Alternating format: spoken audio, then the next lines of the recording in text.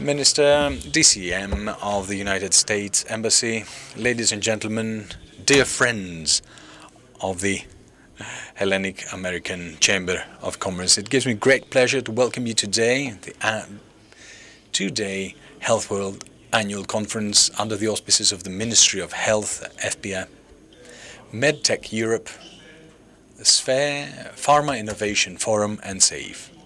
We should like to thank everyone for their timeless trust in this institutional event. This is our 23rd conference in a row, which proves the timeless dynamic of Health World, which, as always, is organized in coordination with the two exceptional committees, the pharmaceutical one and the MedTech of our Chamber of Commerce. Health World, through an incessant 23-year-long course, has managed, admittedly, to have been established as one of the most valid policy health conferences held in Greece and Europe alike, and is a platform for dialogue and exchange of proposals and best practices among almost all stakeholders involved in health and contribute in the shaping and formulation of policies in this area. The title of this year's conference is The Healthcare Sector in a Changing World. Are we ready? It is a particularly successful title, I would say, taking into consideration how fast everything is evolving around us. Ladies and gentlemen, this is a time of rampant changes where the technological, financial, and other evolutions and changes affect healthcare. The title of the conference raises a question: how does one prepare for the challenges that lie ahead? Demographic change, population, climate change, and technological innovation bring about huge change in the provision, the demand of healthcare services. In this environment, healthcare systems must respond with flexibility, but also effectiveness and efficiency. We must wonder whether health policies are well adapted and adjusted to these circumstances, and whether our infrastructure may meet the challenges that lie ahead. In our conference, we're given with the opportunity to select whether we have viable and sustainable financing, the resilience of healthcare systems vis-à-vis pandemics and other crises, but also the importance of health prevention and health promotion and applied innovation. We're aspiring for our conference to be a useful dialogue framework, but also to provide an opportunity to signal the need to enhance collaboration between innovation and the decisiveness that is required to build a more resilient and adaptable healthcare system capable of meeting the challenges that we have today and we will be facing in the future. So, are we ready? This is the million-dollar question that this conference is trying to answer. At this point, I should like to thank our distinguished speakers from the scientific, political, and entrepreneurial community of health, and the patients' associations who will share with us their very valuable experience. I should also like to thank the chair, Mrs. Barbetaki of the Pharma Committee, and Mr. Gikas and the members of the MedTech Equipment and Diagnostics of our AmCham for their contribution and support overall. I should like to thank the organizing team, Professors Soulioti, Kyriopoulos, and Athanasakis, for their scientific contribution in the drafting of the program and the agenda. The Chamber should like to thank the sponsors for their timeless support. The platinum sponsors, AbbVie and Johnson & Johnson. Our gold sponsors, AstraZeneca, BD, Bristol-Myers Squibb, Cisco, GE Healthcare, IQVIA, Medtronic, MSD, Pfizer, and Roche.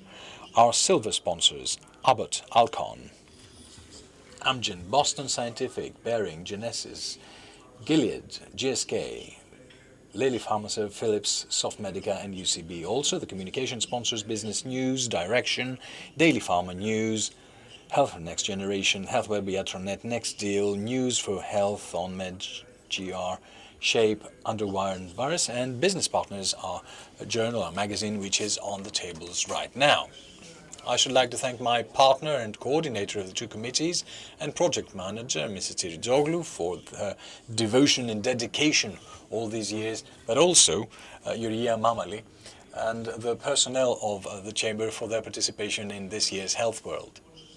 Last but not least, all of you who honor us with your participation in another event of our AmCham, and we would like to urge you to follow what we do, because we are scheduling equally interesting and important events and initiatives in the near future. Before concluding, I should like to ask the participating speakers and coordinators, given that we have a heavy and very rich program, to stick to the times allotted.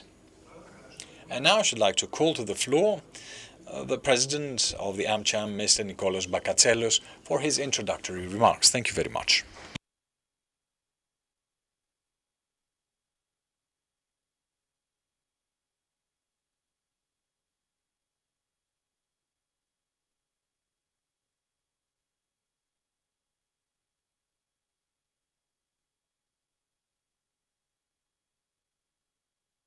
I believe that Elias made the introductions.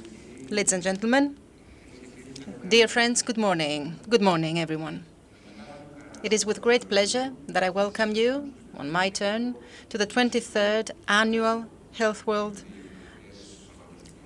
that is organized by the Committee of Pharmaceutical Companies and the Committee of Medical Devices and Diagnostics of the Hellenic American Chamber of Commerce.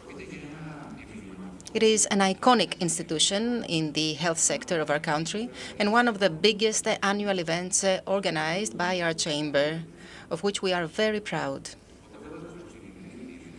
As this event is entering its third decade, it becomes a reference point, offering a unique platform for the meeting of leading personalities of the political world, the medical world, the scientific and academic community, and well-established health professionals from Greece and abroad. With every event, we showcase the challenges that the healthcare sector is faced with in our country, and we start the discussion about the most critical issues. Health World acts as a catalyst for the making of proposals and for the search of solutions that will improve the healthcare services. At the same time, it creates bridges of communication between government representatives, regulatory agencies of the sector, encouraging cooperations for the strengthening of the health system. The conference actively contributes to the shaping of policies, having as a final objective the drafting of a sustainable roadmap in a sector that impacts in a decisive way the life of all of us. Ladies and gentlemen, the topic of this year's event touches upon the very important issue of the healthcare sector in a world that is changing. And we are setting the biggest question that exists. Are we ready? Is the healthcare system of our country ready? Is it the one that we are worthy of in a time when the medical technology is advancing rapidly? In that direction, in the context of the 23rd Health World, we are going to examine how technology and innovation can actually contribute to the better care of the patient. We are talking about the rapid advancement of technology that is accompanied by a big challenge, and that is to adapt the healthcare system to the new data and to the new reality so that we can make the most of the possibilities created. What does this mean in practice? First, modernization. The renewal of the health structures is a critical issue. During the two-day event, we are going to delve in the modernization of the medical devices, especially with the help and the use of European funds like the RRF and the NSRF, while at the same time we are going to place emphasis at the integration of new innovative technologies like AI. Second, the transition to the digital era. We are living in a time of digital transformation. It is now evident that the full digitalization and the creation of interconnected systems enhance the clinical efficiency and help the decision-making process that will lead to better decisions for the patients. And that is why we cannot overlook the discussions that are taking place about the role of digital transformation in the health sector, as well as the enhancement of cybersecurity, since the digital threats are increasing and the protection of medical data constitutes one of the primary concerns. Third, a human-centric approach. The healthcare that is based on value constitutes one of the most important fields of discussion in the modern healthcare structures. And this model puts the patient in the center by providing customized and quality care. So we are going to touch upon the value-based healthcare, and we're going to focus on the fact that care cannot possibly be assessed by the quantity of the services provided, but mostly by the value that these create for the health of the patient. Better results for the patient, more targeted treatments, and at the same time, a more effective utilization of the available resources. Fourth, the human resources. We cannot possibly overlook the importance of continuous training of health professionals in a sector that is rapidly evolving with the emergence of innovative technologies like AI and automated systems. The continuous training of the health professionals is not simply a choice, but an absolute necessity. The health professionals are called to manage extremely difficult and complex systems, the right operation of which is of vital importance for the care of patients.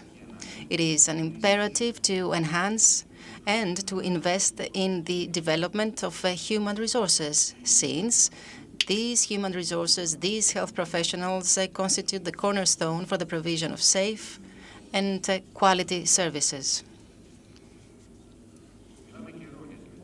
We have been talking about the reform of our healthcare system for quite some time now, and this is an issue that goes beyond the lines of political parties and generally the political boundaries and political interests. It is a key topic that also touches upon the sustainability of the future of this sector, and also it touches upon the values that we have as a society. And I believe that we share the same vision, the state and the private entities. And this vision aims at creating a healthcare system where every patient, regardless of income or social status, will have access to high-quality healthcare. Health, at the end of the day, is a fundamental human right and not a privilege. Ladies and gentlemen,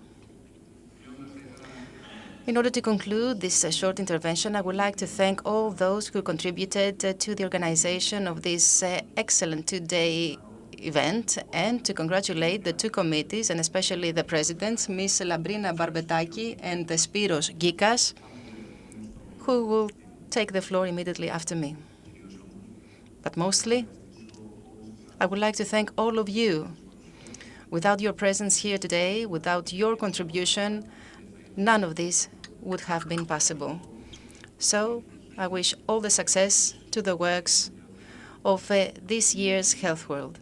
I'm certain that today's discussion will pave new ways and will significantly contribute to the shaping of a more effective and resilient healthcare system in our country. Thank you all very much for your attention, and I would like to invite to the podium the President of Pharmaceutical Committee, Ms. Labrina Barbetaki. Labrina, you have the floor.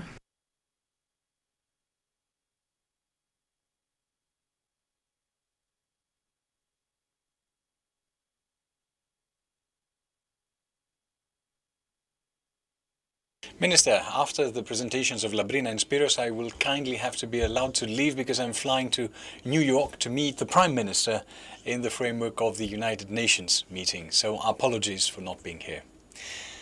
Thank you very much, Mr. Bakatselos. Honorable Minister, Madam Ambassador, DCM, President of the AmCham, esteemed guests, ladies and gentlemen, on behalf of the Pharmaceutical Companies Committee of the American Hellenic Chamber of Commerce, It is a great honor for me to welcome you, all of you, to the inauguration, the kickoff of the 23rd Health World.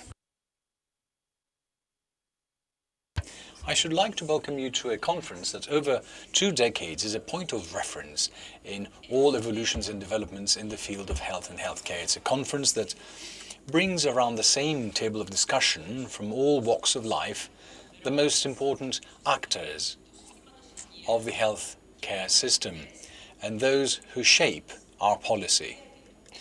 It allows for a sincere and earnest dialogue to shape and form better decisions for health, always to the benefit of the patients in Greece. This year's conference, we have chosen to raise an important question. Are we ready in health? Are we ready to receive and meet the new challenges in a world that is ever changing in all levels?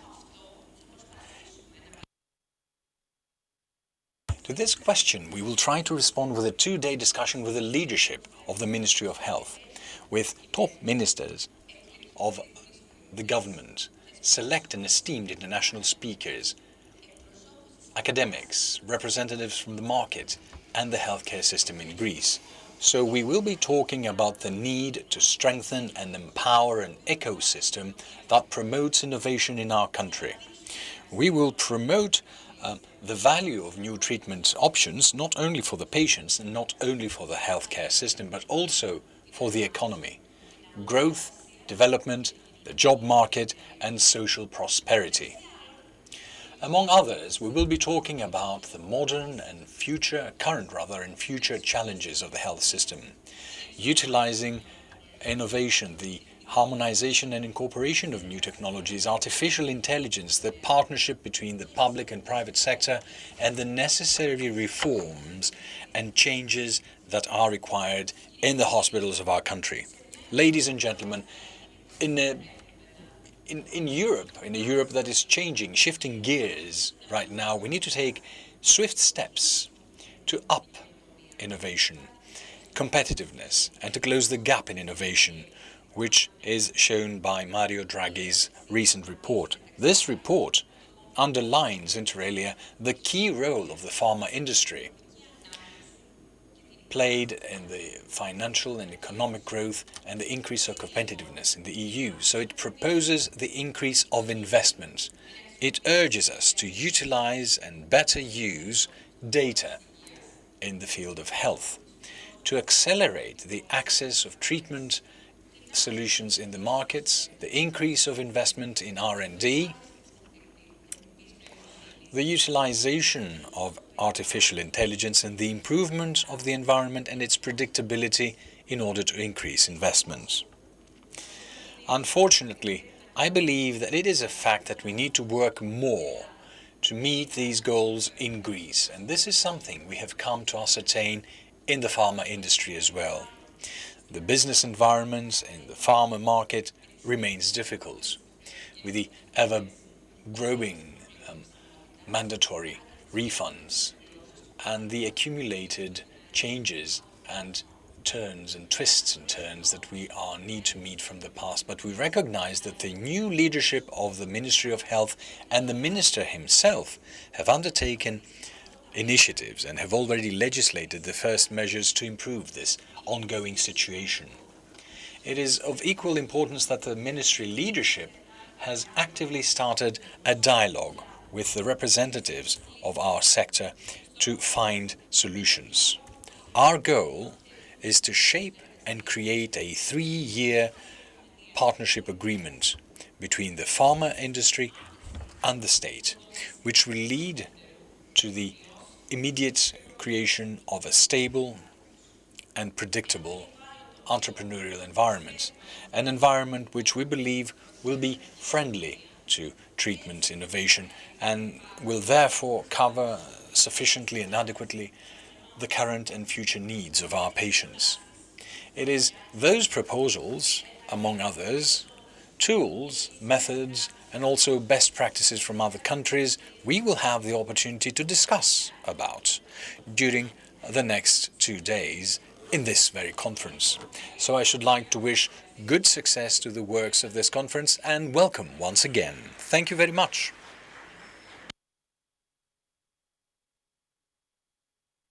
Now I should like to call Mr. Gikas from the Medical Devices and Diagnostics Companies Committee to take the floor. Mr. Gikas?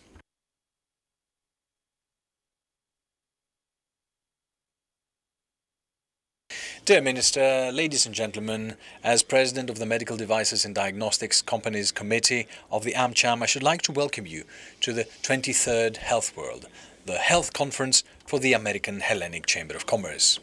It is here where we join the ideas, the thoughts, and our strengths and our powers to meet the challenges, but also to utilize the opportunities presented in the healthcare area and sector in Greece. Medical industry has made a remarkable progress and growth over the past few years. Our market in 2022 went over $450 billion per year, which is an indication regarding the commitment that this pharmaceutical industry has in innovation. But the numbers only speak part of the truth. Behind each statistic hides a patient who saw their lives improve, a doctor who could offer more effective care, and a healthcare system that became more resilient. The medical industry has managed a lot. The last 20 years alone, it has managed to contribute in the life expectancy in Europe by 5% approximately. But innovation in and of itself is not enough.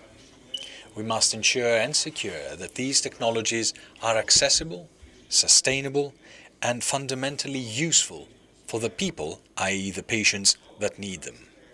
This requires partnership and collaboration. The private and public sector, within a transparent framework and joined with a common vision, must work together in order to ensure and secure the future of health. And what is this future, you might ask? Well, we're talking about a transition of healthcare towards an individualized, custom-made, preventive and digital approach. This is fueled by AI and digital solutions, where we have drugs with smart applications and a healthcare system that shall be based on value.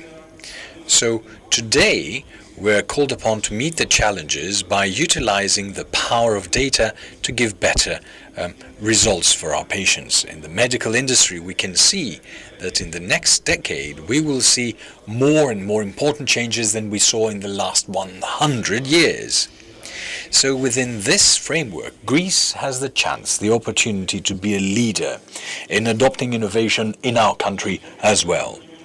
In this conference, we are presented with a unique opportunity to discuss what is going on, to exchange knowledge, and to build the partnerships required in order to make it happen. So I should like to invite you as well, all together in these next 2 days, to have a fertile discussion and an open exchange of views. Thank you so very much for your attention.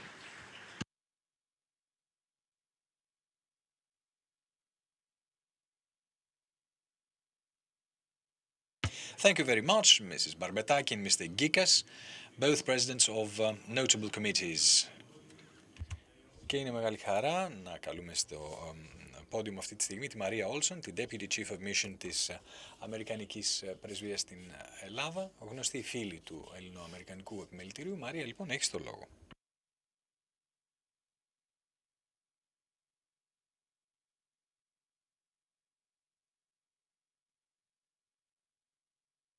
Καλημέρα σας.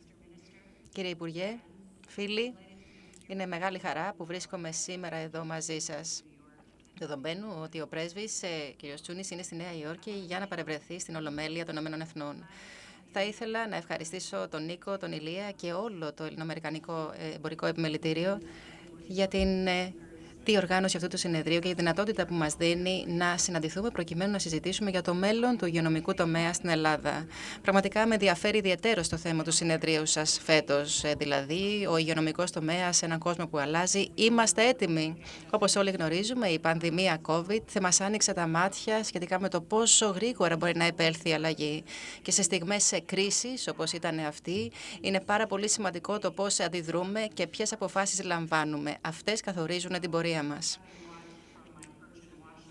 Έχοντας δει λοιπόν από την Ουάσιγκτον την έγκαιρη υλοποίηση προστατευτικών μέτρων αλλά και την αποτελεσματική διαχείριση της πανδημίας, διαπίστωσα ότι αυτό ακριβώς έδωσε τη δυνατότητα στη χώρα να ανακάμψει πιο γρήγορα από την πανδημία COVID. Η Ελλάδα ήταν η πρώτη χώρα στην Ευρωπαϊκή Ένωση που εισήγαγε το ψηφιακό πιστοποιητικό υγείας και που στη συνέχεια ψηφιοποίησε τις υπηρεσίες ώστε οι πολίτες να έχουν πρόσβαση στους πόρους που χρειάζονταν. Αυτές οι πάρα πολύ σημαντικές πράξεις επέτρεψαν στην Ελλάδα να συνεχίσει στο μονοπάτι της σημαντικής οικονομικής ανάπτυξης και ανάκαμψης από την χρηματοπιστωτική κρίση και από την πανδημία. Και αυτή είναι μια πραγματική ιστορία επιτυχίας.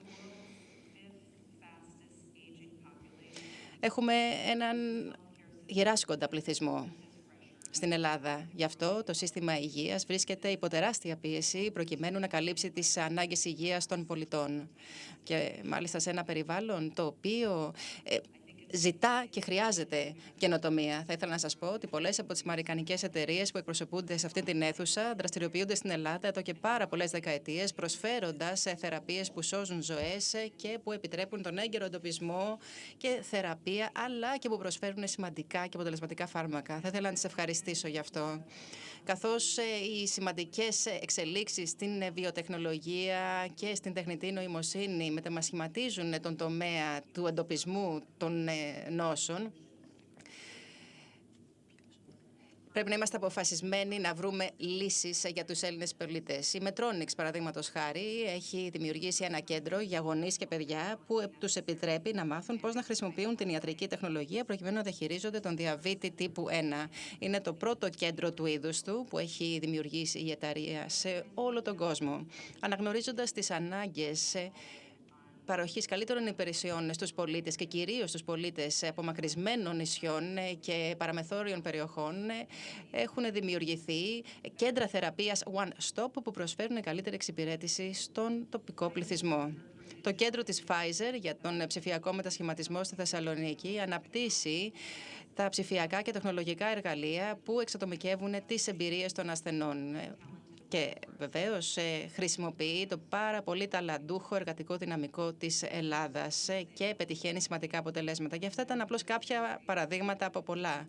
Και είμαι σίγουρη ότι η βιομηχανία είναι αποφασισμένη να συνεργαστεί με την Ελλάδα και στο μέλλον, ούτως ώστε να βελτιώσει τις υπηρεσίες που παρέχονται στους πολίτες, αλλά και να αδράξει την ευκαιρία που παρουσιάζουν οι νέες τεχνολογίες. Εμείς πιστεύουμε στις κλινικές δοκιμές ως έναν μοχλό οικονομικής ανάπτυξης και ως μια δυνατότητα να αναπτυχθούν πιο στενές σχέσεις μεταξύ των Ηνωμένων Πολιτειών και της Ελλάδας, κυρίως στον τομέα της έρευνας και των επιχειρηματικών ευκαιριών. Πάνω από 2 δισεκατομμύρια ευρώ επενδύονται στις κλινικές δοκιμές στην Ευρώπη και αυτό δημιουργεί θέσεις εργασίας, εμπλουτίζει τη γνώση και βοηθάει στην ανάπτυξη των φαρμάκων της επόμενης γενιάς. Η έρευνα και η καινοτομία, καθώς και το ταλαντούχο εργατικό δυναμικό της Ελλάδας θα οδηγήσει στην δημιουργία ποιοτικών θέσεων εργασίας και σε μια ακόμα πιο ικανοποιητική οικονομική ανάπτυξη.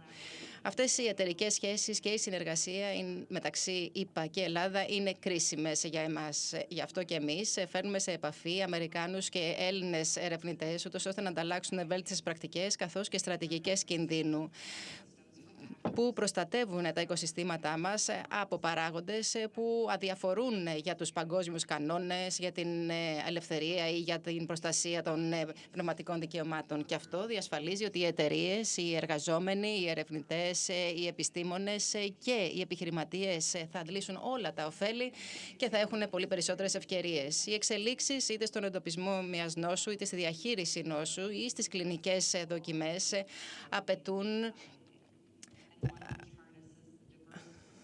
μια προσέγγιση που θα βασίζεται στη χρήση των δεξιοτήτων του εργατικού δυναμικού.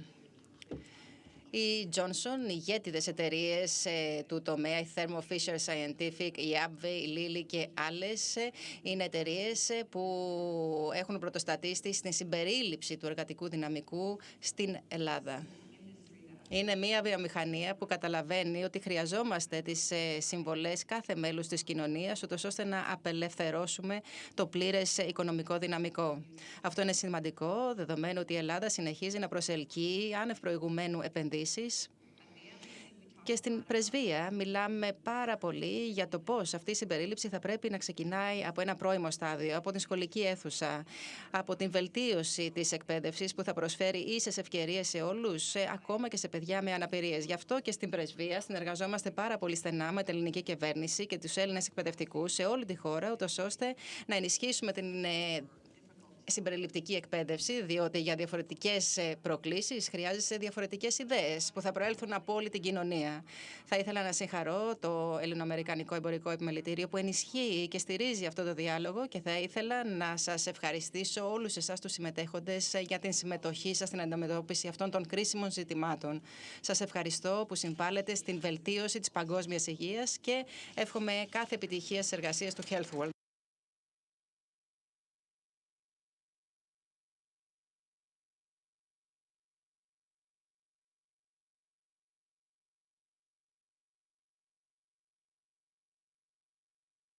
And now to continue with a very interesting discussion between the Minister, Mr. Georgiadis, and the presidents of the committees, with the contribution as a coordinator, a moderator rather, Mr. Apostolos Magiriadis.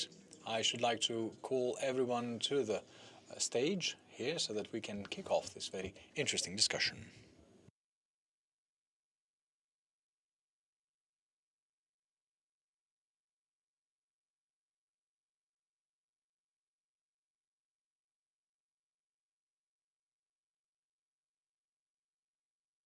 Thank you very much, Mr. Spitounias, Mr. President. Hello, I'm Apostolos Magiriadis. I'm a journalist with ERT, and we will be discussing today about the healthcare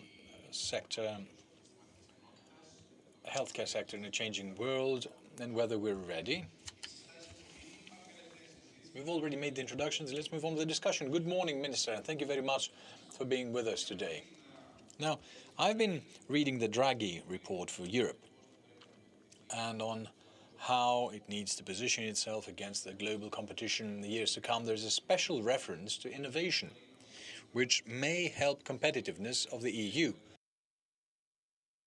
Draghi says more investments in innovation and research and development in covering the gap as compared to other advanced countries in the world. It's obvious he's talking about the United States of America, China, and all the big investments made in these areas of the world. Now, what happens in Greece? It's an aging population with ever-increasing needs and a health system that, well, you know this better than anyone in this room, is trying to move past the children illnesses and baby steps and everything. And you know what the situation is. How do you, as the government, are aiming at resolving this problem and increasing the access of patients to innovation? First of all, thank you very much for the invitation. I've been here since early in the morning. I mean, I've overstayed my welcome, I think, because I had breakfast with PIF and the medical devices and diagnostics companies here, but it's always a great pleasure to participate in the events of the AmCham, always. Nicolas, Mr. Bakatselos, had to fly to the United States, no problem, but we have Elias here. Here is Elias, who always steps in and organizes all the events very capably, and I should like to thank very much Maria Olsen, the DCM, who was here. And I must say that with the AmCham, I've had a timeless personal collaboration, no matter what position I was serving from. Now, back to your question. Regarding the European level, Europe is absolutely certain to be losing the competitiveness war. Mr. Draghi is not saying something that is not reinventing the wheel. It's something that one can see very easily. The United States are dashing forward. China is running forward. India is now moving very fast forward, and Europe, year after year, is taking a small step backwards. When Europe was the home country of innovation alongside the United States, is not even running second. It's in position number 3, dropping to position number 4 in the world. So something is not right. Now, in order to defend European competitiveness and the proper course of Europe, the Greek government took the stance it did in the first summit of health ministers on innovation. And our viewpoint was that Europe must not be deprived of innovation. And if we believe that we can extort or blackmail the companies as the European Union to make them do what we want, it is more likely that the gap between us and the divide between us will grow, because these companies have many more choices outside the EU. And so Europe must realize that it's not alone in the world. It is indeed undoubtedly a very big market, but it's not alone. So it must take into consideration in its decisions what they do to become less bureaucratic, more pro-investment, faster. The Draghi report is a beacon of hope. Now, I don't know whether it will be adopted because it contains some amounts that is asked, something like 800 billion to be given for investment in Europe, and this is a matter that is far above and beyond a simple report, but it's a key issue for European politicians. In any rate, what it says in there is correct, and I hope that it is adopted, because for Greece it would be a great thing to adopt this report. Let's move on to the brass tacks, as it were, local-wise. Greece has made significant progress regarding the support of innovation as of late, and I'm very proud of that, because in my previous position, my portfolio included innovation in general in Greece. Greece went higher in the innovation refund absorption 10 places in 4 years in the European Union standings. I mean, from position 26, we went up to position 16. And this is the fastest increase of funds for innovation absorption. We created Elevate Greece, we supported startup companies, and of course, we made the investment clawback, which was my first law as the Minister of Investment in 2019. So the Kyriakos Mitsotakis government over time has shown that innovation and support is something of interest. It is of our interest, in fact. But many a time in life, what people wish collides with reality. It clashes, and this is a rather painful moment in people's lives, and it's a good thing to try as far as possible to be able to combine these things. Now, what is reality? The reality is that innovation in pharmaceutical industry and medical devices is a costly sport. It's not just a nice abstract notion, it's something expensive. And all the more so, innovation is not produced in Greece, it is produced elsewhere in the world, so it is an expensive imported product, which must fit in closed budgets, because what the sector can do is very limited. And it should be of note that the entire analysis of various future discoveries is that innovative products will not be reduced in terms of production, they will be increased in an increasing rate. The very advent of artificial intelligence in synergy with quantum computing, which increases exponentially the computing capacity, creates the conditions to have a cosmogony in the area of healthcare. We will have cures for incurable diseases today, which will prolong people's life expectancy. On the other hand, for people who do my job, it's very, how shall I put it, it is provocative. So who will fund all this progress? Now with PIF, with the Pharmaceutical Innovation Forum, which is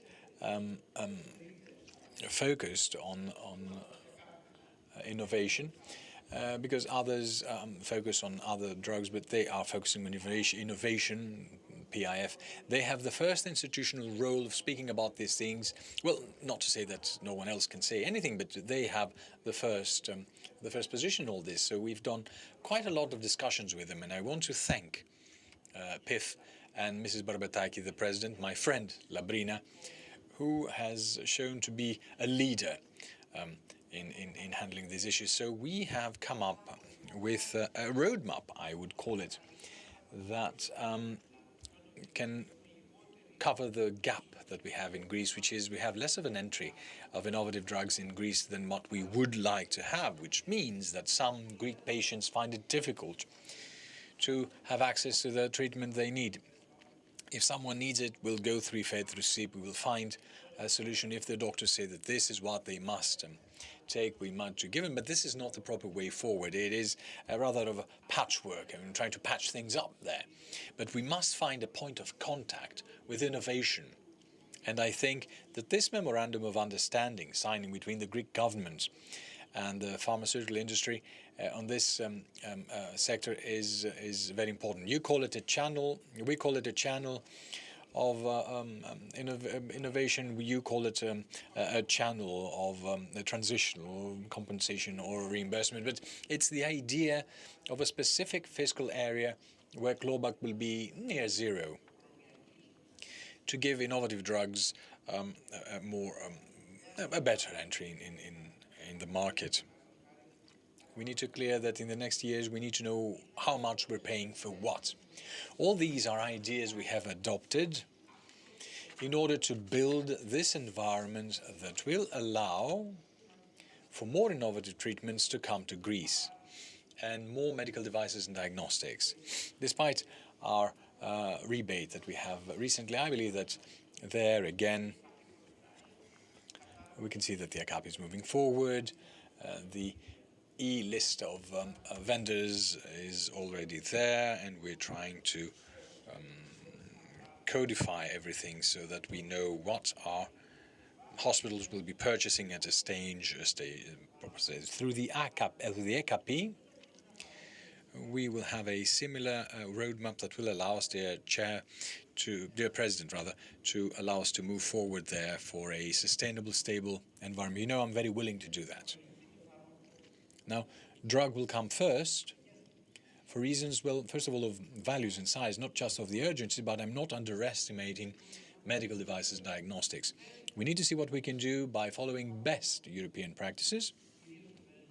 In drugs, we followed primarily Belgium, Portugal, and Germany that have a similar model. Belgium primarily, but the other countries as well, to do something similar for the medical devices and diagnostics. At any rate, thank you very much for the invitation.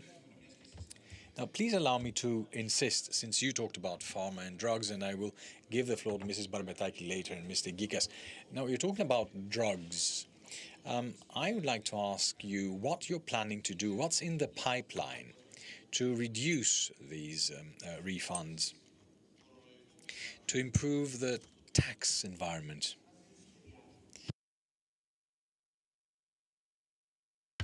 Now, these have been the 9 months of incessant implementation of measures.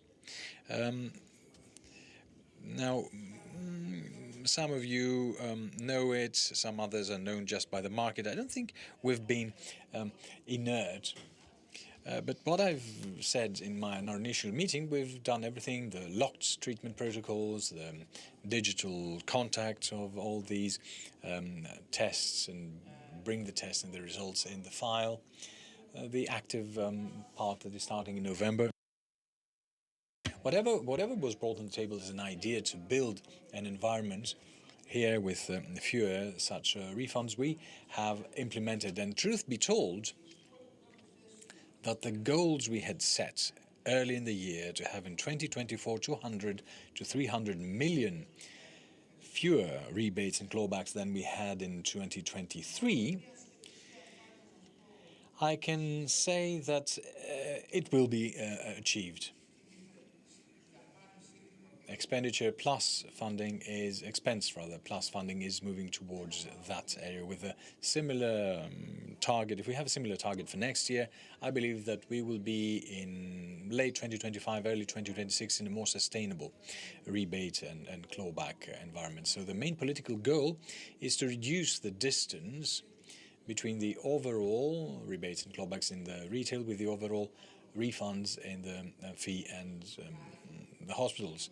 Now the distance is big. In 2023 it was reduced, in 2024 it will remain large, and you may consider this as our main goal, to see these two converge, not just by reducing that in the retail, but increasing that part of the market. I would like to hear what you have to say, Mrs. Barbetaki, and also to talk about the innovative drugs and to see what you feel are the problems we need to meet. Very much, Mr. Mangiriadi. I believe that we are here today in order to have this very important discussion. Now and in the coming years, we are going to decide on how we can practically design a health system that will ensure the access of patients to innovation. And just like the minister said, this is exactly what we're interested in.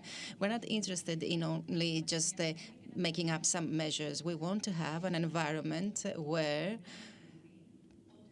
the patients who need treatment at a given moment, following the right protocol, can actually get it in Greece, just like they can get it in other European countries. You know something, Mr. Mangiriadis, the numbers have started to show that unless we close the gap to which the minister referred between innovation and the conventional treatments, we will see phenomena that already exist actually, on the basis of which many treatments will be launched in other European countries without being able to find a specific or similar path in Greece. And we cannot possibly allow this to happen.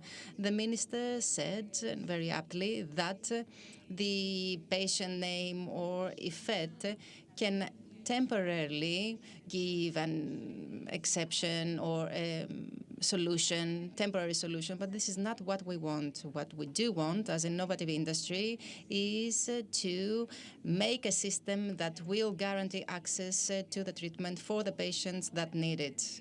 Just like we have seen an improvement of the life expectancy, and we have seen solutions for other sectors like neurology, where in the past there were no solutions. We want to continue doing the same in the future. But we talked about a critical point that asks for the signing of a memorandum of cooperation, because if we all want to operate in an environment that will be predictable and, if not stable, at least predictable and sustainable for the future. We are talking about innovation channels where the overall rebates and clawbacks exceed the 75% for hospitals, 65% for drugs of high value, I would like to say, high value drugs. I prefer this term to high cost drugs. But already we are talking about some limits that impede us from finding new treatments. So just like the minister said, I would also like to say that indeed this dialogue with the ministry has started. Our effort to get best practice from abroad has started. So if our main objective is to ensure access for all patients, we need also to find ways so that this treatment will find a pathway of implementation here in Greece, which of course depends on funding. Yes, we need funding. The population that is aging has increased needs. Apart from the technology and the biotechnological solutions, then we need to come up with a framework for businesses. What do I mean by that? And we have talked about it with the minister. We need to come up with a model that will set a limit for rebates and clawbacks. And yes, we want to have better outcomes in the future, always compared to the past. What we need to make sure is that we will change the course of action in the future. And this can happen with the utilization of data, with the saving of resources wherever we can. We want to do that. We don't want to have an inflationary system that we talk about increase of expenditure. No, we want to make savings wherever and whenever we can, so that we can then distribute these resources to the system in order to meet the needs where we currently can't. So this is the principle of the Memorandum of Cooperation that has a 3-year deadline that will be observed by the state, of course, the Ministry of Health, with the participation, of course, of Ministry of Finance and Development, but also will give the possibility for new ideas to be expressed. This is where we stand right now, Mr. Magiriadis. Thank you very much. I will come back to the Memorandum of Cooperation a little bit later on. Mr. Gikas, I would like us to talk about the value-based healthcare, which is a term used in the industry. During the last few years, discussion is taking place about this turn to a value-based healthcare, which allows better outcomes for the patients since the treatments will be individualized. So the question is, how can medical technology contribute to the development of this value, and what does it mean to perceive technology as an investment and not just as a cost? The minister previously talked about that. Basically, we need to talk about two things when we talk about that. The first is innovation. That brings about significant benefits, and these benefits, especially when we talk about medtech devices, pertain to early diagnosis, which means that we can identify the problem early on and thus have more chances of treating it, but also better information given to the patients who will be early notified in order to take their exams. And I would like to tell you that 20% of patients do not have an MRI because they are afraid of this device. So the technology can ensure better diagnosis and better services to the patients.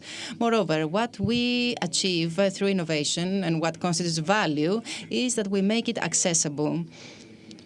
The minister also said previously that now someone who lives in a remote area and who is not that familiar with medical technology have some tests and then send these tests to someone more experienced or someone who has better knowledge of the diagnosis in order to find a solution. So what do we achieve in that way? That we can actually prevent the necessity of moving from the remote area to another place. And this, is, of course, is a benefit. Then another important issue is the value of data. The volume of data is enormous, but unfortunately, we're not making the most of this data. If we do, we will get better outcomes. We will, at the same time, reduce the volume of work for the workers, for the employees, who will have faster workflows. So when we talk provision of health services on the basis of value, basically what we mean is healthcare that has to do more with health than with treatment of disease. We are trying to identify the long-term benefits stemming from this technology when, for example, the patient will not have to go to the hospital since they will be able to use some mobile devices, when they will be released earlier from hospital since the treatments will be more targeted. So if all these materialize, then the cost of innovation, which in the beginning seems enormous, will later be perceived as value, because the patients will get better far earlier on. So we need to perceive the medical technology as an investment and not as a cost. Okay, thank you very much. We all understand that when someone is a minister in health in Greece, they are at the same time minister of development. Ms. Barbetaki, I carefully listened to what you said, and I would like to ask the following. Nowadays, in Greece, can we ensure a business environment that ensures stability, predictability, and stability, so that the big companies that operate in the sector can continue to invest? Well, this is not my main competence in this portfolio, okay? Yes, we can understand this. Be that as it may, Now, the government is single, and the government policy must have a uniformity, as it were, and a common goal. I fully accept that one of the goals and the purposes of signing this memorandum of understanding between the government and the pharma industry is to improve the business climate, as it were, in the environment and their investment decisions and prospects. This is one of the things that are of interest. We need to improve the access of our patients to innovative treatments, and another thing is to ensure that we will not be outside the global investment map and the global investment interest of these big companies. Now, the fact that they chose to come to Greece and hold their annual conference, these colossal companies understood that there is a country that's called Greece, and this meant something. And what we had there at the European Council, and we raised the flag, and it may sound a bit superficial, with a Greek leadership in the discussion, I believe, raised the flag that we are a government that can understand what a company needs to promote investments. Huge investments have become through the investment clawback, not just from multinationals, just Berger Ingelheim and another couple of them involved in clinical trial, but we can do this on a more stable basis in the years to come. Right, we're eagerly expecting it. Labrina Barbetaki, you talked about a memorandum of collaboration or understanding between the government and the pharma industry. What will be the content of this pact? Let's break it down so that everyone here will understand. And what are the proposals of your industry?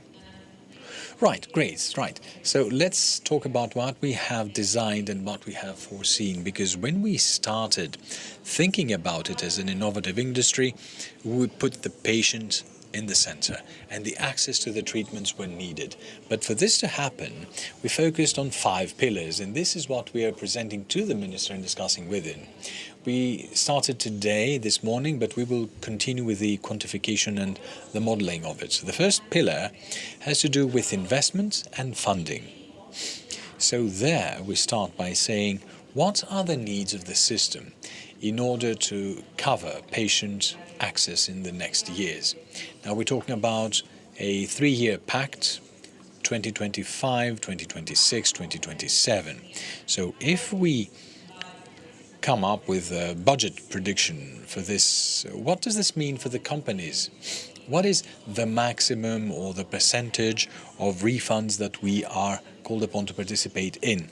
We need to discuss this and predict it, because as we saw year after year, this has become unbearable as a plan. Third, when we agree on the numbers that need to be included in the funding, how can these be ensured and secured and earmarked from economies and savings from the system? So we have already started discussing with the ministry proposals that will have some of that funding brought into the system. We want to see what this means year after year, year in and year out, because like the minister said, we don't want a system that simply increases in terms of growth, but we still have these mandatory refunds, but we need to change this balance.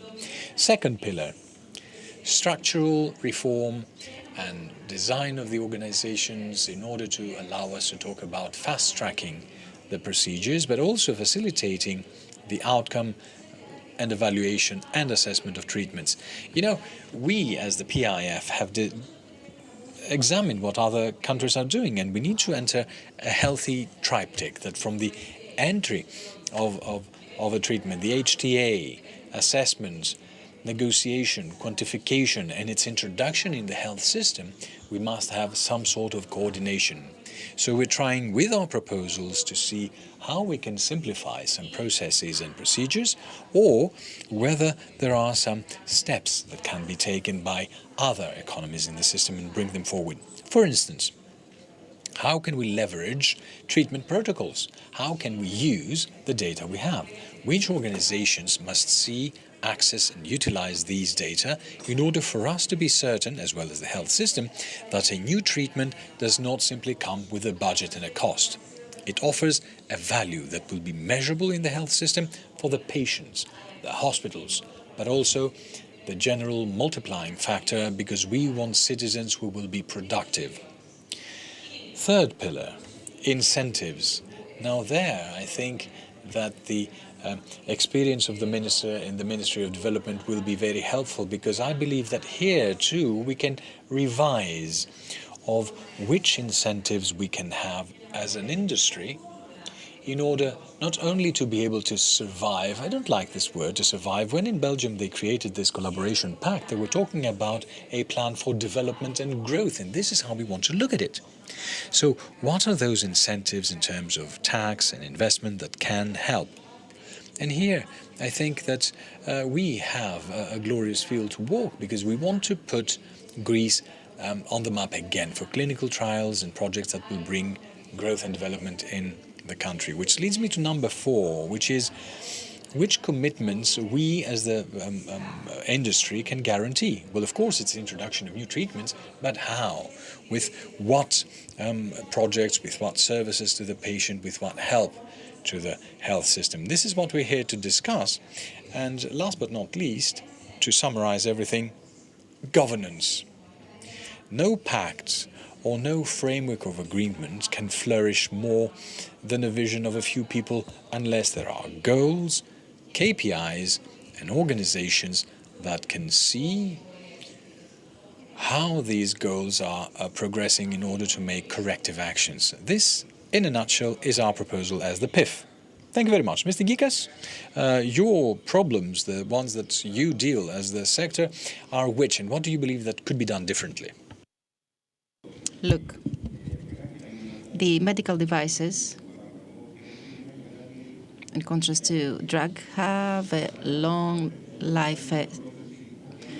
So one should make a forecast, a prediction, not only about how these will be introduced to the hospitals, but how they will be designed in such a way as to follow the developments in the medical sector in the future. At the same time, they need to be integrated and operate as a resource in every health structure, in every health unit. They have to be people responsible for their maintenance, so they need to be trained, and they also need to operate harmoniously in all health units. At the same time, the health system needs to be able to check them and to monitor them, both in terms of design and planning, but also in terms of operation and withdrawal from the system. And the fact is that there is a fragmentary approach to the way that this technology is managed or is designed or adapted in the health units, and then how it is maintained and withdrawn. And what we are looking for, and exactly because our role in this framework is long and important, is a certainty, if you like, and a stability in this framework of cooperation with the ministry and the public system, so that we can prevent surprises, because, as I told you, this technology needs to be supported by us, and at the same time there has to be a continuous upgrading of the health system. So a very important point for us is the provision of incentives so that this technology can actually arrive in the health system, be it private or public. And at the same time, what we want is to be given the opportunity to be sustainable and healthy in a business environment that will not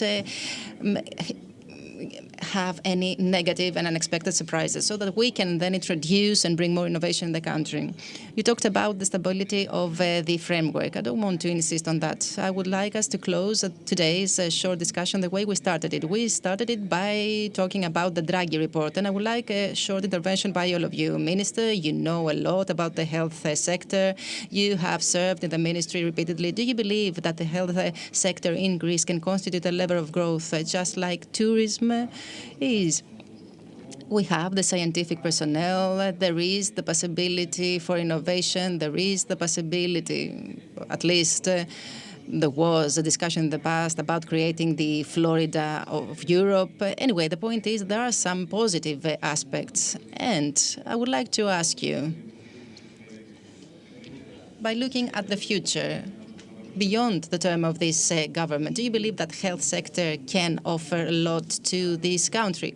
I believe that this is already the case. If you take a look at the investments of big funds abroad, CVC, for example, And if you see the investments that big companies are about to make in Greece, we will have some funds from Abu Dhabi. You will realize that the health sector is indeed a sector that is attracting investments and significant funds. So yes, I'm convinced that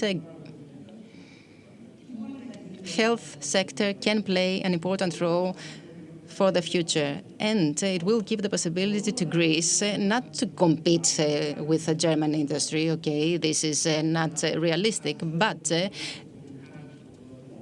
we will be able to change the deindustrialization process that has started in the 80s and make some positive changes for the future, which will mean that we will be better. We'll not be the protagonists, but we will be better. And when it comes to the possibility of becoming Florida of Europe, no. In a country where the population is aging, and this is actually a problem that does not pertain only to Greece, but to the West overall. So in such a country where the population is aging, large movements of population, purchases of real estate, and stay in a country that does not provide quality health services,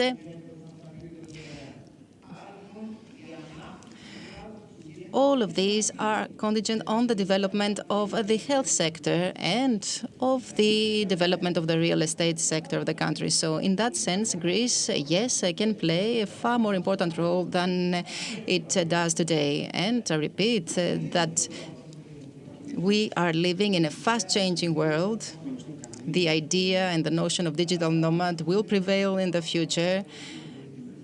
Nowadays, Greece is lagging behind when it comes to that because we have some structural problems. But in the coming decade, these problems will have been resolved. So yes, Greece can actually aim at this objective of becoming more competitive. And we have already made the first steps. And I believe that the big companies that have decided to operate in Greece have made this decision because they have seen the future of the country. And what we want to do is to make their choices easier and their life easier. Ms.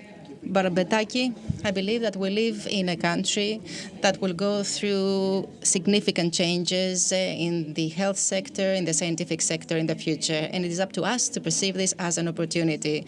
We should not be focusing only on the challenges that we are grappling with, but also on the opportunities that are emerging. And in order to become a little bit more specific, we live in a country where the human resources are highly specialized, highly skilled. We have health professionals that can support scientific work and clinical studies, and we need actually to make the most of this in order to claim the position that we are worthy of. Because yes, there is this competition between Europe and United States, but also in and between the European countries. So that is why we need to make sure that Greece will be a pioneer in new technologies and at the same time a bearer of development of new technologies. But apart from the fact that we can actually increase the life expectancy of patients, and this is proven actually, I would like to talk about the fact of the significant trends that are emerging.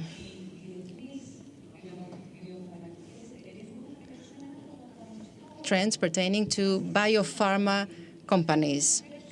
We should not forget that we want to reverse the brain drain, and we want to enter the era of brain gain. So what we do is to offer specialized jobs, not only in our companies, but for every work that we offer, we create at the same time an additional force, since we involve project management companies, consultancy companies. So why shouldn't we be able to attract more scientists that will be better paid and that will contribute to the development of the country?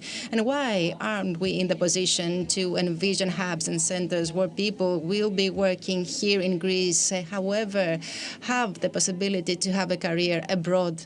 And That is why I would like to close just like I started. We are at this turning point. We are operating in a very critical pillar. So this rationale of having this memorandum of understanding on cooperation will allow us to decide about this ecosystem and the form that it will take in the future that will then contribute to the development of the country. Mr. Gikas, you have the floor.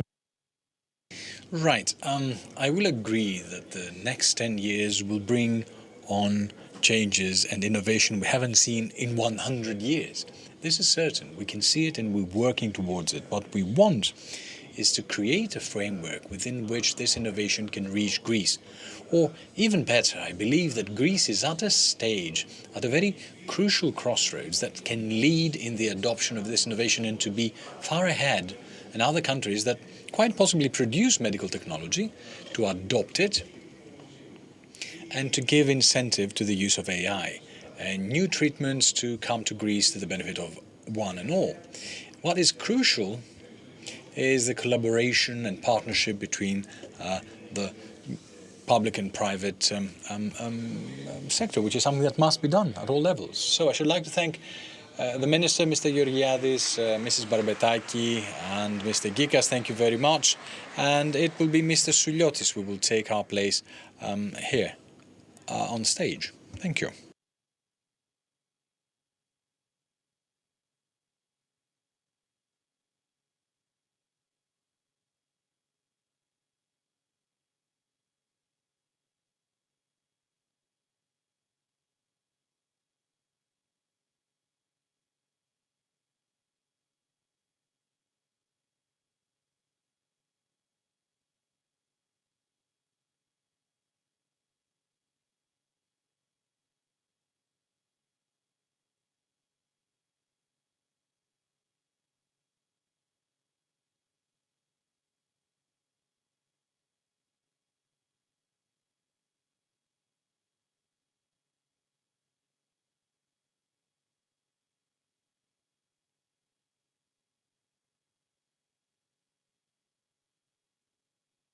Where will you sit? Well, wherever they tell me, and this is the problem when we have many empty seats, you can't find where to sit first. Right, brilliant. So, good morning. First of all, I should like to thank the AmCham for the trust in having me participate in the scientific design and drafting and preparation of this conference with Professors Athanasakis and Kyriopoulos. I just like to thank you, all of you. I don't think that you can hear these demands and these requests. And I can say that when we were designing this conference, I was rather stressed in keeping the time, because this is a sign of respect to all of you who are here, but also the next speakers whose schedule cannot be overturned because of the fact that we're not keeping the time constraints. We're doing so well that we are early. I've never seen this in my 30 years of experience, and I don't know how to handle it, actually. And I want to share with you this comment, because it's really worth it. Excuse me? Yes, well, I have a lot of things to say, but I can't share them with this audience. Now, right, okay, thank you very much. I really love seeing a full room, a full house. And, well, to the question whether we're ready, there is an answer that is rather macabre that will say, well, we'll see during the autopsy. Now, I don't want to use this. I want to see the glass as half full. I'm an optimistic kind of guy. And the fact that we're discussing these issues, with this agenda, with these people here, with this lineup, as it were, and the participants from different sectors, the market, the academia, the decision makers and the patients, I believe it means that we have taken a first step forward to be more ready. Now, in my experience, well, you can never be ready with health, because whenever you feel you have solved a problem, another 10 spring up.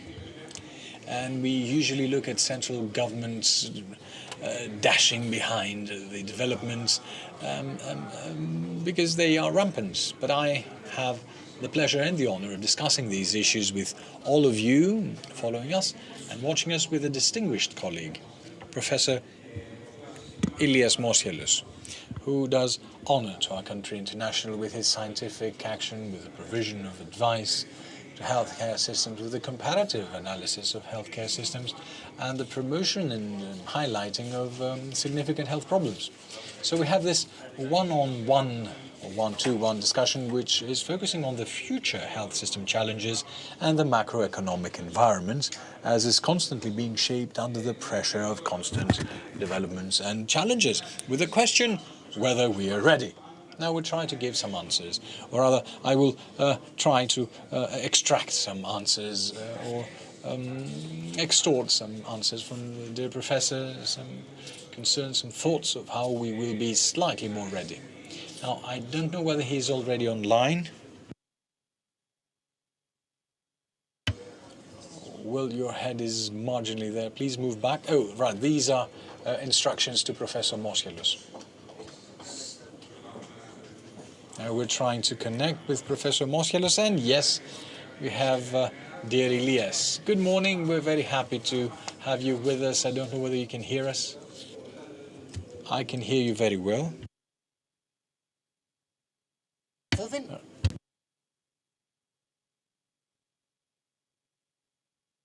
Can we pump up the volume a bit so that everyone can hear in the room, Mr. Moscheles, Professor? I think it's better now.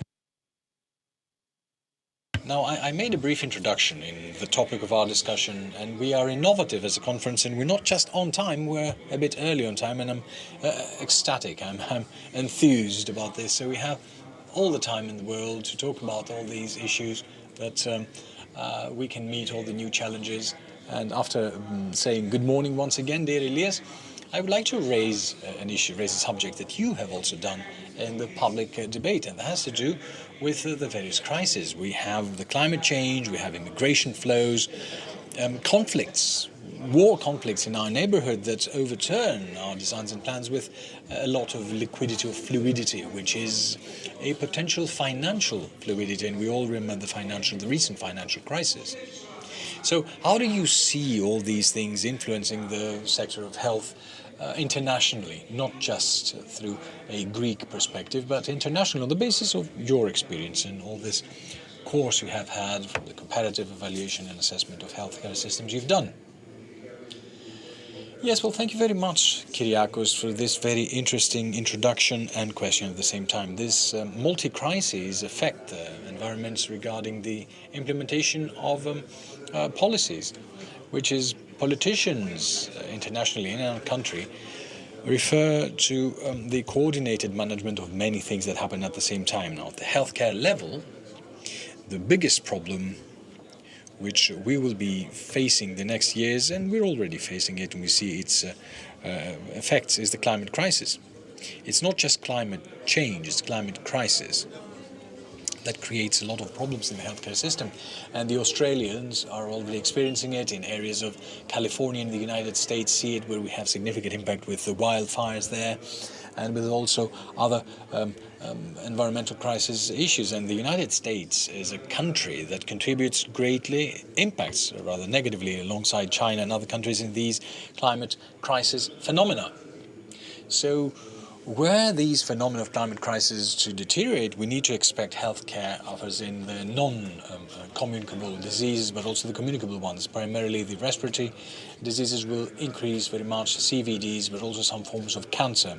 So we understand and realize that if we have these effects, these impacts, there will be a tremendous pressure on the healthcare systems, and their resilience will be put to the test. At the same time, climate crisis will create problems to many countries in the world. We already see the immigration problems in our area and the pressures that Europe is under. But what we see is an immigration problem in Europe, in our country, in Italy, and some other southern countries.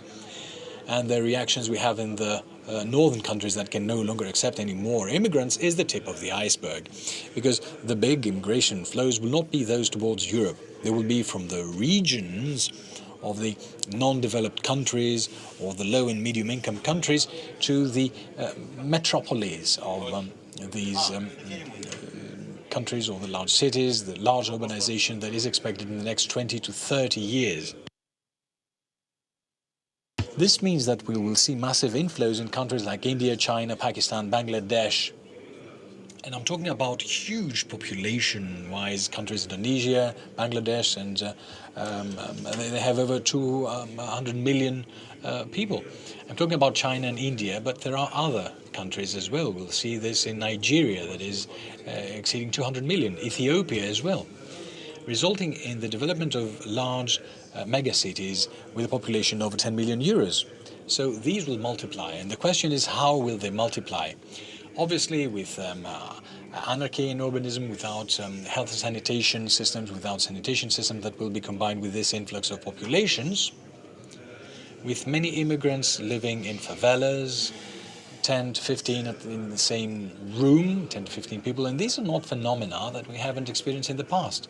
Mind you, when the immigrants went to the United States early in the previous century, they had to stay 10 or 15 people in the same room in the United States, particularly in New York and the coasts that were nearer Europe. Now this will create explosive conditions, I would say, for the creation of the next pandemic. So we move from the climate crisis to the immigration problem, and now I'm trying to see whether and to what extent we are prepared to have the coexistence of people, animals, and unsanitary conditions that will create an explosive mix that may have the mutation of viruses that may pass from animals to people, the zoonosis, and see a big pandemic that we're not prepared for. It's the X factor that we call it. It's the unknown factor, the next unknown pandemic, which we will have to discuss how to deal with. Now, these are the big problems. I have more. Okay, these are the ones that will influence the healthcare systems, and the Greek healthcare system in particular is the demographic development, as it were. And here, the evaluations and assessments vary. Not all scientists internationally agree. There are assessments and evaluations from the UN that the demographic boom will continue, but there are the Society of Health Metrics and Evaluation of the University of Seattle that has many problems, one of them saying that there is going to be a reduction of the population in the next 50 to 60 years. But based on all the demographic evaluations, regardless of who does it, there will be a significant reduction of the population in our country and a significant negative impact with many of our compatriots who will be over the age of 70 to 75. A smaller workforce, which means that there will be fewer people in the job market to support the pensioners, and our fellow citizens who will have more comorbidities, being more elderly. So this is a big challenge for the Greek productive model, the Greek innovation model that our country will have to acquire. It's a country without innovation. With today's productive model with small added values, it will have huge problems to deal with the cost of medical care, which will increase. No one can expect that with these developments the healthcare systems will remain at the current expenditure levels. It will definitely rise. We can see this happening every year. So unavoidably this will happen to Greece as well. The question is, who will pay for these increases? Now we have other phenomena, but microbial resistance.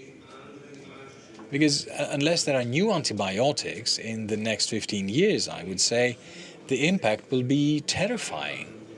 Again, there are assessments that we will have approximately 35 million deaths in the next 10 years without the existence of new antibiotics worldwide, but also a reduction of the average life expectancy by 2 years by 2035 worldwide. We have over 20 years in the 20th century because of the antibiotics, and primarily due to the discovery of penicillin by Fleming. So the gain we had, the profit we had due to the antibiotics, may lose it unless we have new antibiotics and we have an increase in microbial resistance in the next 10 to 15 years. Now, thank you very much. So we're talking about a cocktail of socioeconomic factors and purely health ones. I've seen what you've written about the burden on disease. Microbial resistance is one such big threat for public health. But you made a reference to a potential risk of a future pandemic. What did the previous experience teach us? Did you see us developing some reflexes internationally with the contribution of international organizations? And I will make a two-pronged question. If we learn something from the pandemic and whether the existing international system and the role played by international organizations is enough to shield us more. Let's start from the latter, the role of international organizations, because it's particularly crucial. If there's a pandemic in the next few years, I'm not talking about the here and now, but in the next 5 or 10 years, the international architecture of health response is adequate. What we see is that there's a fragmentation. We were talking about the WHO in the past. Now, the World Health Organization does not have the capacity to intervene in the member states. It acts in an advisory capacity, and it can offer technical assistance. It's not like the European Commission that can, if the member states agree, issue regulations, like the regulation they just issued on AI, which must be implemented. It is mandatory, it's obligatory for all member states. Okay, with the WHO, we have guidelines, which, if the countries want, may adopt it. If not, they do not. And we do not have a global system that will allow the member states of the UN countries to declare problems that have to do with communicable diseases and the onset of a new pandemic. In China, we were lucky that a doctor was found to speak openly, and we know that he died of COVID-19, who dared speak. Rather late, in my opinion, but the people couldn't speak there given the Chinese regime. And at the same time, Chinese scientists decoded the virus genome and gave it freely to the entire scientific community. Now, I don't know whether this will happen next year in another regime or in a similar regime, whether we will be this fortunate, some people to dare speak on time, or scientists and scientific institution and organization in a country in the future may be able to speak freely and share the data. So we have something that needs a radical change, and I don't know whether all the countries will agree, because we know that the majority of the countries at the time worldwide is not governed by democratic regimes or regimes which would like to share data even in terms of health, which is of low political priority. Okay, as compared to other political priorities that exist at the level of the UN. We talked about the war conflicts in the area.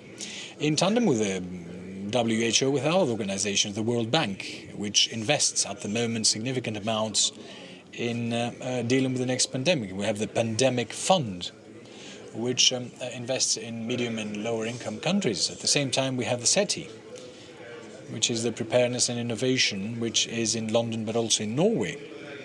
We have a big supranational attempt, an effort that is supported by the British and the Norwegians, aiming at having the next vaccine within 100 days in case of the next pandemic, rather than within 8 or 9 months, as was the case with the previous pandemic. But at the same time, we have organizations that coexist with the WHO. It is Gavi for the vaccines, and the UNH that actually has to deal with AIDS-related phenomena. And these are great examples for the WHO, and it is part of the UNO. Why am I mentioning all these organizations? Because there is a fragmentation worldwide, and not necessarily a synergy. Whereas the European Commission is taking rampant steps forward. We have the Health Emergency and Preparedness Authority at the level of Europe, which is a strategic choice and decision that is very strategic in terms of Europe, but we do not visibly see what this means. They said that they would focus on communicable diseases and the production of new vaccines, and we're trying to see what will happen next. We have some steps forward to better coordinate the European Centre for Treating Diseases, the ACDC, and at the same time, do we need a centre only for European countries, or should we have a more expansive, in a positive way, policy and include the entire European region of the WHO, which undoubtedly raises difficult political questions, which you raised as well. Will Russia be part of this construct, dealing a common problem at the European level, or we will have different treatments? And it sets the stability and flexibility of the world system to the test by these war conflicts, but also the US elections Now, should the negative, in my opinion, happen if President Trump would be re-elected, they would withdraw the United States from the WHO because he didn't like how the WHO handled the previous pandemic. But also because he believes that the United States pay too much to maintain this organization. He believes that this is not money well spent for the US. So imagine a cocktail in which the US leave, Russia might leave as well as a result of the US leaving, or Russia remaining, because they consider that the US leaving will give them a strategic advantage and an edge within a very important international organization, and so on and so forth. I mean, things are not clear, are not in focus. I hope that we will have political developments in the US that will not threaten the existence of the WHO, but we need to discuss very openly what sort of international interventions and organizations we want. And if something we learn from the pandemic is that very simple things must happen. One of them is epidemiological surveillance. We need epidemiological surveillance and awareness, same as with the flu. Each year we have a different vaccine for the flu and different vaccines in different areas of the planet. It's not the same vaccine in Europe with the US or China because we have different mutations. How do we know that? Because there are 36 centers with the WHO the world over that examine the mutations of the flu virus worldwide. Now we need similar interventions and fundings, primarily in low and medium income countries, because it is more likely to have problems from there with the next pandemic, where an epidemiological surveillance of entire families of viruses will be performed. We can't target specific ones. We need to see virus families and to see potential mutations in these virus families. How much will this cost? Well, it will cost several billion euros. It is approximately 10 to 30 billion euros per year to have this surveillance. And the pandemic cost the global community 20 to 30 trillion in the first 2 years. It has a huge economic impact. So did we learn something? I would say no. I would say no, because we thought that we overcame this problem, and sometimes applied politics and policy is here and now, rather the medium-term, long-term policies, the benefits of which can be attributed to other politicians, not those who came up with the policies. So this is the drama of policies and politics. Okay, people benefit from the politics of their predecessors, or also pay the slab for the politics. But we need to have a global consensus of these things. Okay, I mean, if we will have a public or a private healthcare system where we have ideological extensions there. Maybe because consensus is not a very easy thing, maybe a more binding supranational framework and international organizations may be something that is imposed. And we said something that one of the next bets is to have vaccines available faster. But what we must gain is the will of the citizens to be vaccinated, because there was a huge battle that was fought for epidemiological surveillance and also the value of vaccination against COVID-19, but there were values that voiced in a different way in order for many of our fellow citizens delaying in their vaccinations with tragic consequences. And we saw this in many countries. And over the pond, we saw another management that was rather weird. The Chinese virus, the Kung flu and everything, it was epidemiological. They did not help utilize all these scientific advances. I will agree that Europe is slightly ahead, but the job will be done if we have a more binding supranational framework. And the same goes for artificial intelligence, to move on to the next topic, which you already talked about. We have a new player in the healthcare system. Are we leveraging it sufficiently or to the best extent? At the same time, what are the risks? We have a decision-making process based on an algorithm that a source of data has a problem with the algorithm itself. And the doctor is led to a decision, and this is the personal level, who is responsible? The Indian who created the algorithm, the IT guy, the one with the data entry, the one who collects data, or the doctor who makes the decision? And these are things that will be of concern. And here we can talk about our country to see whether we're ready to incorporate all these things in the operation of the system. If we start from our country, I think that it was October the 19th, when we announced the National Committee on AI. It's approximately 1 year since this committee was announced. We should have already seen its findings report. Okay, Kyriakos. A year is too long when we're talking about rampant developments. It should have been a permanent committee on AI, which should have had issued a first initial findings report. Yes, because this is something that changes every month, I would say. So we would expect an initial finding of this committee on where our country is, the sufficiency of our country and what must be done, and then to renew and update these findings with individual findings. And this is important. In the National Committee on AI, there is no representative from the healthcare sector. It is a sector that has the most data, worldwide. The most data we have are in the health sector. This does not mean that they will always be in the health sector, but in health we gather more data than other sectors.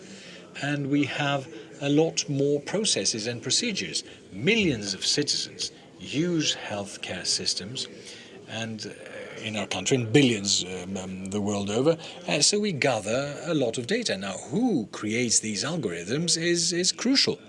Who creates these algorithms and what systems they use is very important, because there we can have systems that might affect political decisions towards a specific direction, create inequalities, exclude specific benefits, citizens from the benefits of AI, because AI can be used for the allocation of resources, for the changes that may be made, for the applied policy. Information gathered may lead to political decisions that might increase inequalities, either at the local or the global level. So control of how one structures AI is crucial, but therein lies a difficulty. Compared to another global problem, which is nuclear power, and we are all thinking about what will happen with the incontrollable use of this sort of power, which is the cleanest one. But the problem with nuclear energy, which is why many countries are afraid of implementing it and are afraid of other countries implementing it, is the irrational or uncontrolled use, not for the production of clean energy, but for weaponizing it or for affecting war conflicts. But nuclear powers are not controlled by the private sector. Nuclear power is controlled by the states. So here we have interstate agreements, and there is a global organization for the management of atomic energy, which is headquartered in Vienna, and there are interstate agreements on which countries can have atomic energy, nuclear energy, and not all countries are allowed. Some of them acquired it illegally, so there are some exceptions to this rule. But artificial intelligence is not controlled by the country, by the pharmaceutical industry, and it is highly regulated. So we have the FDA, EMA, we have regulatory organizations. There is no single global regulatory thing, but we have the International Conference on Harmonization, where we have the harmonization of all these areas at the level of pharmaceutical industry. At the level of AI, we don't have a global framework, you see, and we are at initial levels, and there is a global competition at the moment on who will have the upper hand. Will it be China? Will it be the US? Will it be a multi-fragmented Europe which is no longer politically undivided as it was a few years ago? I mean, at the moment we can't talk about a single political framework in Europe, or for a will of a greater political unification, as was the case when we had the law in the previous decades. Now the will is to move to more national policies. So it was very good when you raised the question on how to control the algorithms and whether at the end of the day it will be the doctors who make the decisions or not. But the doctors, or the HCPs, the healthcare professionals, are the ones who need to pose and raise the correct questions. Because if you can't pose a correct question and you don't know how to explain the complexity of the information you receive from AI, then obviously you cannot reach complex or composite conclusions. Do we have AI in academic studies, in the medical schools and everything? Well, I have a question about this. I mean, I kept this best for last. I mean, for instance, in pharmaceutical schools, I see that there are no key pharmacy management classes. And this is the ABCs. There is no artificial intelligence there. There is no statistics in epidemiology in medicine. In medicine that I started a few years ago, several years ago, it was something that, well, we needed just to pass. I don't know whether this mentality has changed, but it was a necessary evil, that we needed to pass Mr. Trigopoulos' class and to have some epidemiology and statistics, but we wanted to pass other classes. We're very excited by surgery, for instance, or some internist specialties rather than epidemiology and statistics. Now, all doctors and HCPs in the future must be specialists in biostatistics, epidemiology and AI, because it will go hand in hand with medical knowledge. Unless you know good medicine, you will not be able to handle AI. Suppose the algorithms are correct. Let's say that everything will happen in the best possible way. Unless you raise and pose the appropriate questions, AI will not give you the right answers. Unless you're able to analyze the data you receive from AI, you might have frivolous answers if you make frivolous questions, and you will not resolve the questions. Now, let's be more realistic. The problems in medicine now are not single dimension. It's not the 1960s where 5 or 6% were over the age of 65 and most people had 1 or 2 diseases each. Things were much more easy back then. At the level of primary health care for family doctors and general doctors, they had to deal with patients with 1 or 2 problems. We all know that 70% of the patients who are admitted to hospitals have comorbidities. And here we have questions about the hospital model and the non-synergy of specialties in hospitals. And at the primary health level, how much we deal with these cases, simply put, in clinics where we have a single doctor. There aren't many countries where we have a single doctor at the primary health care. There's a synergy of many specialties in developed countries in the planet. So here we have these problems. In conditions of comorbidity, can AI give sufficient responses? A complex or complicated problem where you have a cocktail of diseases, you expect artificial intelligence to give you an answer, which might be given to you by synergies of specialties with very experienced doctors. So for easy things, AI might be able to give some answers. If someone has only diabetes mellitus, or an inguinal hernia or something, and they may have thought something that the doctors haven't been specialized in these techniques. And even if they receive the information from the AI and have not performed the surgery, they will not be able to do this either. So it's a combination of AI with the knowledge that AI can give us and the experience in simple medical problems at this phase. I don't know how it will develop, and it will definitely develop and grow in the next decades, and it may be able to resolve more complex medical problems.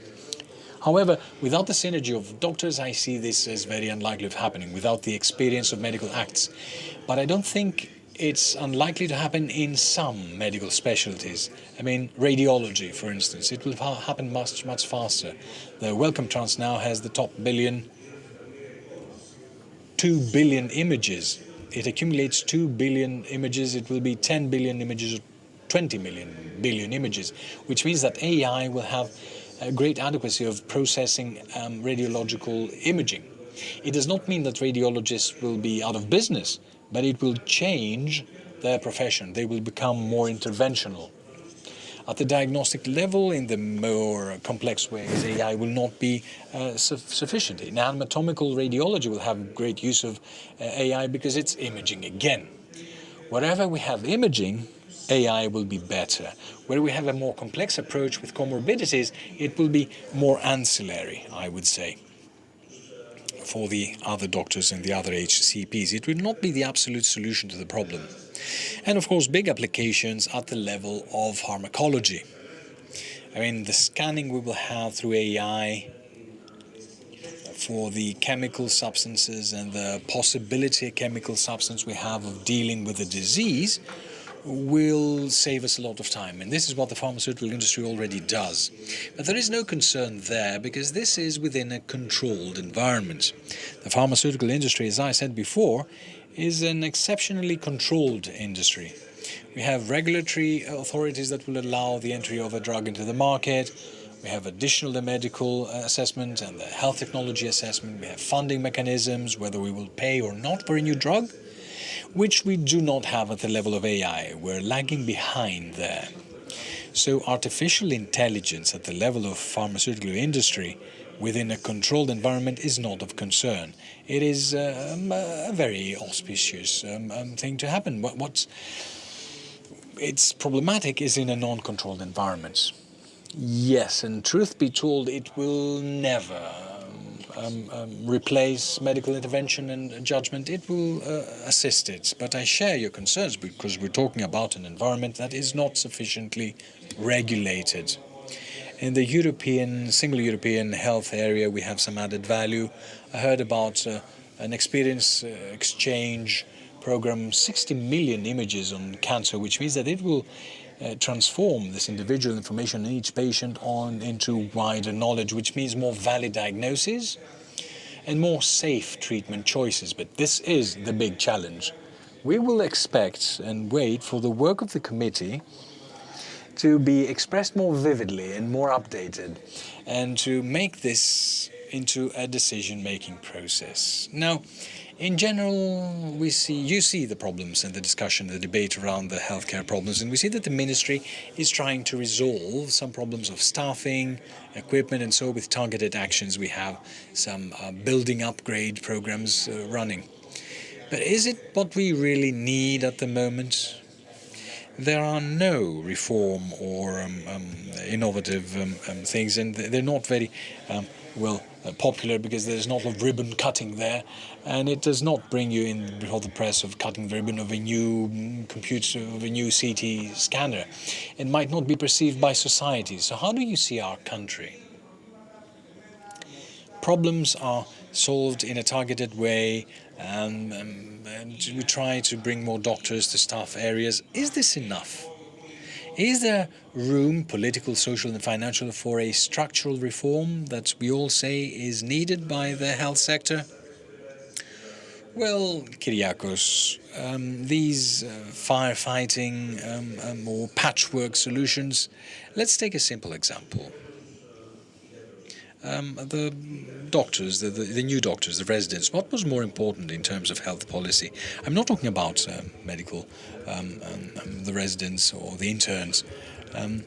What we are trying to have, it's a global paradox with interns. There was no other country in the world. I'm not talking about the doctors who already have a specialty and may have a private practice. You might remember that it was I who talked to Alekos Papadopoulos when he was the then Doctor of Health, the afternoon offices and the doctor's offices in the clinics. They did not happen that much, and they should have done with other than the general practitioners or the internists, and we would have had more experience. And for surgeries within the public sector, outside normal business hours. But now in Greece, the critical problem with interns and residents, was it for them to have a private practice or to focus on how to receive proper education so that we can have good doctors? In my opinion, the most important thing that could be done in the health system is an improvement in human resources. We need to have good human resources, which clearly includes financial incentives, because unless you have serious financial incentives in the healthcare system, you cannot keep the good doctors within the private healthcare system. They will go into the private healthcare system or go into other countries, as many Greek doctors do within the EU and outside the EU, given that there is now a lack of approximately 1 million HCPs in the EU. Not just doctors, but also nurses and other HCPs. But I talked about the interns and the residents because it is a cause of great concern, and it's painful for me, for someone who's been working for over 30 years on the national healthcare system.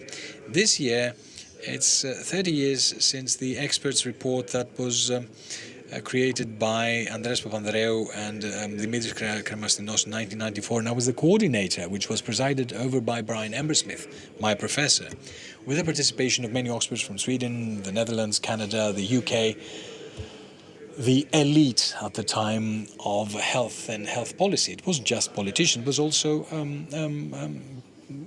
doctors. Okay, their points of reference. Okay, it was 30 years ago, and I see in my country not choosing to have a plan to reform medical education, not have a plan on how the young doctors who enter into the medical system to acquire serious knowledge do not focus on what they learn.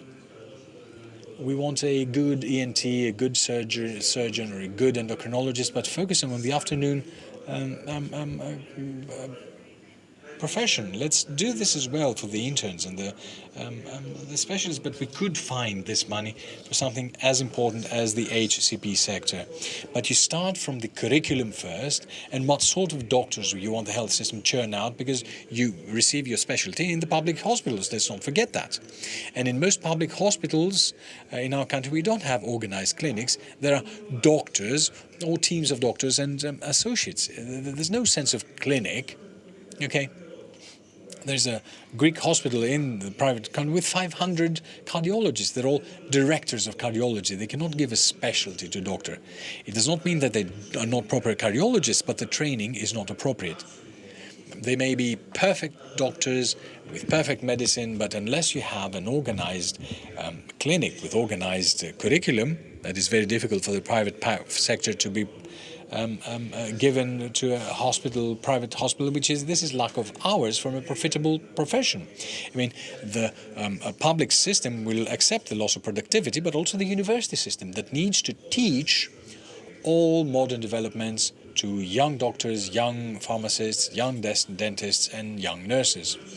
So what we need is, at the same time, with these focused and targeted solutions, which you can't not do, when you have a problem, the health ministers and the associates need to resolve these problems. So at least we say that we need to come up with huge reform solutions and without watching at the problem we have with the lack of an ambulance, the lack of a GP or an anesthesiologist or a surgeon, then we will fail.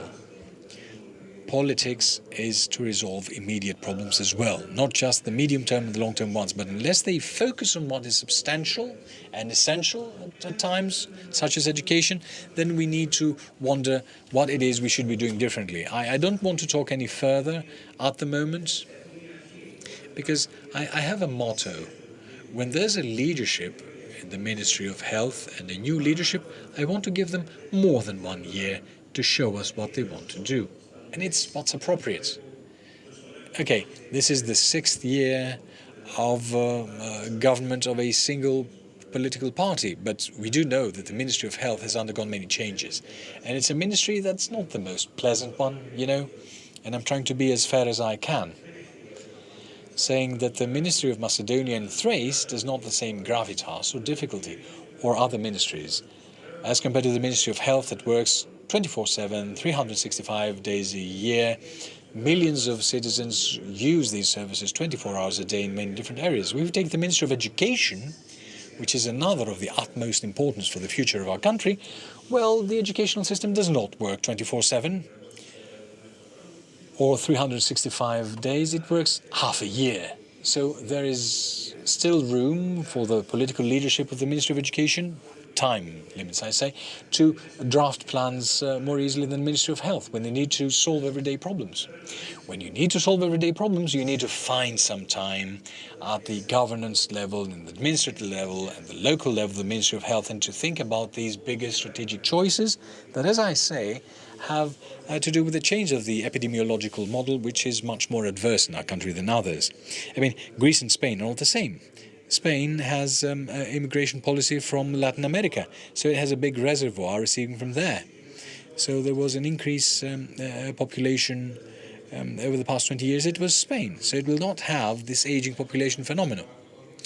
Without such a burden demographic indicator, which we will have, or the pressures of on our financial economic system. So this demographic aging, which is ante portas, it is before our doors. It says a lot of things here, and it needs different things than personal doctors, different systems of hospital healthcare, from the fragmentation, and it needs a lot of frank and earnest discussion with the Greek society. And we need to have several hospitals at 20, 30 kilometers, or much bigger hospitals with much better human resources, with more safety and security for the patients. And this is not something you can do here and now. It requires a lot of debate, open debate with societies. They do not presuppose and require something like I go and close down a hospital, or to merge hospitals, or to fire people and reduce cost. It's not a matter of shrinking the expenditure, it's on when you're safer where you live. You're safer when you have a very small hospital and another small hospital and another small hospital right next to it, or are you more safe when you have stronger healthcare structures and units? In this sense, this dialogue and debate with the Greek society must happen at some point, within a framework of political consensus rather than a conflict, which means that the conflicts must be rather milder, if I may. The confrontational level I don't think is conducive to a good healthcare system.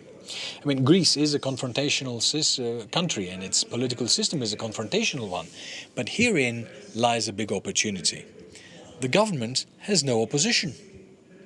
This is a government that does not have any labor unions against it. I've never seen such political gap at the level of opposition, but even unions, labor unions.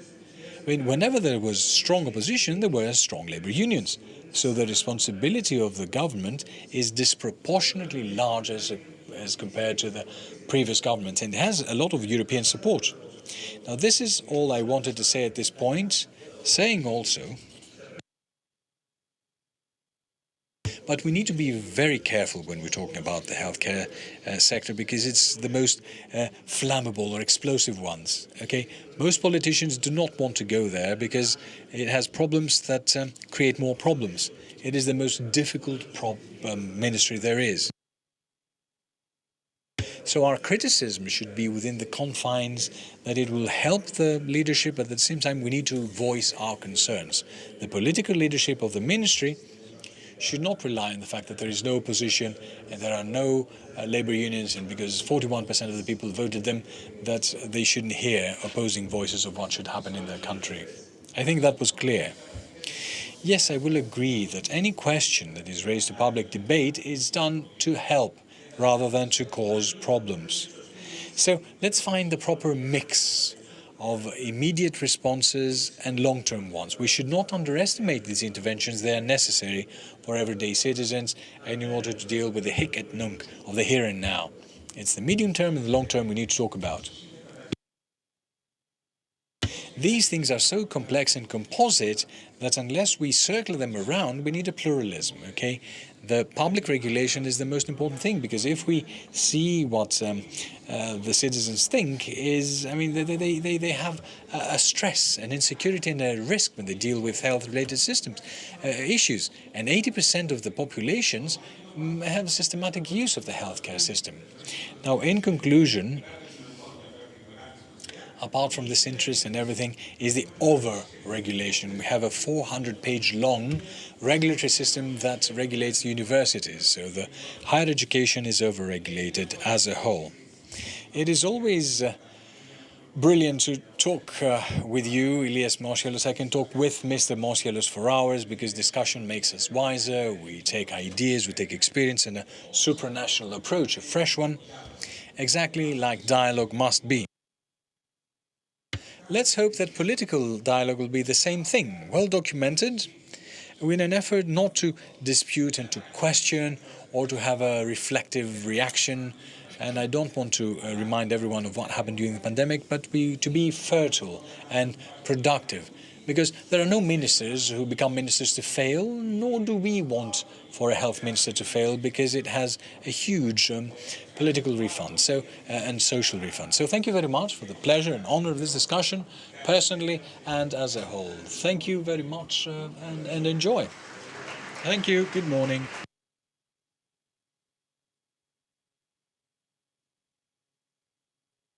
We move on to the next session. We observe the time. If we manage to do the same tomorrow, we will be very successful, and it will be quite an innovation.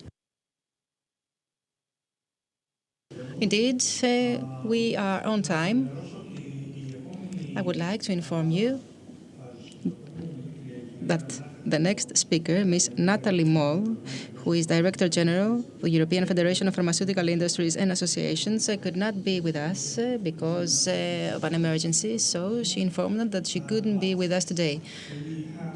Αλλά έχουμε τον κύριο Όλιβερ Μπισάζα, ο οποίος είναι εκτελεστικός διευθυντής του MedTech Ευρώπης. Πρώτα απ' όλα, κύριε Μπισάζα, καλώς ήρθατε. Είναι πάρα πολύ μεγάλη χαρά να σας έχουμε εδώ στο πλαίσιο του 23ου συνεδρίου HEALTHWORLD. Θα μας μιλήσετε για τις τελευταίες εξελίξεις στην ιατρική τεχνολογία στην Ευρώπη και πιστεύω ότι η ομιλία σας σχετικά με τις νέες τάσεις στον τομέα του ιατροτεχνολογικού εξοπλισμού θα είναι πάρα πολύ ενδιαφέρουσα. Ο λόγος σε εσάς και περιμένουμε εναγωνίως να σας ακούσουμε. Σας ευχαριστώ πάρα πολύ για την εισαγωγή. Καλημέρα σε όλους. Ζητώ συγγνώμη που δεν μπορούσα να βρίσκομαι μαζί σας διαζώσεις. Ελπίζω όμως να είμαι στο μέλλον, διότι έχω πλήρη γνώση του πόσο ωραία εμπειρία είναι να συμμετάσχει κανείς στο HealthWorld, δεδομένου ότι έχω συμμετάσχει στο παρελθόν. Ως εκτελεστικός διευθυντής του MedTech Ευρώπης, είναι μεγάλη μου χαρά να σας μιλώ για τις εξελίξεις στην ιατροτεχνολογική τεχνολογία και στην ιατροτεχνολογική βιομηχανία, που είναι θεμελιώδους σημασίας, δεδομένου ότι διασφαλίζει ένα από τα πιο σημαντικά αγαθά στη ζωή, καλή υγεία. Υπάρχουν πάνω από 2 εκατομμύρια ιατρικών τεχνολογιών εκεί έξω που μας υποστηρίζουν στην καθημερινή μας ζωή. Αυτές οι τεχνολογίες ουσιαστικά αποτρέπουν την εμφάνιση νόσων ή διαγνώσκουν νόσους, θεραπεύουν, παρακολουθούν και διαχειρίζονται νόσους. Και όταν είναι δυνατόν, θεραπεύουν νόσους. Κάνουν τις ζωές μας πιο υγιείς, πιο ευτυχείς και πιο ανεξάρτητες. Και διαρκώς βελτιώνονται. Χάρη στην τεράστια καινοτομία που είναι ιδίων χαρακτηριστικό αυτής της βιομηχανίας, οι επαγγελματίες της υγείας και τα συστήματα υγείας στην Ελλάδα, στην Ευρώπη αλλά και σε όλο τον κόσμο μπορούν να σώσουν ή να βελτιώσουν τη ζωή χιλιάδων ή εκατομμυρίων ασθενών καθημερινά. Οπότε είμαι πάρα πολύ υπερήφανος που εκπροσωπώ έναν τομέα με τόσο μεγάλο δυναμισμό και με τόσο μεγάλο δυναμικό καινοτομίας, διότι αυτό είναι πάρα πολύ σημαντικό για το μέλλον της υγείας και δεδομένου θα μας δώσει τη δυνατότητα να ικανοποιήσουμε τις ανάγκες υγείας στο μέλλον. Επιτρέψτε μου να σας μιλήσω εν συντομία για το τι είναι αυτό που κινεί ή που πολλές φορές ανησυχεί τους ανθρώπους που εργάζονται σε αυτόν τον καινοτόμο τομέα, διότι αυτοί οι άνθρωποι νοιάζονται πραγματικά να επιτελέσουν την αποστολή τους και να βοηθήσουν στην βελτίωση της υγείας των Ευρωπαίων πολιτών. Πρώτα απ' όλα πρέπει να θυμηθούμε ότι η Ευρώπη για πάρα πολύ καιρό αποτέλεσε το κέντρο της τεχνολογικής καινοτομίας. Χάρη σε ένα πάρα πολύ πλούσιο οικοσύστημα με καινοτόμους κόμβους έρευνας, με ακαδημαϊκά ιδρύματα και με εθνικά συστήματα υγείας, τα οποία παρά των προκλήσεων που αντιμετώπιζαν, πάντα διασφάλιζαν την πρόσβαση στην υγεία για όσο περισσότερους ασθενείς ήταν δυνατόν. Και αυτό ήταν μοναδικό στον κόσμο. Και γι' αυτό το λόγο η Ευρώπη αποτέλεσε το επίκεντρο της καινοτομίας. Και αυτή η καινοτομία είναι θεμελιώδους σημασίας και πάρα πολύ ουσιαστική. Στον τομέα της ιατρικής τεχνολογίας στην Ευρώπη, η βιομηχανία υποβάλλει πατέντες για καινοτομίες κάθε 30 λεπτά. Σίγουρα μέχρι το τέλος της δικής μου ομιλίας θα έχει υποβληθεί μία τέτοια πατέντα και πάρα πολλές περισσότερες μέχρι το τέλος της ημέρας. Και βεβαίως αυτό οφείλεται πάρα πολύ και στην ανάπτυξη του τομέα της πληροφορικής. Και αυτή η καινοτομία και ο δυναμισμός αυτής είναι μαρτυρία της δέσμευσης του τομέα να σώζει ή να βελτιώνει τις ζωές ανθρώπων. Αλλά θα πρέπει πάντα να έχουμε κατά νου ότι ο κόσμος γύρω μας αλλάζει. Αλλάζει τόσο στην Ελλάδα, σε όλη την Ευρώπη, αλλά και παγκοσμίως. Περιφέρειες όπως η Βόρειος Αμερική και όλο ένα και περισσότερο η περιοχή της Ασίας Ειρηνικού παίρνουν το προβάδισμα και ενισχύουν τον ανταγωνισμό. Και μάλιστα πολλές φορές είναι αυτές οι περιοχές που απομακρύνουν την καινοτομία από την Ευρώπη, όπου αποτελούσε το επίκεντρο της καινοτομίας στο παρελθόν. Αυτές οι περιφέρειες, όπως σας είπα, ενισχύουν τον ανταγωνισμό. Και δεν αναφέρομαι μόνο στην ανταγωνιστικότητα των βιομηχανιών αυτών των περιφερειών. Αναφέρομαι και στον τρόπο με τον οποίο επανεφευρίσκουν τα συστήματα υγείας, αλλά και τον τρόπο με τον οποίο οι κυβερνήσεις και οι υπεύθυνοι χάραξης πολιτικής προσπαθούν να να αγκαλιάσουν τη βιομηχανία και να διευκολύνουν την καινοτόμο αποστολή της. Η Ευρώπη δεν υφίσταται σε ένα κενό, όπως ακριβώς και δεν υφίσταται η Ελλάδα σε ένα κενό. Γι' αυτό και πρέπει πάντα να έχουμε επίγνωση της θέσης μας στον κόσμο, δεδομένων αυτών των νέων εξελίξεων σε αυτές τις περιφέρειες. Για να διατηρήσει η Ευρώπη αυτό το ιστορικό προβάδισμα στις επιστήμες ζωής, αλλά και για να ενισχύσει τη θέση που έχει απολαύσει τόσο καιρό, είναι επιτακτική ανάγκη να συνεργαστούμε, ούτως ώστε να αντιμετωπίσουμε τις πολλές προκλήσεις που αντιμετωπίζει η βιομηχανία μας, διότι αυτές οι προκλήσεις επηρεάζουν την ευεξία των Ευρωπαίων πολιτών. Ποιες είναι αυτές οι προκλήσεις? Πρώτα απ' όλα, και μιλήσαμε για αυτές στο παρελθόν, είναι η φύση των πολιτικών που ουσιαστικά αποφεύγουν τον κίνδυνο. Είναι risk adverse. Είτε μιλάμε για ελληνικές πολιτικές ή για πολιτικές που είναι αποτέλεσμα των οργάνων στις Βρυξέλλες. Συνέχεια, ρύθμιση. Η ρύθμιση είναι απαραίτητη, δεδομένου ότι ενισχύει την εμπιστοσύνη που αισθάνεται το κενό και διασφαλίζει ένα εναρμονισμένο πλαίσιο που λειτουργούν όλοι. Αυτές οι ρυθμίσεις, η μία ακολουθεί την άλλη και το αποτέλεσμα βεβαίως πολλές φορές είναι ένα επίπεδο γραφειοκρατίας για εταιρείες που είναι αδύνατο να το διαχειριστούν. Και αυτή όλη η συνθετότητα και η γραφειοκρατία έχει έναν άμεσο αντίκτυπο τόσο στο κόστος των καινοτόμων τεχνολογιών που χρειάζονται τα συστήματα υγείας, αλλά και αντίκτυπο στον χρόνο που απαιτείται για αυτές τις καινοτομίες να φτάσουν στην αγορά και στη συνέχεια να αγγίξουν τις ζωές των Ευρωπαίων ασθενών. Γι' αυτό πρέπει και να κάνουμε σημαντικές βελτιώσεις σε όλα αυτά, είτε πρόκειται για το τομέα των ιατροτεχνολογικού εξοπλισμού ή της καινοτομίας. Παραδείγματος χάρη, μετά από κάποια χρόνια είναι πλέον ευρέως αποδεκτό από όλους τους εμπλεκόμενους φορείς ότι αλλαγές και βελτιώσεις πρέπει να γίνουν στους ευρωπαϊκούς κανονισμούς για τον ιατροτεχνολογικό εξοπλισμό και τα διαγνωστικά που είχε εκδοθεί το 2017. Παρά τη σημαντική πρόοδο που έχει γίνει για τη βελτίωση αυτών των κανονισμών, συνεχίζουν να υπάρχουν προκλήσεις που άπτονται της εφαρμογής τους. Και αυτό σημαίνει ότι η εισαγωγή αυτών των τεχνολογιών στην αγορά γίνεται όλο ένα και πιο σύνθετη και πιο ακριβή. Άρα αυτό που πρέπει να κάνουμε είναι βελτιώσεις σε αυτούς τους ευρωπαϊκούς κανονισμούς και να συνεχίζουμε να εργαζόμαστε ακόμα πιο εντατικά ως προς την νομοθεσία και τους κανονισμούς και για άλλους τομείς, όπως είναι η βιωσιμότητα της υγειονομικής περίθαλψης ή κανονισμοί για ψηφιακές τεχνολογίες υγείας, όπως είναι η τεχνητή νοημοσύνη. Τώρα, δεν θέλω να με παρεξηγήσετε. Δεν είμαι υπέρ της εξαφάνισης αυτών των νόμων ή κανονισμών. Ο τομέας της υγείας πάντα θα είναι ένας τομέας άκρος ρυθμισμένος. Αλλά αυτό που όλοι χρειαζόμαστε είναι εντατική δουλειά σε όλες τις χώρες της Ευρωπαϊκής Ένωσης, ούτως ώστε να ελαχιστοποιήσουμε και να μειώσουμε τη συνθετότητα όσο το δυνατόν περισσότερο. Και χρειαζόμαστε επίσης συγχρονισμό ή συνοχή ανάμεσα σε όλους τους κανονισμούς που επηρεάζουν τον τομέα της υγείας και τη βιομηχανία της υγείας, ούτως ώστε αυτή να συνεχίζει να υπηρετεί τα συστήματα υγείας μέσα σε ένα κλίμα βεβαιότητας και προβλεψιμότητας.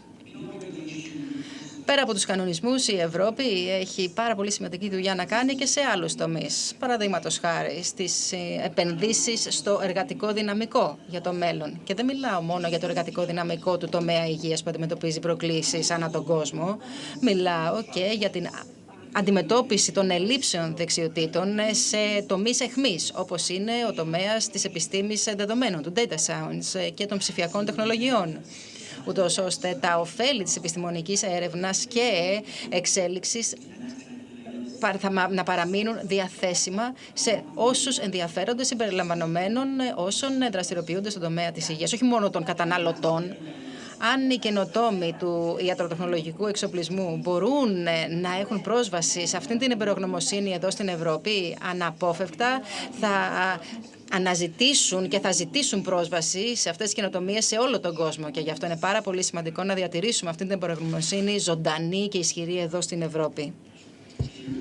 Οπότε η Ευρώπη είναι ισχυρή και αρκετά ελκυστική από άποψη ιατροτεχνολογικού εξοπλισμού και παραμένει έτσι. Αλλά ο κόσμος γύρω μας αλλάζει και όπου και αν βρισκόμαστε στην Ευρώπη πρέπει να συνεργαστούμε, ούτως ώστε να βοηθήσουμε την Ευρώπη να διατηρήσει αυτό το προβάδισμα στην καινοτομία. Και ως MedTech Ευρώπη, το όραμα που έχουμε εμείς για το μέλλον βασίζεται σε 4 πυλώνες που θα μας καθοδηγήσουν σε προσεγγίσεις που θα είναι πιο επικεντρωμένες στον ασθενή και σε ένα σύστημα που θα είναι πιο ανθεκτικό.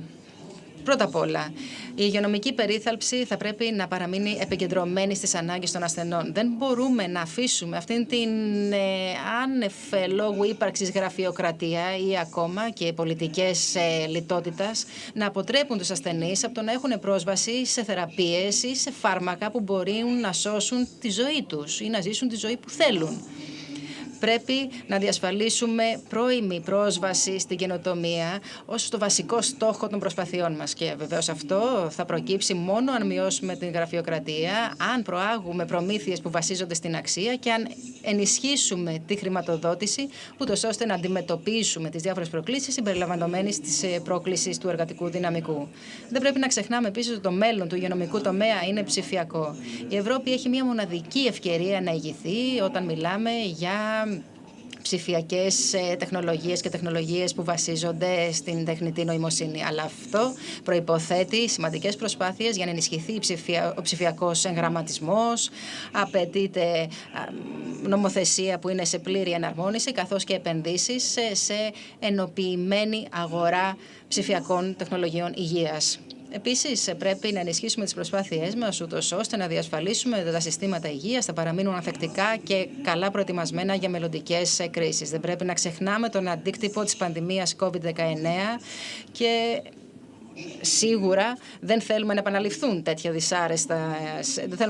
τέτοιες δυσάρεστες καταστάσεις, αλλά σίγουρα θα τις αντιμετωπίσουμε στο μέλλον. Αυτό όμως μπορούμε να κάνουμε είναι να είμαστε καλύτερα προετοιμασμένοι για αυτές. Άρα πρέπει να αντλήσουμε πάρα πολύ σημαντικά διδάγματα από την εμπειρία μας και να διαφοροποιήσουμε τις αλυσίδες προμήθειας. Δεν σημαίνει ότι θα πρέπει να φέρουμε την αλυσίδα προμήθειας πιο κοντά σε εμάς, αλλά ότι πρέπει να την διαφοροποιήσουμε. Θα πρέπει να αναπτύξουμε και προγραμματισμό έκτακτη ανάγκης για προμήθειες όταν θα προκύψει αυτή η πρόκληση και θα πρέπει επίσης να επικεντρωθούμε στην προληπτική φροντίδα, ούτως ώστε οι άνθρωποι να μπορούν να απευθυνθούν σε περισσότερα σημεία από το νοσοκομείο. Και τέλος, βιωσιμότητα. Η βιωσιμότητα πρέπει να βρίσκεται στο κέντρο του μετασχηματισμού της υγείας. Θα πρέπει να αντλήσουμε έμπνευση από τη συνέργεια της ατζέντα για το πράσινο και για την ανάπτυξη και έτσι να εντάξουμε ολοένα και περισσότερους υπεύθυνους χάραξης πολιτικής στις προσπάθειές μας, ολοένα και περισσότερους πολίτες και η Ευρώπη πράγματι κάνει αυτή την προσπάθεια και πράγματι αναλαμβάνει πιο ενεργή δράση. Αλλά είναι πάρα πολύ σημαντικό να ακολουθήσει και μια σωστή προσέγγιση. Και αυτό από την πλευρά της βιομηχανίας, αυτό που χρειαζόμαστε είναι κάποια ρεαλιστικά σχέδια για το μέλλον, ούτως ώστε οι βιομηχανίες του ιατροτεχνολογικού εξοπλισμού να μπορούν να καινοτομούν, διατηρώντας ταυτόχρονα τη ψηλά πρότυπα φροντίδας των ασθενών. Τίποτα από αυτά τα δύο δεν πρέπει να υπονομευθεί, καθώς εμείς ξεκινάμε το ταξίδι να καταστήσουμε τον κόσμο μας πιο πράσινο και τα συστήματα υγείας πιο πράσινα. Πρέπει να αριστεύσουμε σε αυτές τις περιοχές και σε αυτές τις προσπάθειες.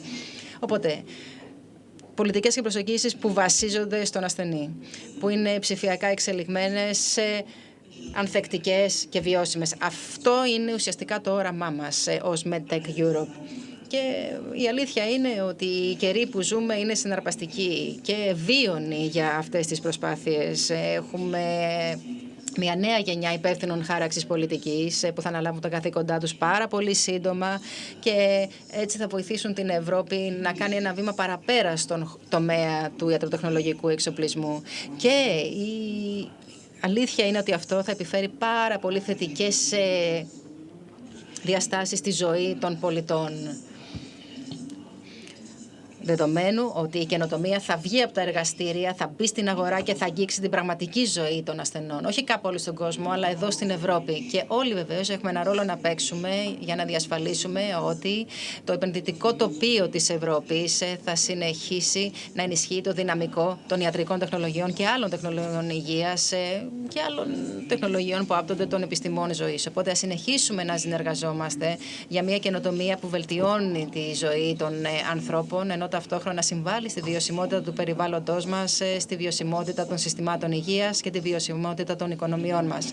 Σας ευχαριστώ πάρα πολύ που μου δώσατε το λόγο και εύχομαι κάθε επιτυχία στις εργασίες του HEALTHWORLD. Σας ευχαριστούμε πάρα πολύ. Σας ευχαριστούμε πάρα πολύ, κύριε Μπισάζα. Είμαι σίγουρος ότι έχετε πάρα πολλή δουλειά να κάνετε με την αλλαγή των υπεύθυνων χάραξης πολιτικής στις Βρυξέλλες. Όπως αναφέρατε, κανονισμοί. Ναι, κανονισμός και ρύθμιση χρειάζονται, αλλά πιστεύω ότι μια επικοδομητική ρύθμιση ουσιαστικά είναι αποτέλεσμα ενός ανοιχτού και ενδελεχούς διαλόγου με όλους τους εμπλεκόμενους φορείς, δηλαδή και τη βιομηχανία και όλους τους υπόλοιπους εμπλεκόμενους φορείς. Ελπίζουμε ότι αυτός ο διάλογος θα είναι πράγματι επικοδομητικός και θα οδηγήσει σε καλά αποτελέσματα. Ευχαριστούμε πολύ. Γεια σας. We will take a 30-minute break. Don't forget to come back. Okay, we want you here after 30 minutes. We are ready to carry on with our program, and we will now proceed to session 1, developing sustainable funding strategies amidst healthcare budget challenges. We have a keynote address by Ms. Pavlina Karasiotou, Secretary General for Fiscal Policy, Ministry of Economy and Finance, and then there will be a discussion moderated by Mr. Athanasakis.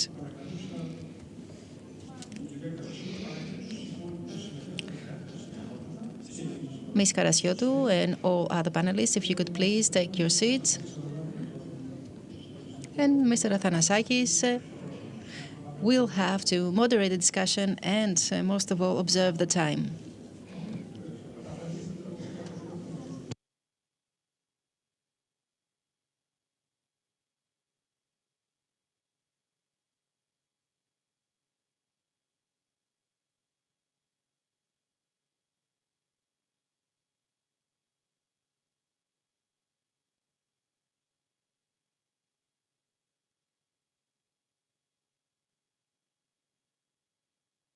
Good morning, everyone. Allow me to make a short introduction to this panel discussion.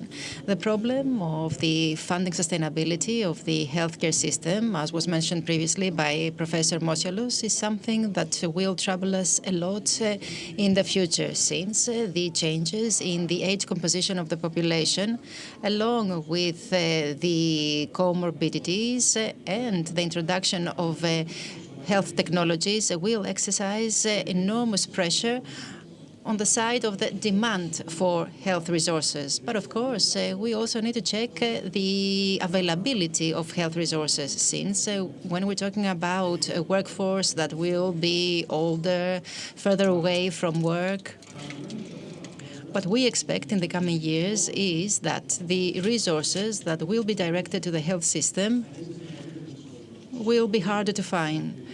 The certain thing is that in the coming years, we will need more space for health expenditure on the one hand, but we should not forget that the sustainability of the health system in terms of finances needs also to be oriented at creating value. We are going to discuss about these issues along with the panelists. But first, we will start with the keynote address of Pavlina Karasiotou, Secretary General for Fiscal Policy, and then we will have a discussion with Ms. Karpodini, Mr. Apostolou, who is the President of EKP, Ms. Prodromou, General Manager of BMS, and Mr. Papadopoulos. We are going to talk about this sustainability issue. Ms. Karasiotou, you have the floor.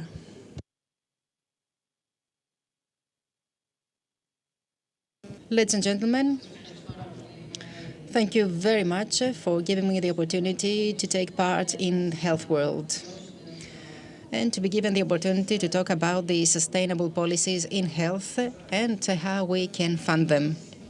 The funding of health policies is one of the most important fiscal challenges that we are already facing. And in the future, these challenges will become even greater. Essentially, we have 4 basic axes that we need to observe if we want to meet these challenges. And I'm always talking about the health sector. First of all, we have the workforce. That includes the medical and nursing staff, the administrative staff of the different health units. We have the pharmaceutical expenditure for the sum of the channels, that is hospitals, community, pharmacies, AOP, and the rest of the providers of health services and all other structures. The aforementioned axes allow us to provide integrated services. But when it comes to the financial aspect, they are competitive with one another. Their funding, the funding of one axis may deprive the other axis from valuable resources. So what we need to do is to carefully think how we can strike the balance between the two in order to meet the needs of both. At the same time, the future of funding, as I'm sure you have already discussed, is a very important point of the discussion. And the future of funding seems to be all the more demanding. Touching upon the most important challenges, I would like to mention the increase of life expectancy and the needs for long-term care, the progress in research and innovation with the emergence of new technologies, but also with the emergence of new diagnostics and new treatments, and the need of preparedness vis-à-vis healthcare crisis like the one we experienced with COVID-19, and generally with all issues pertaining to the public health, and the constant discovery of new diseases, or better, the identification of new diseases that creates even greater pressure and makes the challenge even bigger. Now I would like to refer to the fiscal environment in which we currently operate. It is stable. It is good, I would say, but it is also constraining. And this increases the need to prioritize needs and to make the right strategic choices. Up until the end of December, we will see the pass of the fiscal budget for 2025, and up until then, we are in consultations with the European Commission in order to finalize the goals and the financial expectations. 2025 is the first year that we will see the implementation of new fiscal rules, the philosophy of which lies in the control of the expenditure and the creation of fiscal space that will be used in times of recession. In other words, the new fiscal goals are based on anti-circularity, which is a term used among economists. So we are in a transitional period in the European Union. The European Commission is also going through a transition, and all of us need to make some careful steps. In this environment, Greece is entering with some good fiscal values and with high growth rates, higher than other European countries. But at the same time, it enters with an increased need for many reforms that need to move ahead, and with a fiscal space that needs to be distributed to different priorities. Another positive conjuncture for the health policies is the existence of resources from the RRF, the projects of which are currently maturing, the result of that being an increase of the absorption rate and their impact on the economy. The years 2025-2026 will be the ones when we are going to see the biggest impact of RRF on the growth rate, and the bet that we all want to win is the after. What will happen after that period? What should we expect from the budget of 2025 and the midterm planning for the coming decade? First of all, we have the continuous exercise of fiscal policy that will not undermine the sustainability of the goals and the funding on the basis of prioritization of needs. So we have a series of actions aiming at enhancing the employment in the public health system, programs for the support of public health, but also interventions in buildings and infrastructure. And many of these measures have already been announced. Actually, they were announced 2 weeks ago in the context of the Thessaloniki exposition. With regard to the pharmaceutical expenditure, we have some clear goals that have been set by the government in order to avoid surprises and unpredictable events after the end of RRF. We have taken measures for the reform of rebates and clawbacks. We have introduced policies of audit, but also important is the effort that we make for the procurement of hospital drugs through ECAP. I believe Mr. Apostolou will elaborate on that a little bit later on. This is a mature action that is expected to bring about results very soon, but also a dialogue that has already started for the enhancement and upgrade of EOP. Another important action at which we place particular emphasis pertains to the reduction of our arrears of hospitals to the providers, and the Ministry of Health has set specific goals for every ministry and for every health region. And since April, we have seen a significant reduction that is very satisfactory and will lead to the extinction of arrears. Moreover, the promotion of innovation and research is another sector that will continue to be supported financially in order to see upgrade of infrastructure, but also in order to support and enhance the clinical trials. I would like to close by referring to the need of a continuous dialogue and cooperation among the stakeholders, the state, the market, and the patients, that is, so that we can actually set the right priorities and provide continuous information about the research, science, but also needs as they are being shaped. Thank you very much, and I would like to give the floor now to the moderator in order for the discussion to start.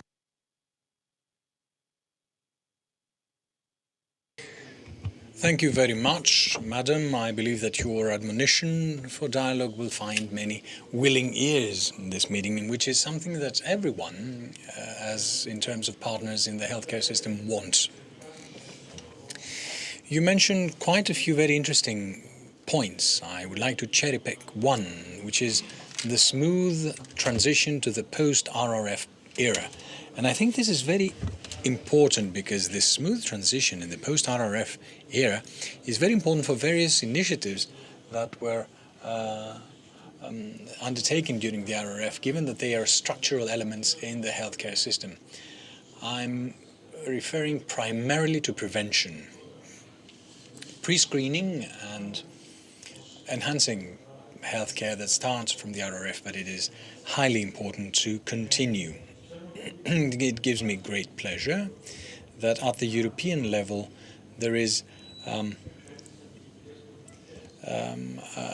trend to talk about neo-Keynesianism, its anti-cyclic economies and everything. But if you require evidence as to the investment of health being such an anti-cyclic economy, it will be our great pleasure to give you all the ammunition you need to support this in Brussels, and I believe that you will find this earlier. Now, Madam Governor, how does the EOP see this sustainability? Because the EOP is a big reform in our country. It is a reform that started with great ambitions. About midway, it's lost some steam, but now it is trying to reacquire the role it should in healthcare. How do you see that? Now, first of all, thank you very much for the invitation. Like Mrs. Karasiotou said just now, the Secretary General for Fiscal Policy, we as the EOP would set three axes to those challenges. One of them is, of course, keeping and meeting the fiscal targets. The second is to secure and ensure sustainable funding. And the third is to secure and ensure the healthcare system resilience in the future. The challenges are particularly significant. The previous panels alluded to it. like the aging population, comorbidities, new treatments, new diagnostic methods. Now, all this thing, through a streamlining and a rationalization of budget and securing funding, we must reimburse, refund, and invest both in prevention and treatment as well as innovation. Now, the requirements for all these things to happen, as we've discussed time and again, Mr. Athanasakis, in many a panel, a key requirement is to map the needs within the national health system, but also the needs in our country. And the next step to take is, of course, to accumulate, amass and manage funding in health. The aim always being to refund the most effective treatments, the most effective services at the best possible price. So I believe that the future belongs to the modernization of the system that starts from the intensification of audits and control, the digitization of all services and the interoperability of systems in the wider public sector. I can't stress this enough to say that in this day and age we have the perfect opportunity to integrate in our systems and by using digital transformation to renew them, to implement new techniques for the monitoring and the control and management of expenditure, but also the monitoring, the follow-up of the effectiveness and efficacy of a service that we purchase, like artificial intelligence and other modern tools. Indeed, this is the greatest challenge for us. We're already running the digital transformation project, and the key priority will be this: an increase in transparency, countable, measurable goals, and expenditure prevention, as it were, which we believe that it is a very useful and effective tool. This is a collective effort. At the same time, there are other projects running with the organization in conjunction with the other agencies, IDICA, the Ministry for Labour, and so on and so forth, in order to be able to manage in a much more effective and efficient way expenditure. This will create the space to pave the way for new innovative treatments and to fund new diagnostic tests such as biomarkers, to enhance negotiation, which at this part it helps us by innovating and taking into consideration the need for targeted treatment.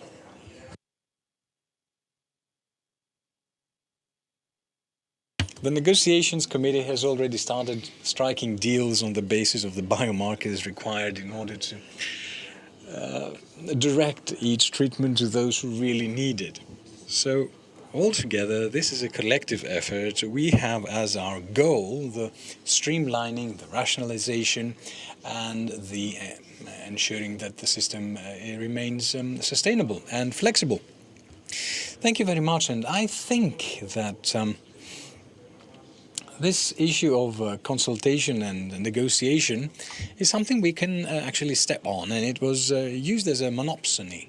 So we want this to exploit and utilize its monopsony actually place in the market. And I think it's a very good thing to see that there is a lot of progress in biomarkers, and this is a way to resolve a big problem with the health system, which has to do with access to these technologies, which are critical, I say, for the course of treatment of all patients.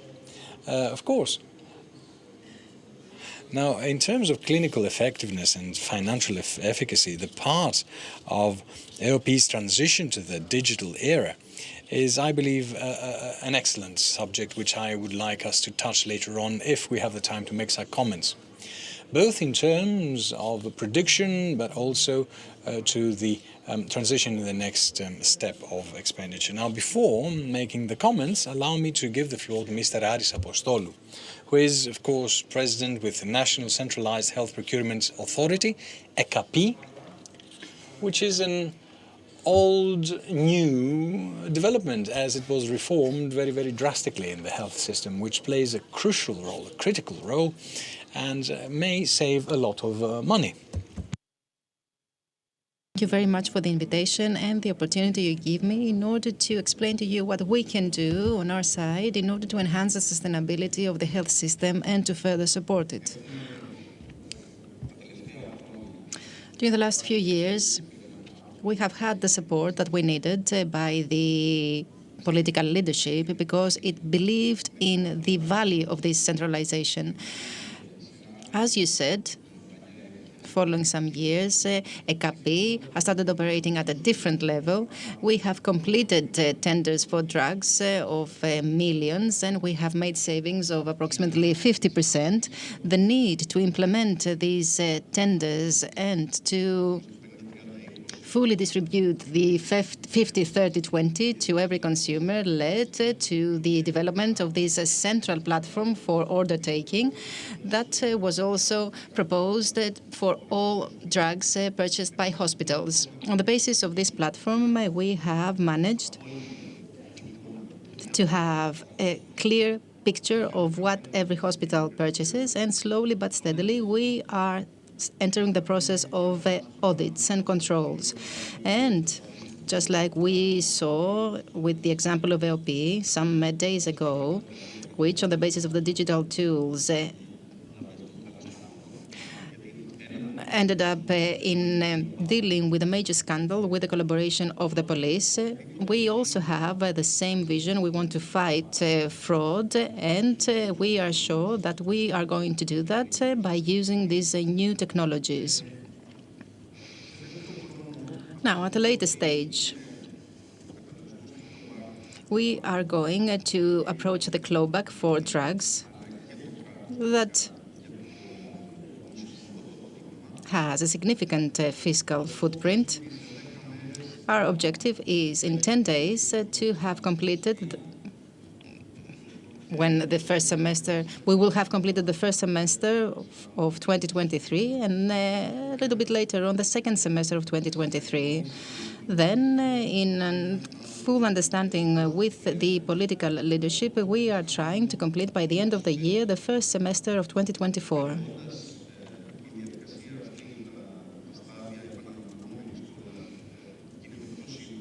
This process has become faster, and on top of that, all data can be found on the platform of EKP. That is, the first semester of 2024 can be consulted online. We have digitalized the data. Moreover, we have some central procurement process, like, for example, the drugs for strokes. And now we are doing the same for other products. And right now we are operating the central order taking for hospital waste. A central tender amounting to 40 million annually will now take place centrally through EKP. The understanding that we have with the leadership is that every tender that is completed will then enter the system of the central order taking so that we can have real data for everything when we need them.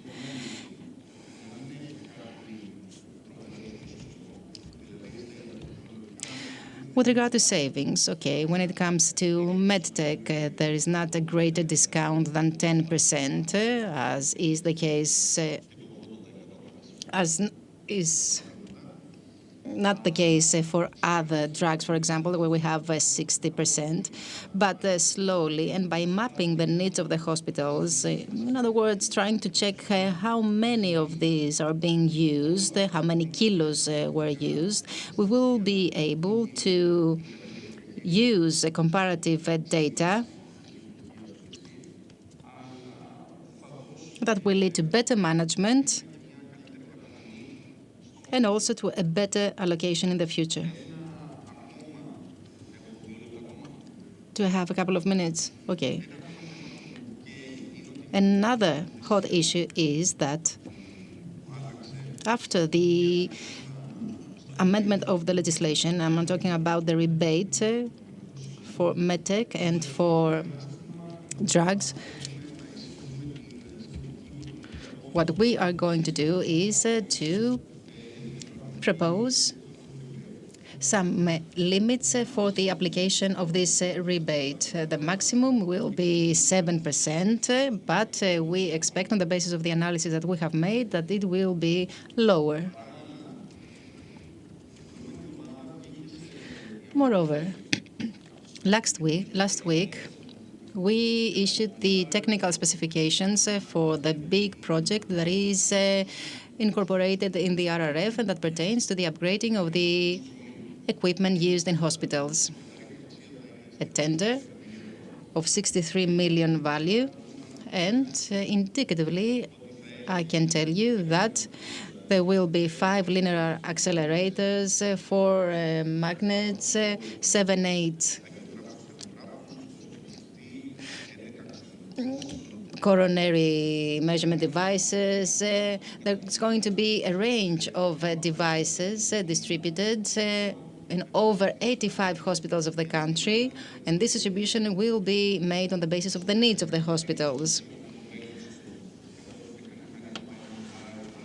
There were some devices in the hospitals that were not used properly. There were other hospitals that had the people to use them, but there was no device. This is something that we realized after an analysis we made. And following that analysis, we expected that in 20-25 days, this tender will be launched and will lead to the upgrading of the hospitals. Moreover, with the political leadership, we are in an understanding in order to identify some parts of these devices that were not included in this project because of the budget. We thought of using the PEPs as a Ministry of Health and to set the priorities. Okay, thank you very much. I believe that the ECAPI has started to take on a crucial role in the financial flows of the health system. From what I can see is that there is, of course, a concentration of resources, but at the same time, a concentration of data. And this is very promising. Of course, what we need to do now is to see how we can best use this data. And if we have some time at the end, I would like to ask you about the role of ECAPI in the new framework of hospital reimbursement that is about to start with the DRGs. I believe that this is of interest for our audience. So please keep in mind this question for later. I would like now to give the floor to Ms. Elisabeth Prodromou. Prodromou is the General Manager of BMS. The space of drugs is a space of ideas and of proposals, especially during the last few years. Many of the initiatives that have been taken aim at the sustainability of the health system. What is your view on that? You will allow me to reply by using some numbers that I know you love. I would like to use a slide, please. The value of innovation cannot be disputed. You know, Mr. Athanasakis, you have conducted research. It has offered to our country approximately 0.9 years to life expectancy, and this will increase. And by looking at the future, we know that we will have to deal with more difficult diseases, with the aging of the population. Cancer will become the first cause of death. This will be the case in the coming decade, according to the experts. So the challenges that are lying ahead will be great. At the same time, we are very happy about the fact that our country is close to the European average when it comes to access of patients to new treatments. Of course, there is always room for improvement, but we can also see that there is aggravation when it comes to access that we didn't see in the past. You can see 53 has become 47%, and this is a waiting indicator according to the recent data, and we need actually to assess this percentage and take action in order to deal with it so that it doesn't increase further. So where do we stand today? We have a budget of approximately 2.5 billion euros. This hasn't changed since 2016. We have some influx of new resources. Our expectation for 2025, we are going to have 1 billion. And at the same time, something unbelievable happens. The expenditure increases constantly, uncontrollably.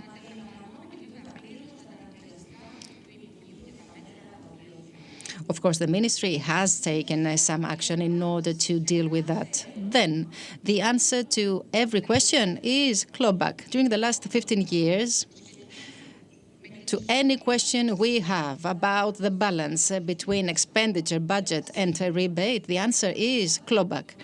Clawback that is not rational, clawback that is inflationary, horizontal, and we all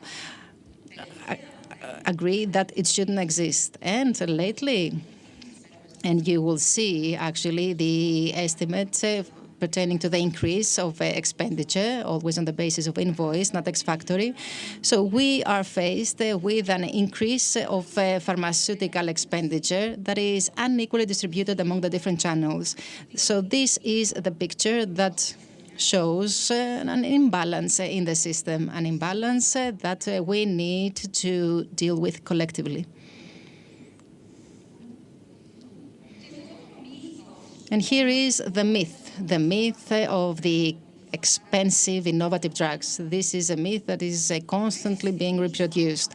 The average price of on-patent products for our country, please include in the first column where Greece is mentioned the compulsory rebate that we have to deal with. If you take this into account, then you will realize that the average price of the on-patent drugs for our country has the lowest position.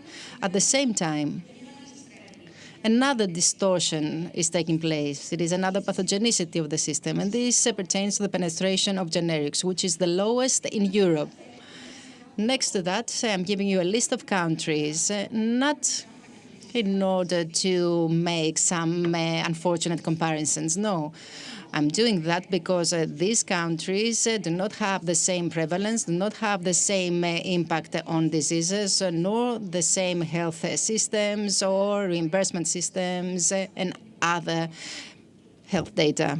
Some of these countries are at a more mature level. However, I'm giving you this list of countries because they have clawback in their health systems. They have incorporated the compulsory refunds as a means of funding. But what do? They define them approximately to 25 to 30% maximum because they perceive clawback as a funding measure, but at the same time, they want the pharmaceutical innovation and the pharmaceutical technology to continue existing in their countries.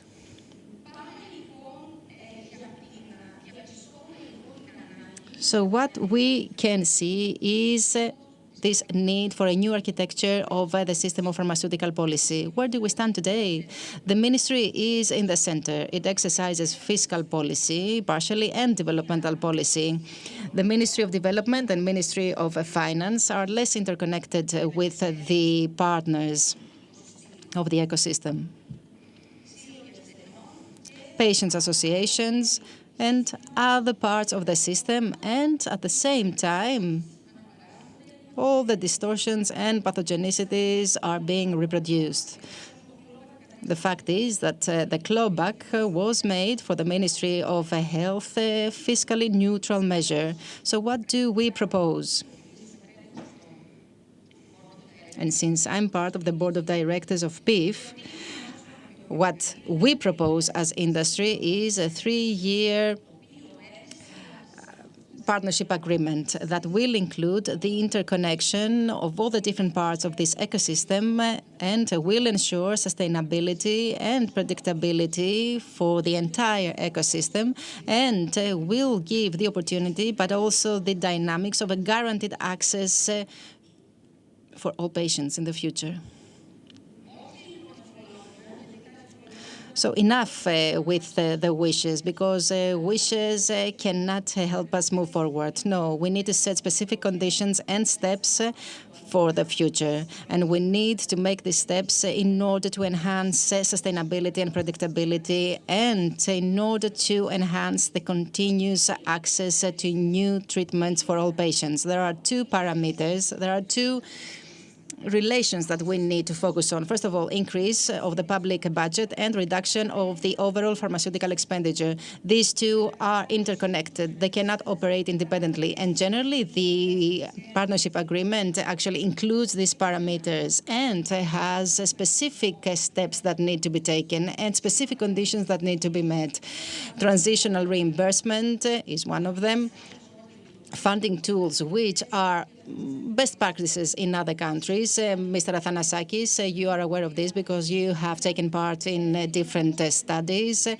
Then active budget aligned with the horizon scanning in order to identify which are the diseases that will emerge and which are the real needs of the population. Funding from the public budget and, of course, a reduction of the overall pharmaceutical expenditure. We have been discussing about all these things, and we have all agreed that the most important factor behind all this is data, measurable data. We need to use data in order to know what's going on in every hospital. Of course, implementation of therapeutic protocols and diagnostic protocols, and agreements at the level of negotiation. And with that, I would like to hope and wish that in the end we will all be able to work together and to follow one direction.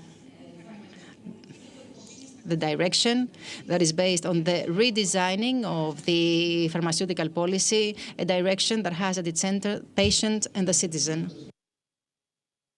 Thank you very much indeed.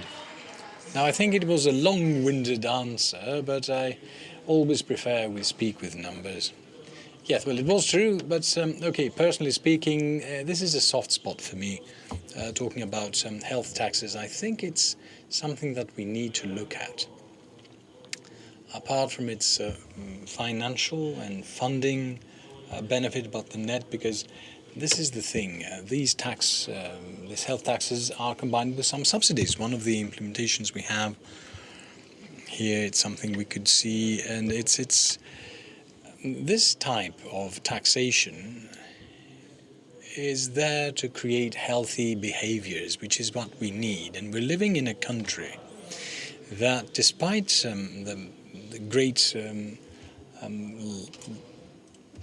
life expectancy, it's 7.8 years, and in Norway it's approximately 18, the healthy life expectancy. So we need to set up policies that will keep people alive and well. Now, I see, and we often discuss, that many of the key policies in the triptych of values, volume, mix for healthcare expenditure did not go to the level we would like. And a characteristic example is what you showed here regarding the generic drug prices. It was an article by our team that was accepted today that as of 2012, the key factor that has changed expenditure either upwards or downwards when first applied was the changes in the mix of pharmaceutical expenditure. Now, we have things that are proved here and numbers on the basis of this factor, but I will come back to this because you proposed a very peculiar and particular, I would say, solution. But allow us to give the floor to Mr. Miltiadis Papadopoulos and his opinion, who's head of market access in a cluster of companies in Alcon, which is a biotechnology company. And it's true that in Greece we're talking about drugs a lot in terms of sustainability, but we have left a part that is increasingly developing. We have talked a lot less about it than drug, and we try with the CEIV there and to see how the audit assessment in terms of devices. And we started a discussion, and we'll give the results of this discussion in the next days in the public sphere, and we'll carry on this discussion. Why? Well, because this type of technology is a key factor to determine how care will look like in the future. Yes, well, I couldn't agree more. The medical technical product is indeed a key thing for patient health. And in the creation of sustainable strategies in terms of health, there's a lot in common with drugs, primarily through these areas. I mean, it requires long-term strategy. If we are ready as a sector and as companies for us to give the innovative solutions, I would like to say that we are. To what extent the system is ready to have such solutions and adopt them is something that is still in progress and it's pending. Depending long-term policies, this is another issue which requires consensus from all sides. In Greece, as we said earlier, we have an increased demand in healthcare services with the aging population and all the other features and characteristics we discussed. We have an ever-increasing cost of health, and at the same time limited reimbursements, both in terms of the public sector and the insurance companies. As we all know, in practice, this leads to a greater participation, or rather more out-of-pocket participation of the patient with destructive consequences for their family income. So what we suggest and we're trying to get is to move to a model that is based on value-based healthcare, that is based more on quality and the result of treatments in order to be able in the long term to ensure and secure the longevity of the system. Now, we mentioned various factors, the European funds, the NSRF, the RRF, which contributes to new investment, but we also have a model we can see, the PPPs, the public-private sector partnerships, which can play an important role in new investments, in new large-scale investments, but also into bringing know-how into the public sector. I should like to focus our discussion on the tendering process. Because, well, you see, the procurement of biotech products is through tendering procedures in the Greek public sector. At the moment, the main criterion is the lowest price. So in practice, this devalues the whole procurement system because we cannot give patients newer technologies, or they do not include criteria such as material quality, effectiveness, or clinical trials and clinical data that we can have, or even the availability of the product itself. So a proposal might be to move on to a model that is most economically advantageous tender, in order to be able to give what's best for the patient in the best price. Now, in terms of medical device, of course, we need to utilize artificial intelligence, telemedicine, and to pay more attention to prevention rather than treatment alone. Now, recently, we had rebate in biomedical products, and the President talked about that earlier. And I think it is something aimed at collection. It is something that aims at reducing expenditure regarding competitiveness and keeping investment or even new investments in new technologies. Now, please allow me, after these things that you said, to have another comment. And please allow me to start in the other way around. Now, in one turn of speech, he said something that is very important and should be of concern, that has to do with the quality of data that are filed in the tendering processes, and if I may, the quality of the vendors or the providers. This is something we need to see so that this sector to be better controlled, not just for its financial impact, but because we're talking about products that have a direct impact on the population's health. The future will change, it will contain much more biotechnology, so it's something that we need to see. at the very least, to the extent that we use them for drugs in such a strict environment. But allow me to ask something about rebate. Now, on the one hand, truth be told, we have the capacity and the capabilities of the state, but on the other hand, we know that rebate-type practices or even clawback can create distortions in the market. What have you to propose? Now, taking into consideration these involuntary impacts of rebate, which can be the reduction of jobs, reduction in the access of new technologies, or even less access to training of healthcare professionals, it might be more easy for someone to be able to upgrade the price observatory that already exists with a new model that can give a range, price range, or a bracket. And it's something we haven't seen. And we might be able to talk about the DRGs, or even the digitization and merging of the IT systems of the health sector in order to be able, in terms of a compensation or a set-off to the measure you're talking about, to give the results that we want. And at the end of the day, for the patients to be able to receive the services they can and have access to new technologies. Thank you very much. Mrs. Prodromou, you set a new framework of collaboration or joint decision-making process. Is it something we need? And if so, how can we make it happen, do you believe? What are the requirements for success?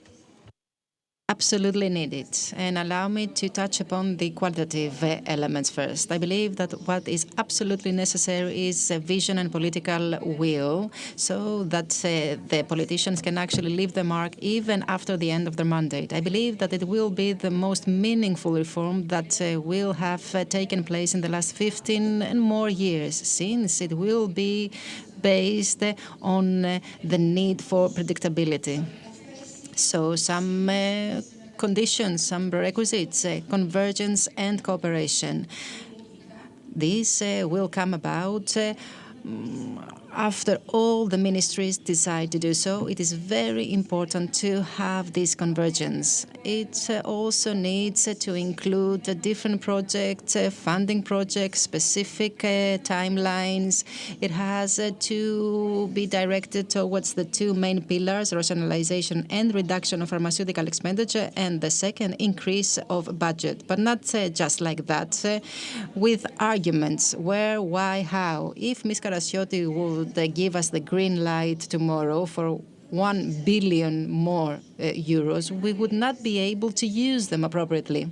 You probably agree. A 3-year framework of cooperation would allow us to know how to best use this money. So this would bring about benefits, benefits for the public, benefits for the patients, guaranteed access, benefits for the growth of the economy, because it is indisputable that we will have further growth because of the predictability in the system. And, of course, we will be able, the different sectors that is, to operate in a healthy level of predictability and to take effective action. Thank you very much. I agree with what you said about prioritization. I thought you agreed with the 1 billion. 1 billion and even more. But the way is always the same, because prioritization needs to include, in my view, data, but also the preferences that exist. But we don't have time to discuss about it now, maybe sometime in the future. The funding of the hospitals will radically change. What should we expect from EKP at that level? Reimbursement of hospitals on the basis of activity. As EKP, we take part in this process in an accounting role. When we had to check the cycle of the money, we had to know where the services were bought and how the services were paid for. This is something that we do in collaboration with GETECNI and with the ministry. Okay, but I believe that you will shoulder a significant burden when it comes to the negotiations for the standards in the DRG. So the expectations will be high for ECAP in the future. Negotiation is one thing, the tendering processes are another. Even in the tenders, there can be some qualitative criteria or polycentric studies when it comes to one material. What we don't have for medtech nor for drugs is the following. We don't know, or we can't measure. We do not know the outcome of the use of these medtech devices or drugs on the health of the patient. We need to have data, and we will get this data from our registries. This will allow us to see how the different drugs were charged for the patient and how they have improved their life. Once we are in the position to measure all this, then we will be able to decide where to spend more money on. Thank you very much. This gives me the opportunity to ask Ms. Prodromou something about AOP and digital transformation. In your view, what will be the benefits of digital transformation, especially for AOP? Thank you very much for this question. Allow me, Mr. Athanasakis, before I answer to your question, to say the following. Ms. Prodromou, in her second intervention, said it correctly. She said that even if we had 1 billion to spend today, we would not know how to spend it. I'm not going to agree with that. I don't believe that the budget has remained the same since 2015. It is 1 billion plus. So we have the 350 investment clawback, 170 the vaccines that were outside the budget and are funded by the state budget. Another 60 millions were given by the state budget in order to cover the ECAS, the expenditure of patients and the expenditure of European citizens. In the RRF, and with funds of the ordinary budget, another 300 were given, plus 100 million. So we have reached 1 billion. Our negotiation during the last couple of years, under the leadership of Ms. Kokozuku, has led to additional savings. We had 150 million savings. Now we have 600 million savings. But indeed, Ms. Prodromou, there is a derailment. And this takes me to the answer to the question how we can deal with this challenge. In order to ask for more money, first, we need to make sure that the one we have is effectively used, and any additional amount will be used in the right direction. So, first, we need to find new tools, and the digital transformation, indeed, Mr. Athanasakis, can help us in different ways. It can help us fight over prescription. The minister has already announced some additional measures. We are already running, with the collaboration of many ministries, an action for the distinction of AMCA, the insurance number, into active and non-active. Following a control we did, we realized that a large part of the fraud, to the detriment of the organization, stems from non-insured people, Roma, migrants that have been extradited, and people that live in migrant shelters or prisons. So with the digital transformation, we don't simply want to become more modern and to use more modern systems and applications. No, with digital transformation, we want to enhance transparency. We want to combine protocols, medical and scientific, with reimbursement and patients' registries. We want to evaluate the med technologies by measuring the result, and we want to give reimbursement always on the basis of the outcome of a novel treatment and medtech.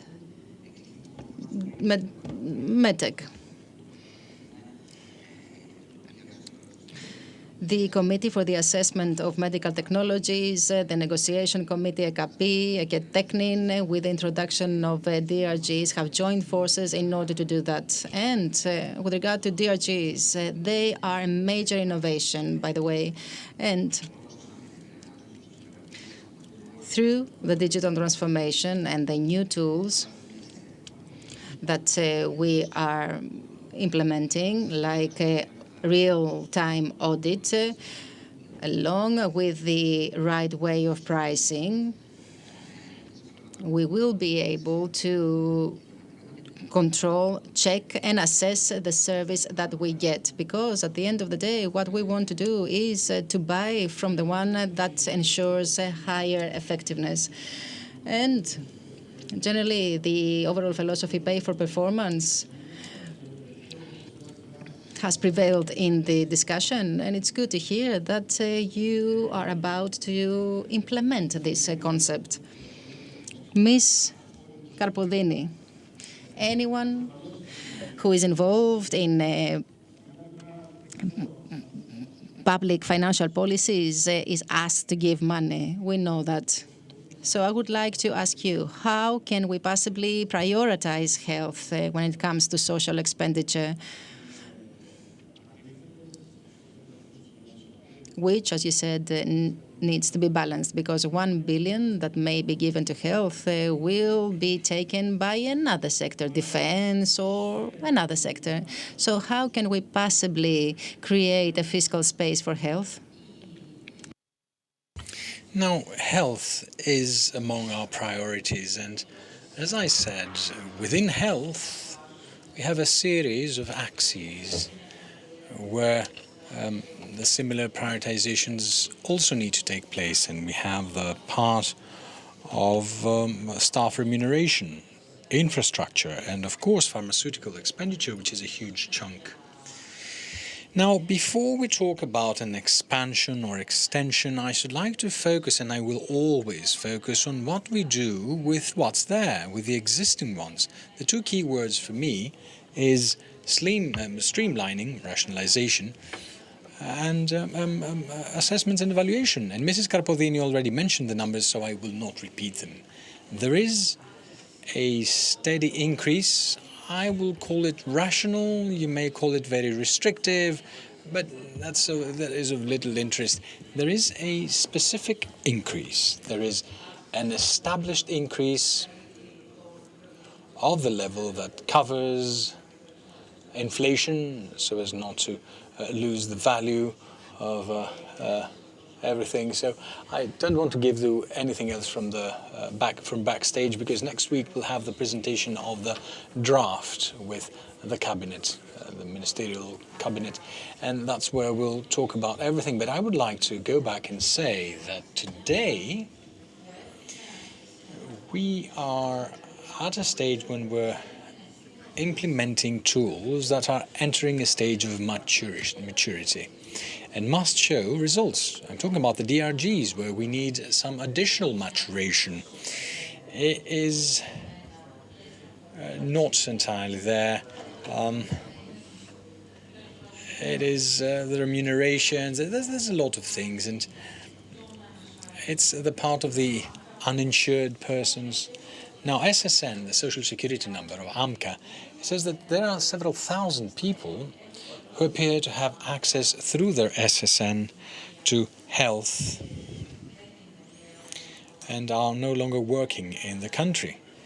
It is a rather large range. I would like to say that performance enters into the discussion. It still remains to see how this will happen in action. It's something that we didn't discuss as of now, and we'll need to see how this will be expressed.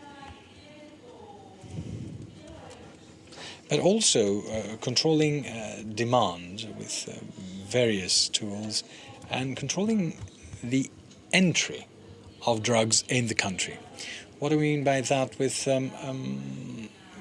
the various channels and how these will be able to be limited and delineated and help us control expenditure? I don't know whether I was in great detail, so you said everything and you shared news bits and news bites with us. Thank you very much. I'd like to thank the entire panel for this discussion.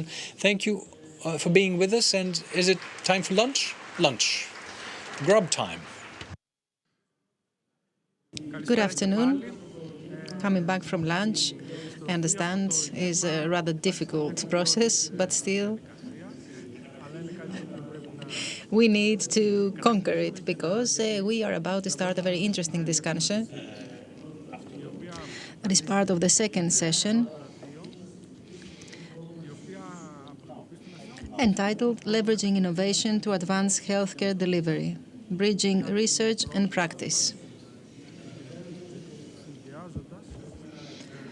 We have a wonderful panel that will be moderated by my colleague Maria Gazzouli. But before the panel, allow me to welcome Mr. John Halanka, who is a Dwight and Diane Dukes President at Mayo Clinic Platform, Mayo Clinic. Κύριε Χαλάμκα, Δόκτωρα Χαλάμκα, μας ακούτε? Γεια σας, είμαι online και σας ακούω πάρα πολύ καλά. Σας ευχαριστώ. Υπέροχα. Θα ήθελα να σας καλωσορίσω στο συνέδριο HEALTHWORLD του 2024 και ανυπομονούμε να ακούσουμε την παρουσίασή σας. Ο λόγος σε εσάς. Σας ευχαριστώ πάρα πολύ. Καλησπέρα σε όλους. Είναι πάρα πολύ μεγάλη τιμή που βρίσκομαι μαζί σας σήμερα. Έχω επισκεφθεί 21 χώρες το 2024 και κάθε χώρα θέτει το εξής ερώτημα. Πώς μπορούμε να επιταχύνουμε την καινοτομία, πώς μπορούμε να χρησιμοποιήσουμε τα δεδομένα του παρελθόντος προκειμένου να δώσουμε όθηση σε νέες ανακαλύψεις, σε αναλυτική και σε νέα μονοπάτια στο μέλλον. Πώς μπορούμε να προστατεύσουμε την ιδιωτικότητα των ασθενών. Πώς μπορούμε να διασφαλίσουμε ότι ό,τι κάνουμε είναι πολιτισμικά αποδεκτό αλλά και αποδεκτό από τους ρυθμιστές. Κάθε χώρα, λοιπόν, αυτό που κάνει είναι να εξετάζει πώς κάποιος χρησιμοποιεί τα δεδομένα που έχουν συλλεχθεί για τους ασθενείς και στη συνέχεια τα χρησιμοποιεί με έναν ηθικό τρόπο που διασφαλίζει την ιδιωτικότητα και με σκοπό να οδηγήσει σε καινοτόμες λύσεις. 10 εκατομμύρια ασθενείς έχουν, παράδειγμα είναι αυτό, δεδομένα τα οποία καλύπτουν την περίοδο από τη γέννησή τους μέχρι την σήμερα ημέρα. Αλλά υπάρχουν και δεδομένα για τις κλινικές δοκιμές, δεδομένα για τις συσκευές που μπορεί να έχουν, τις φορητές συσκευές. Και η πρόκληση είναι πώς να πάρουμε όλα αυτά τα δεδομένα και να τα χρησιμοποιήσουμε με έναν κοινωνικά αποδεκτό τρόπο, ούτως ώστε στη συνέχεια να αναπτύξουμε εργαλεία πάνω σε αυτά τα δεδομένα, ούτως ώστε οι χιλιάδες υπάλληλοι στην Mayo Clinic να χρησιμοποιήσουν αυτά τα δεδομένα για οποιοδήποτε είδος καινοτομίας. Πώς το κάνουμε λοιπόν αυτό? Πρώτα απ' όλα πρέπει να θέσουμε το ερώτημα. Τι ακριβώς θέλουμε να πετύχουμε? Θέλουμε να εξετάσουμε την πρώιμη διάγνωση μιας νόσου? Θέλουμε να βρούμε καινοτόμες θεραπείες ή να διασφαλίσουμε την επιτήρηση της αγοράς? Και βάσει των αποφάσεων που θα πάρουμε, θα πρέπει να αποφασίσουμε τι είδους δεδομένα πρέπει να χρησιμοποιήσουμε. Στην περίπτωση της Mayo Clinic, αυτό που έχουμε καταλήξει είναι ότι αν θέλουμε να δημιουργήσουμε εκατοντάδες αλγορίθμων για πρώιμη διάγνωση και ταυτοποίηση μιας νόσου και για καλό προγραμματισμό, θα χρειαζόμασταν πολλών ειδών δεδομένα. Κάποια δεδομένα είναι πάρα πολύ καλά διαρθρωμένα.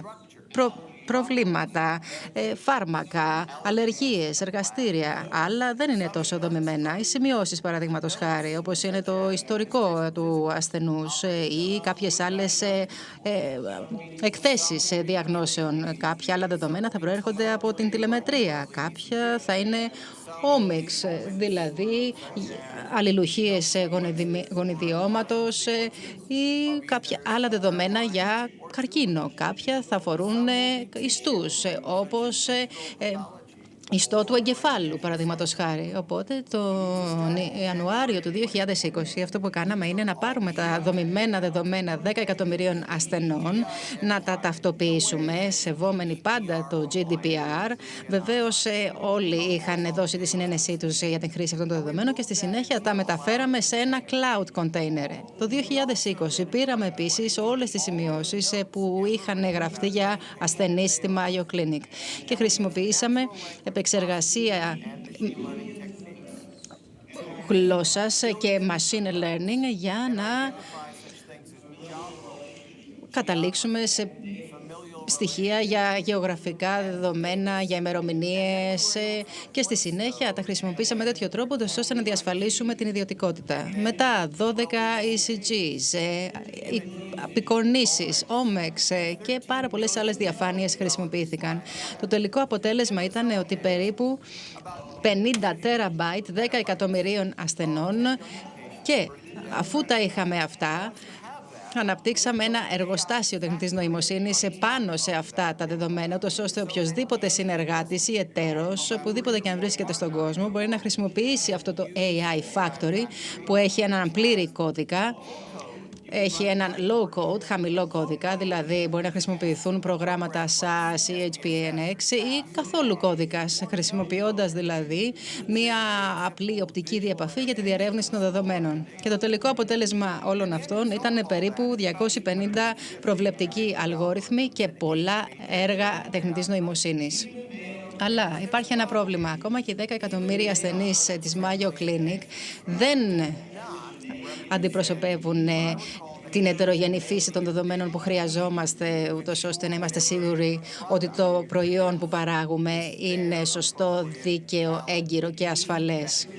Χρειαζόμαστε ετερογενή δεδομένα για αυτό. Στη συνέχεια η Mayo Clinic μπήκε σε ένα άλλο σύστημα νοσοκομείων, το Mercy Health. 50 εκατομμύρια ασθενών συμφώνησαν και αυτοί να κάνουν το ίδιο και να συμμετάσχουν μαζί μας στο πλαίσιο μιας ομοσπονδίας. Αυτοί θα κρατούσαν τα δεδομένα, θα ήταν υπεύθυνοι για την διαχείριση αυτών, αλλά μεταξύ Mayo και Mercy θα μπορούσαμε να διερευνήσουμε και να αναπτύξουμε βάσει αυτών των σετ δεδομένων. Στη συνέχεια προσθέσαμε το UGen Καναδά, Albert Einstein Βραζιλίας, ΣΥΜΠΑ στο Ισραήλ, περίπου 1/3 του πληθυσμού της Σιγκαπούρης μέσω του SingHealth, Νότιος Κορέα μέσω του Seoul National και άλλες χώρες από την υποσαχάρια Αφρική, Κένια, Νιγηρία, Αιθιοπία, μέσω συνεργασιών με την Aga Khan και το StanMed. Στα επόμενα τρίμηνα θα προσθέσουμε την Ινδία, την Κίνα, το Μεξικό. Και σας τα λέω όλα αυτά διότι στις 21 χώρες που επισκέφτηκα, κάθε χώρα ουσιαστικά έθετε το ερώτημα πώς μπορούμε να το κάνουμε αυτό. Και η απάντηση φαίνεται να είναι κρατήστε τα δεδομένα μέσα στη χώρα σας. Κρατήστε τα δεδομένα υπό το δικό σας έλεγχο, αλλά συνεργαστείτε με άλλους ανά τον κόσμο. Και με αυτόν τον τρόπο θα μπορέσετε να πετύχετε το καλύτερο βάθος δεδομένων, αλλά και να έχετε ετερογενή δεδομένα. Μίλησα εν συντομία για την προβλεπτική τεχνητή νοημοσύνη, δηλαδή το είδος τεχνητής νοημοσύνης που παίρνει τα δεδομένα και βοηθά βάσει του ιστορικού του ασθενούς τι μπορεί να συμβεί στο μέλλον. Αλλά τι συμβαίνει με την παραγωγική τεχνητή νοημοσύνη. Η πρόκληση που άπτεται αυτής, και βεβαίως αυτό ισχύει για πολλά πλαίσια που τη χρησιμοποιούμε, είναι ότι είναι πολύ πιο δύσκολο να αξιολογήσουμε την ακρίβεια και την ποιότητα. Υπάρχουν και θέματα συνοχής και συνέπειας. Αυτό που κάναμε λοιπόν στο δικό μας έργο παραγωγικής τεχνητής νοημοσύνης είναι το εξής. Πρώτα απ' όλα χρησιμοποιήσαμε ταυτοποιημένα δεδομένα, διότι θυμάστε ότι η παραγωγική τεχνητή νοημοσύνη θα μπορούσε να χρησιμοποιήσει άλλου είδους δεδομένων. Στη συνέχεια, χρησιμοποιήσαμε αυτή τη τεχνητή νοημοσύνη για να δούμε ποια ήταν τα ερεθίσματα, τα prompts που έμπαιναν και ποιες ήταν οι αποκρίσεις που προέκυπταν. Και έτσι καταφέραμε να μάθουμε κάποια πράγματα για την ποιότητα και την συνέπειά της. Επί του παρόντος στη Mayo Clinic και σε πολλά άλλα μέρη του κόσμου, λόγω της πρόκλησης που άπτεται της ψευδαίσθησης και λανθασμένης κατασκευής δεδομένων της τεχνητής νοημοσύνης, πολλοί χρησιμοποιούν παραγωγική τεχνητή νοημοσύνη για πιο διοικητικούς σκοπούς, όπως παραδείγματος χάρη την παρακολούθηση μιας συζήτησης μεταξύ γιατρού και ασθενούς που καταλήγει στη σύνταξη σημειώσεων χωρίς να πρέπει ο γιατρός να πληκτρολογήσει στον υπολογιστή ή για να βοηθήσει στη σύνταξη σημειώσεων που κρατούν οι νοσηλευτές ή σημειώσεων από εργαστήρια. Βοηθάει να καταλάβουμε διάφορες διαγνωστικές δυνατότητες για πολλές νόσους. Και σας το λέω αυτό, διότι δεν χρησιμοποιούμε παραγωγική τεχνητή νοημοσύνη για οποιοδήποτε σκοπό διαγνωστικό ή θεραπείας. Και όλα τα έργα παραγωγικής τεχνητής νοημοσύνης βρίσκονται υπό τον έλεγχο του EIRB, διότι πρόκειται για ένα αναδυόμενο τομέα. Πάρα πολύ σημαντικό, καθώς παράγει κανείς την προβλεπτική παραγωγική τεχνητή νοημοσύνη, είναι να επαληθεύει αυτούς τους αλγοριθμούς χρησιμοποιώντας άλλα σετ δεδομένων διαφορετικά από τα δικά του. Στη συνέχεια τα αναπτύσσει και στη συνέχεια χρησιμοποιεί την ανατροφοδότηση από γιατρούς και νοσηλευτές για να δουν κατά πόσο και πόσο αποτελεσματικά λειτουργούν αυτά. Και στη συνέχεια τα παρακολουθεί διαρκώς, όπως ακριβώς παρακολουθεί και ένα φάρμακο στο πλαίσιο της παρακολούθησης της αγοράς. Και σε αυτή τη διαδικασία, λοιπόν, πρέπει κάποιος να ορίσει τι θέλει να κάνει, να συλλέξει τα δεδομένα, να αναπτύξει ένα μοντέλο, να επαληθεύσει το μοντέλο, να το δοκιμάσει, να το παρακολουθήσει. Και όπως καταλαβαίνετε, αυτή είναι μια διαδικασία που δεν σταματά ποτέ. Δεν είναι ένα project που θα σταματήσει και αυτό ήταν. Ο ρόλος μας λοιπόν στην Μάγιο δεν ήταν απλώς να επισκεφθούμε άλλους οργανισμούς στον κόσμο και να δημιουργήσουμε έναν κόμβο. Όχι, σκοπός ήταν να παίξουμε τον ρόλο του καταλήτη ανά τον κόσμο και να ενισχύσουμε και να ενδυναμώσουμε τις τοπικές κοινότητες, ούτως ώστε αυτές στη συνέχεια να πάρουν την καινοτομία που εμείς εισαγάγαμε και να την διαχύσουν στην ευρύτερη κοινότητα. Και ο ρόλος μου στη Μάγιο είναι βεβαίως να επιβλέπω την πλατφόρμα για την καινοτομία και για τα δεδομένα, αλλά είναι να καταφέρω να χρησιμοποιήσω αυτή την πλατφόρμα προκειμένου να αγγίξω τις ζωές 4 δισεκατομμυρίων ανθρώπων μέχρι το τέλος του έργου αυτού. Και βεβαίως ό,τι κάνουμε είναι διαθώσιμο και στην Ελλάδα και σε όλους τους φίλους και σίγουρα είμαστε υπέρ της συνεργασίας μαζί σας και είμαι σίγουρος ότι υπάρχουν και πάρα πολλοί άλλοι ομιλητές που θα δώσουν το δικό τους σχολιασμό και γι' αυτό και εγώ ανυπομονώ να συμμετάσχω και εγώ στη συζήτηση που ακολουθεί.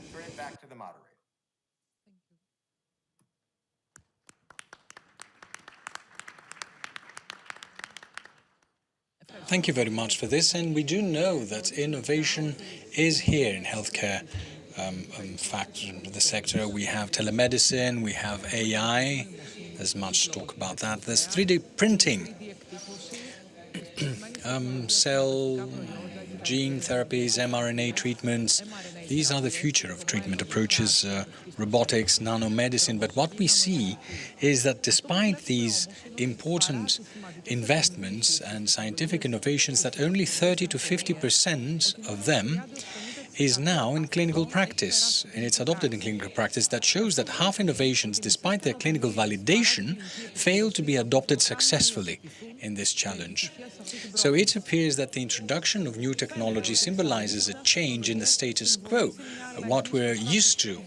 It requires energy, action, training, and there are various barriers, personal barriers, lack of accessibility, lack of trust in the new technology, and we see that there is some technophobia, as well as lack of training and support for the empowerment and strengthening of this new technology. And maybe we should take a look at this not at purely and strictly scientific terms, but from a sociological, anthropological point of view, to see how we can move from scientific research to clinical practice.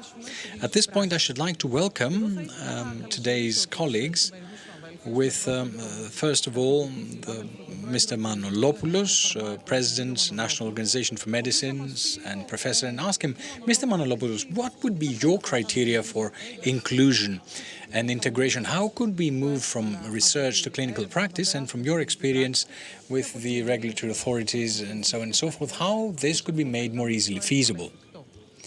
Good afternoon. Thank you very much for the invitation, and my dear colleague for this kind introduction. And to say that I was impressed by what Dr. Halamka talk to us about, and I think I know his work because he's done quite a lot in the integration of AI and its use in cardiovascular disease treatment. This link between research and clinical practice is something that has been of concern for the scientific society for the past 30 years, from the translational research, which was the attempt to bring these areas closer. And I think that it has moved far further. When I started my career 30 years ago, these areas are very close. There are ways of direct communication. It's something we can see in examples such as tailor-made or individualized medicine, how the findings are included in clinical trials and try to put it in clinical practice. There are a lot of things regarding doctor training and all the actors or the players in the field who get used to accept and adopt these data, because if we just find it, we publish it and we read it amongst ourselves, unless we can put these in clinical practice fast, I don't see that there's much of a point. Technologies were mentioned, more modern ones that are now piquing the interest of people now. Artificial intelligence, robotics, big data, we should not underestimate it. Those who've done research with omics realize that there's a huge data analysis, and the problem has left data production, but the analysis of data and the extraction of logical results. This is something that the EOF can see as well in the diagnosis, treatment and monitoring of disease. We at the EOF, the National Organization for Medicine, and I think that others will talk about this as well, like Professor Gravanis, is an example of this synergy and collaboration that is required.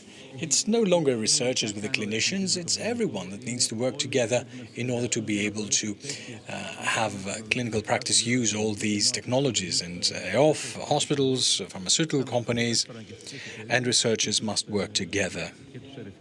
I think it's a good time to proceed with such a development. Now, in terms of the EOF and coming back to the Greek reality, the challenge lies in being able to prepare the organization to be able to evaluate and approve, because this is another necessary step for this technology to enter clinical practice, to be approved.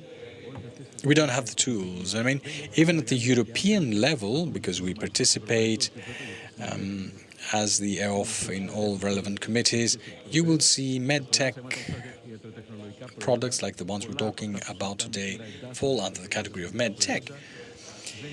It hasn't yet been discovered how to evaluate them fast and assess them, and we don't have the people who can do that. So this is another thing that we each must try to do.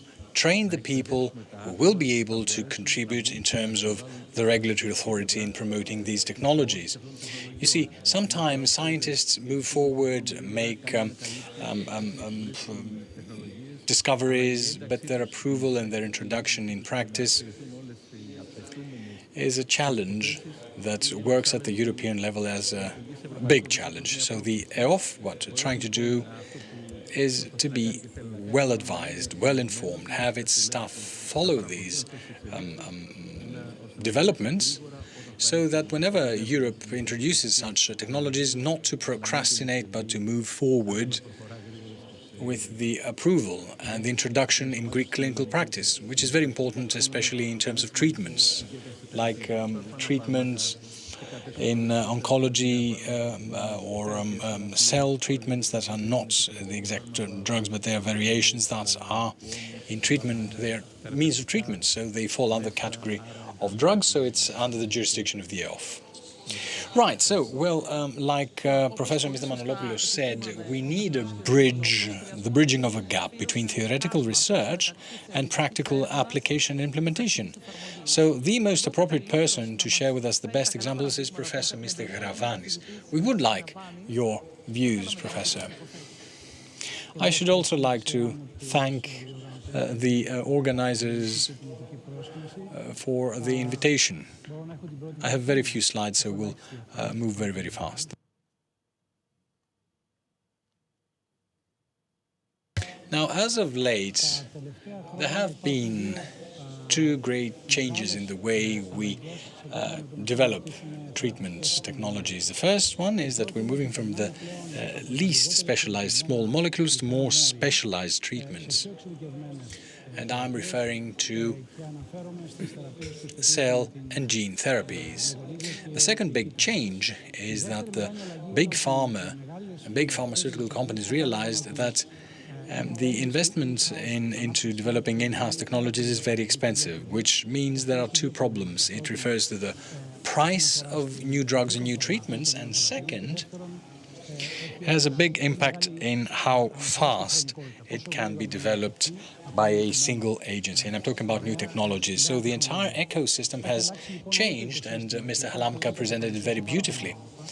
For the development of new treatments and drugs, we have the communication real-time and in tandem of all these stakeholders.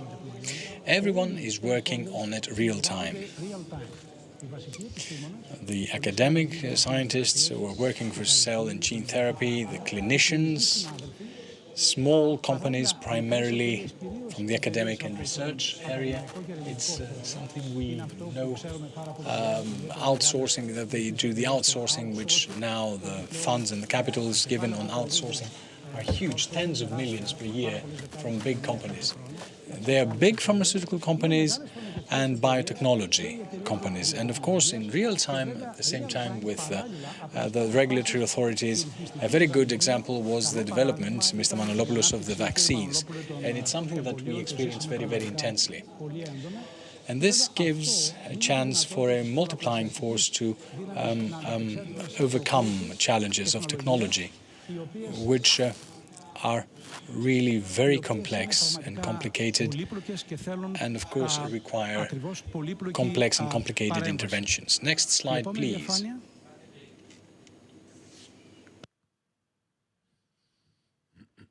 My intervention will contain two key features. The first is that I will be talking about the key criteria internationally for investment in new technologies and the development of gene and cell treatments, CGT. So what investors have as their key criteria. The second intervention will have to do with an effort that started for a few years at the University of Crete and the ITER for the development of such a technology of cell gene treatment. The three key targets for the development of new treatments is gene editing, is the use of reported stem cells for regenerative medicine, and it is of course the engineered cells, primarily the NK cells. These are the technologies that which have been developed and are mostly interesting for investors the world over. The three key criteria to invest in these technologies are first, the existence of clinically significant documentation through data. And these are data in omics analysis and big data analysis and the incorporation of artificial intelligence and machine learning. Also, it requires platform technology that finds application not only in a single treatment technology, but can be used by others and other technologies. So the multiplying factor is much larger at the level of market and investment. And of course, it requires people who have managerial skills to be able to coordinate this new ecosystem. Now, in my field, the academic field, this experience, unfortunately, is missing. Next slide, please. We can see here what happens in the global system, the global investment systems in the life sciences. Most people think that these investments happen in the first world, in the US and the European Union. A big chunk of those funds is funneled to China and Japan. Both countries, and primarily China, invests not only within the country but internationally. This has allowed countries that do not have a tradition in these technologies to have a chunk or a share of the market, what we call outsourcing. And of course, researchers, as is the case abroad, must be informed, trained, and start communicating to find money not only from the public sector, such as research programs or European programs, but to communicate with the investors directly, be that pharmaceutical or biotechnological industry, both in our country and abroad.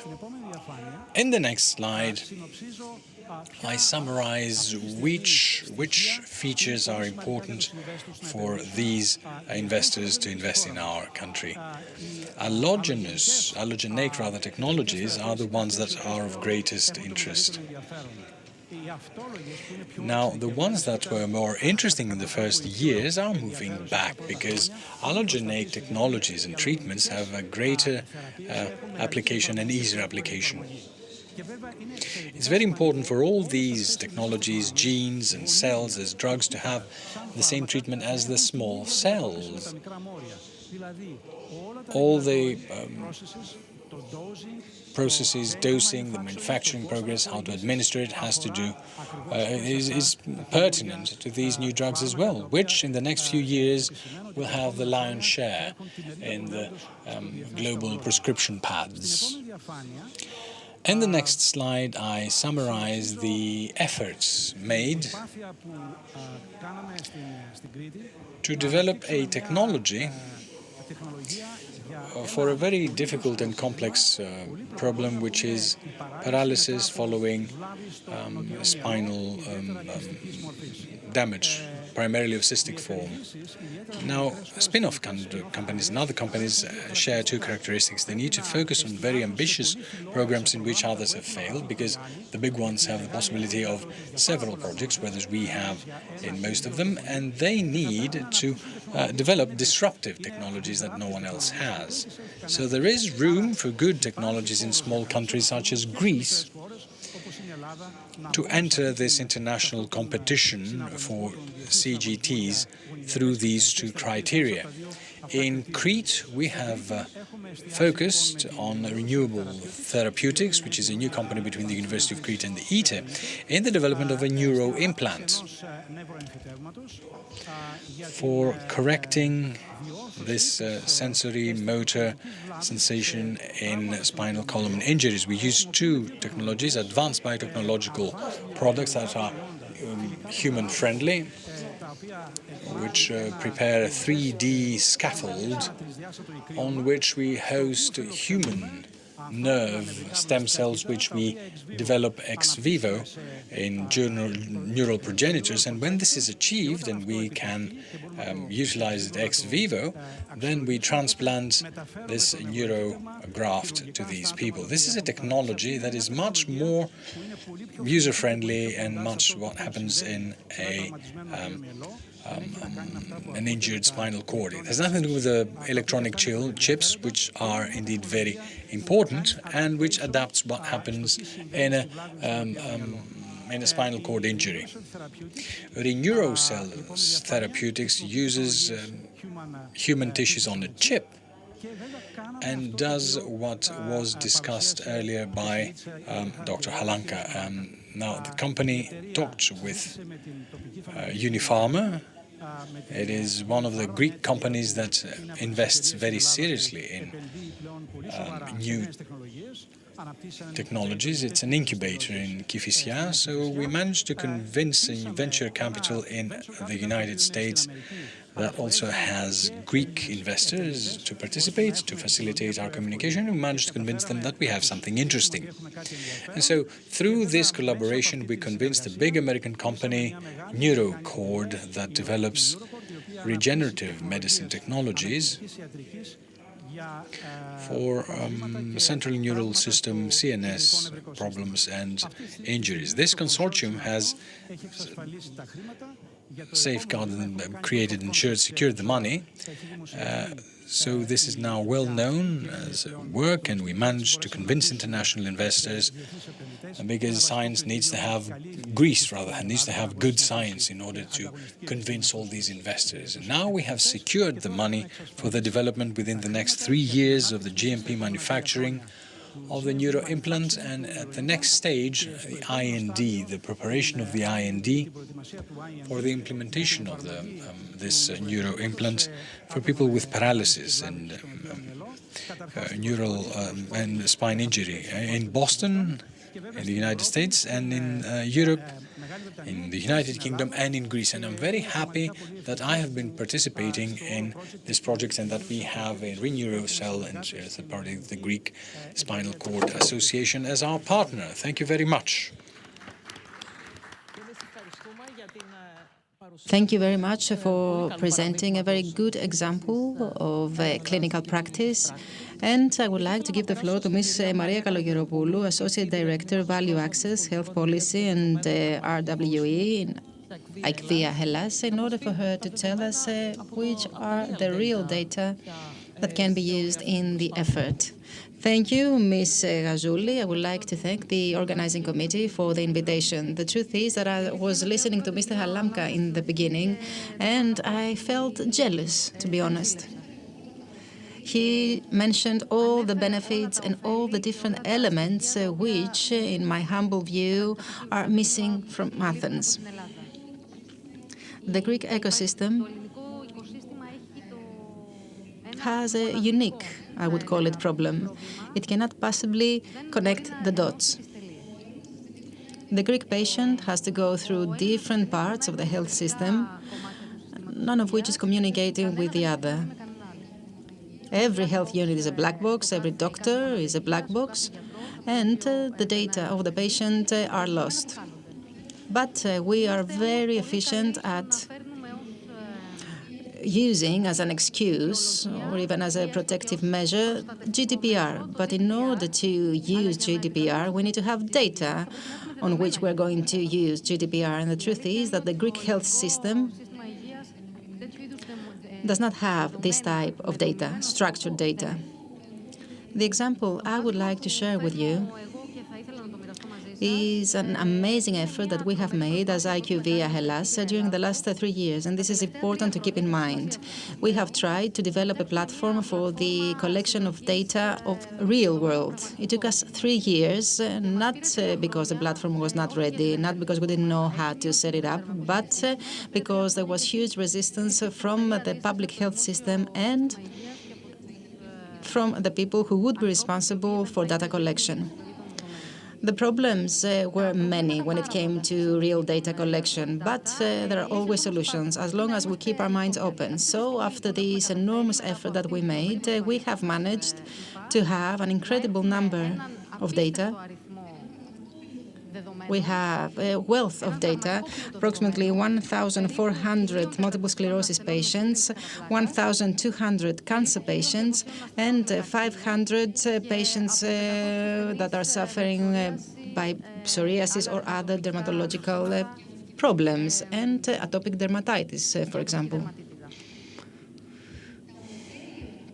The benefits stemming from this data are the ones which hopefully will be actually seen in Greece, so that we can eventually see all these wonderful things mentioned by Mr. Manolopoulos, by Mr. Gravanis, and by Mr. Halamka, so that we can actually have this linking between research and clinical practice, and linking with the access to health services. This type of data can provide us with useful information about the patient pathway, about patient-report outcomes that can be used in order to improve the health services that the patients already receive. Other benefits have to do with the assessment of the effectiveness and the safety of the treatment means that we have in real time. And I have to say that the data that we have are not data coming from one moment of time, but they date back to 3 years, for example. So you understand how many analyses and how many comparisons can be made so as to see the evolution of the disease,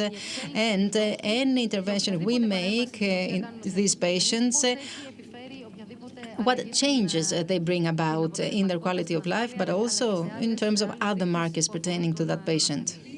In conclusion, I would like to say that, yes, we do have tools for clinical research. We have very good researchers, excellent scientists. I believe that the only thing we need to do is to find a way so as to use all these in practice, since this will be to the benefit of the patient. And of course, we need to have a structured assessment of the outcomes that these tools will have for various different reasons, even for reimbursement or for the improvement or discovery of new therapeutic solutions. So I would like to close with this wish, and I would like to leave some time for discussion. Thank you very much. We thank you very much. And we will now give the floor to the last speaker of this panel before the second round of interventions, Mr. Theodosios Bistas. He is head of the Clinic of Vascular Surgery in the Athens Medical Center, and he will share with us his experience from the implementation of clinical therapies in clinical practice as a clinical doctor. Thank you very much. If you could please show the slides. I'm the clinical doctor that has to bring innovation in clinical practice, to implement it, to understand the benefit or the disadvantage, to understand which is the best patient for this specific innovation. It is not an easy task. The pharmaceutical company or the company that will present the product will tell us that yes, it is, but on a daily basis, we observe that the final indication is decided and issued by the doctor. If we take a look at the flow that innovation follows up until the clinical outcome, we will see that innovation will provide us with solutions about invasivity, imaging, AI, robotic systems, virtual reality that we have forgotten a little bit as of late, and then clinical outcomes, for example, safety, whether it will truly reduce complications and improve the quality of life. And after this assessment, the unmet needs will once again emerge. It is the point where we will need innovation once again. And this is a cycle that every student of medicine needs to be taught, because the unmet need will appear as a question to the industry by the doctor himself. And I will give you an example from angiosurgery. Angiosurgery may be the fastest growing specialty during the last decade, with the most devices that have ever been offered to a specialty in a matter of 10 years. Now we can actually restore the aorta intravascularly from two small holes in the bubonic area. This is a restored aorta from the aortic arch, the valve up to the ventricular aorta. We no longer follow methods like making some sections in the feet of patients with renal disease. Everything is done now intracutaneously. As you can see, the restoration has become faster, and this has improved the quality of life of patients. Moreover, we have improvements from the imaging. This is, as you can see, a picture taken from the laboratory, and the CIAP is doing tomography in order to check whether the restoration has been successful, and if not, what interventions we need to make in order to be sure that the quality of a restoration is 100% successful. At the same time, we know that we want to reduce the liquid that we use in imaging. So what do? We use maps. The machine itself, with the assistance of AI, makes an infusion between CT scan and angiography, and the software tells us where we will find what we are looking for. So everything is done with much less radiation and with much less fluid used. And where does this lead? To the safety of the patient. But still, this has led us to an unmet need, which means that we want less radiation, both for the patient and the doctor. We want to have more friendly devices for the physical condition of the doctor, not have to wear lead all the time. And that is why we have asked for robotic systems to be developed for angiosurgery. I can tell you that as of January, we will be one of the first clinics globally that will use the first robotics of intensive angiosurgery. Everything will be done from a remote room, or we will have the virtual reality glasses in order to be able to see the CT scan on the patient. And this is not science fiction. It is coming in the next 10 years. Now, all this started from a bench before they reach the bedside. The basic points that we need to be aware in order to accelerate this process is, first of all, the prototyping support.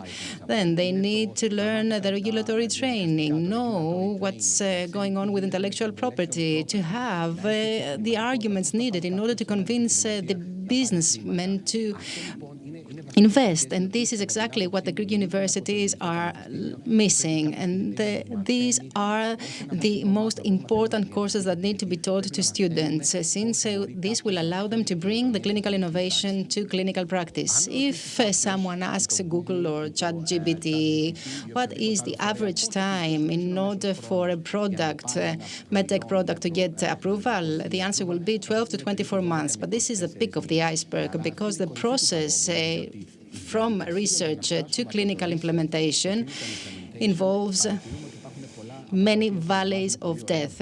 These are the areas that can lead someone to complete confusion and to get lost. And when in the past we knew that the relation between medtech and drugs had different times of approval, now we know that there's going to be an additional delay for medtech, since we need to wait for the clinical data when it comes to small companies in order for them to be purchased by the big companies. So which are the solutions? First of all, there are some innovative technologies that need to follow the fast-track pathways. We can no longer wait for the clinical data, because it is the nature of the disease that does not allow us to wait for so long. At the same time, my view, what Greece is missing are the excellence centers. For many years, I was in Germany, and there, when someone was suffering from diabetes, they would go to a specialized foot clinic. These excellence centers will give us the big data that one mentioned before, and, of course, the medical technology advanced program needs to be introduced. What is that exactly? It was discovered by the Chicago University. These are working groups from universities or private organizations that help people with wonderful ideas so that they can bring them quickly into medical practice, clinical practice. Thank you very much.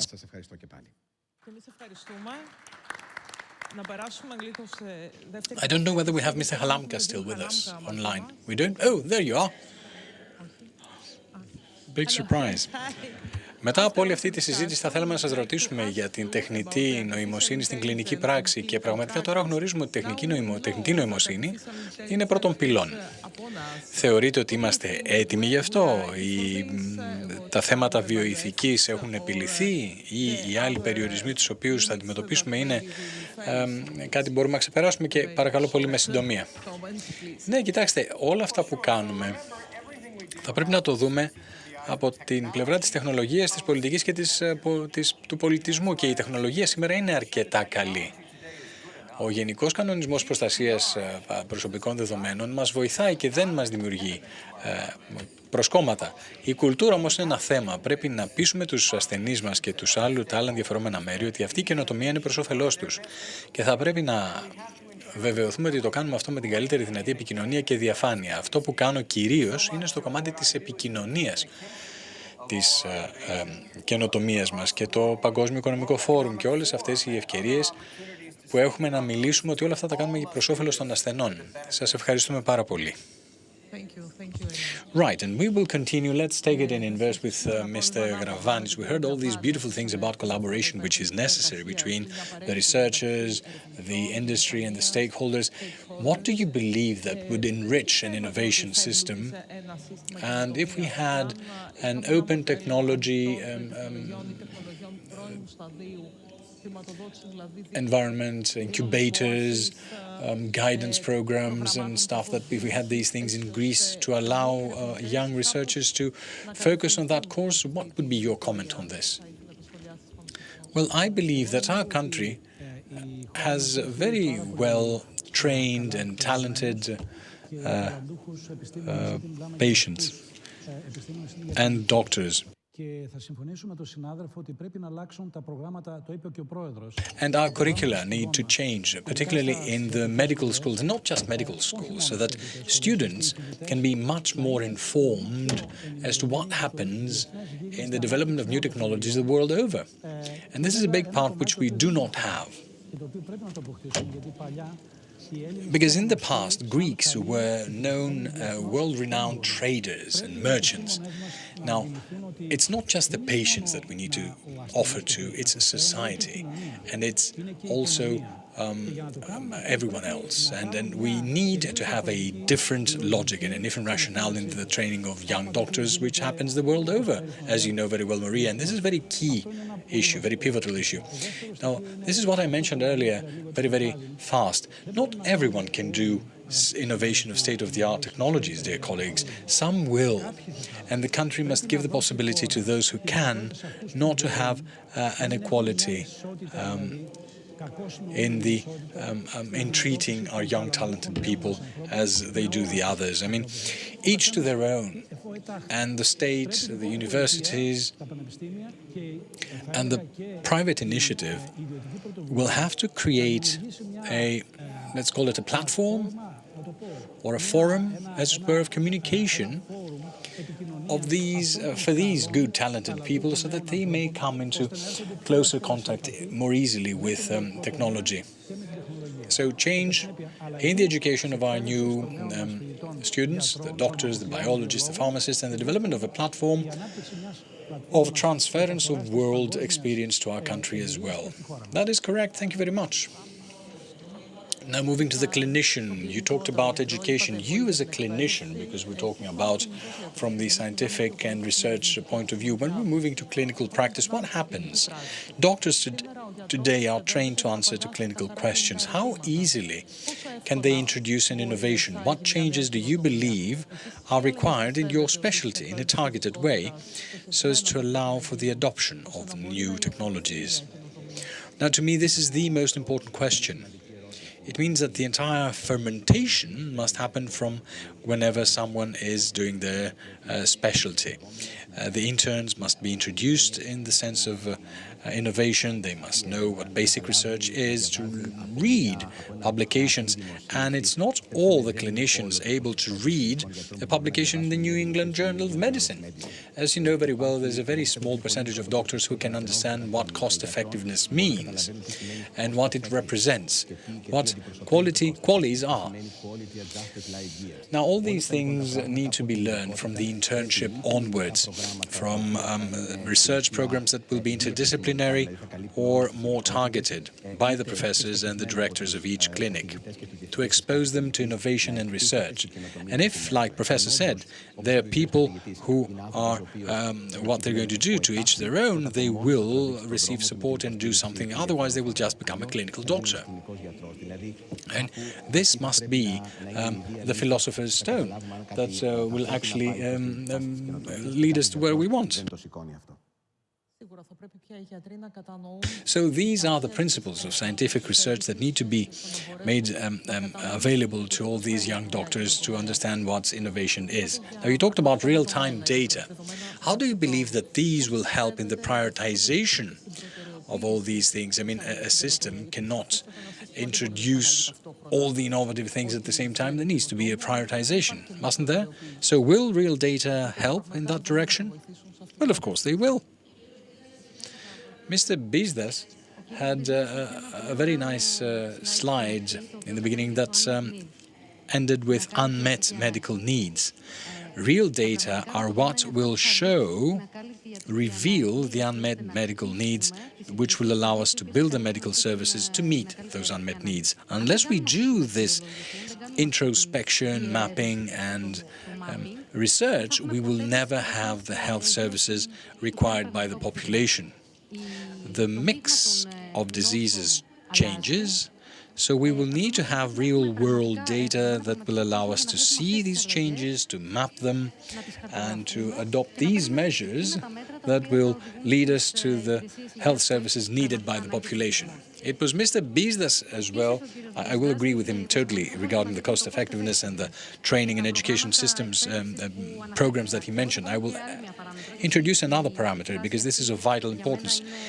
Health economics is very important for a doctor to know. And the example you gave from the endo-IVF system with the fistula, I must say that IQVIA, to see how these things are married to one another. So IQVIA has done the evaluation of health economics, and it is cost-effective. Not only is it cost-effective, it has very good savings for the healthcare system. So one adds to the other. And any knowledge and any resources these medical students may have will help them in the real world. And real-world data, for me personally, I don't want to be aphoristic, are very, very useful. Thank you very much. And I will now give the floor to Mr. Manolopoulos, who is the president of the National Organization for Medicine, the EOF. Okay, and I would like you to talk to us about the trends and how ready are the regulatory authorities and the legislative framework to be up to date regarding this dynamic environment that they have to live and operate in. Thank you very much. I already mentioned this in my initial presentation. The challenges are out there and they're big. They're particularly big for the regulatory authorities and the state, which is possibly the slowest moving one. It's glacial speed. So our goal is to be proactive and to be ahead of the developments or just to follow them. But the ministry on its own cannot do everything, okay? I mean, education is very important. I mean, also, another important parameter is the collaboration among all. I mean, two companies, if two companies may not work together, we're going nowhere. We must achieve collaboration, adaptability, and something I think we're missing as a country is effectiveness. We need to think that all this has a goal, which is effectiveness and safety, drug effectiveness and safety. So we must all work with these things in the back of our heads, that we are aiming at a treatment approach that is safe and effective, be that produced by something very recent as technology like omics or artificial intelligence or classical chemistry. At the end of the day, the doctors will only use it if they know that these two principles have been secured and ensured. So we need to keep this in our minds when we, all of us, and Greeks who are lagging behind, are trying to do this. But at the end of the day, at the time of implementation, we're lagging slightly behind there in clinical practice. Okay? We're missing their goal.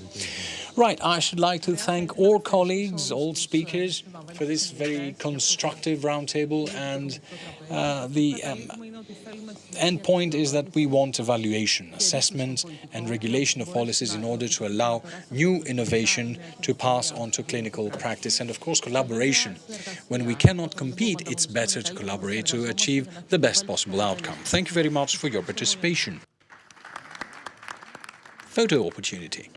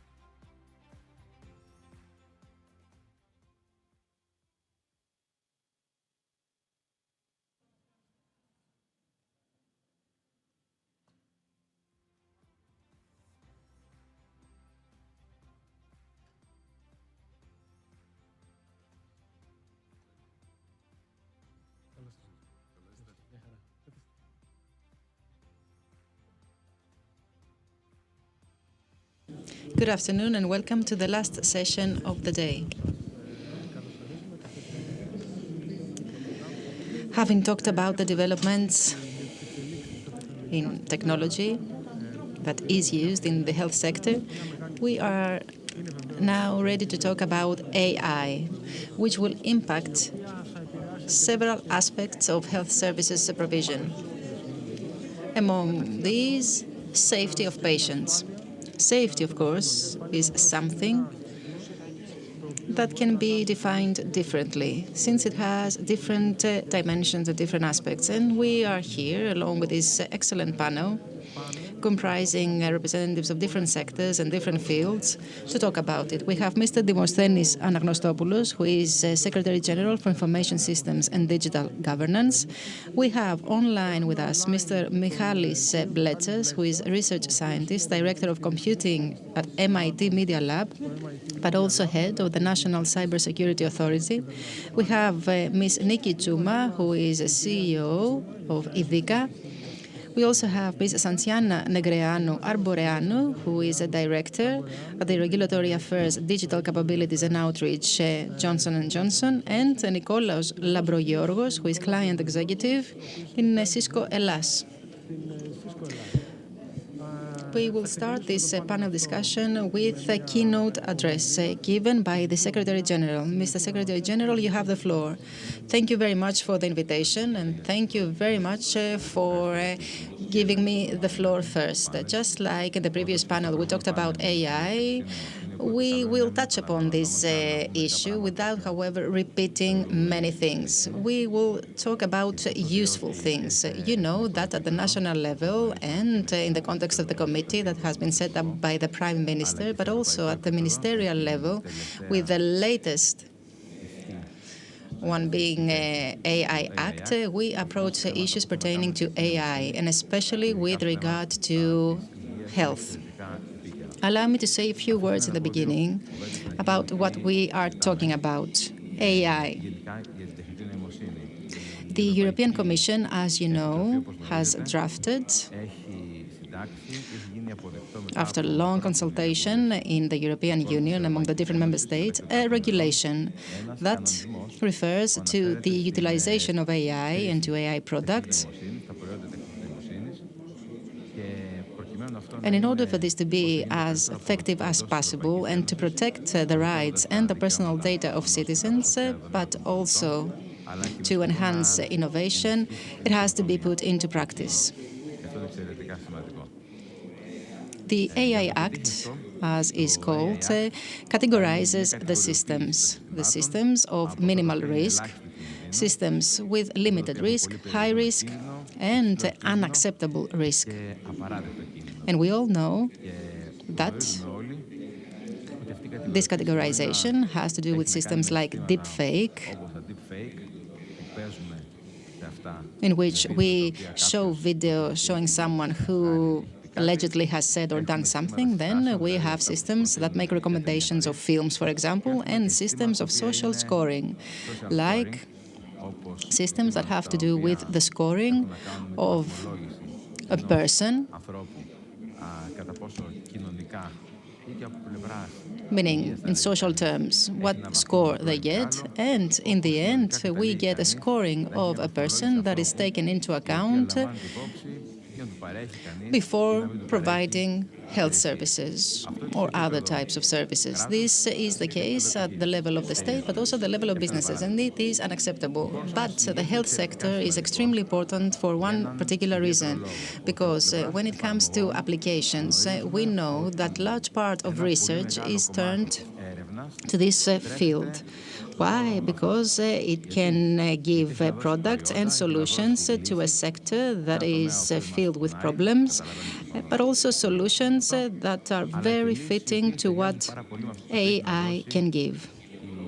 And for that reason, I would like to tell you that in the AI board, that is the board of the European Union for AI, and has as a purpose the implementation of AI Act, and to ensure its proper implementation in the European Union, by the way, I participate in this board, places particular emphasis at healthcare.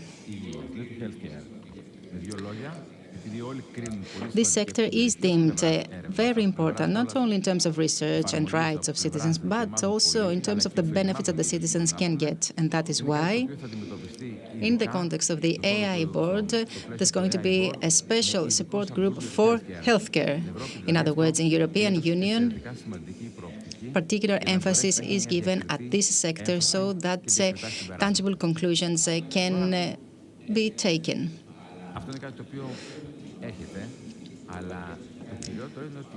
The European Union has made significant efforts and has drafted this very good text. The AI Act is a very effective and good regulation. But the truth is that both in Europe but also globally, the regulatory frameworks are lagging behind compared to research and products. And even more so because these are not taking place in the context of a state entity, but in the private sector that is doing an excellent work in this field. We are lagging behind. And no matter what we do at the regulatory framework, we will still be lagging behind. So the bet that Europe has to win is how to catch up with the developments that are taking place globally and how to have something distinct, particular for the health sector in Europe.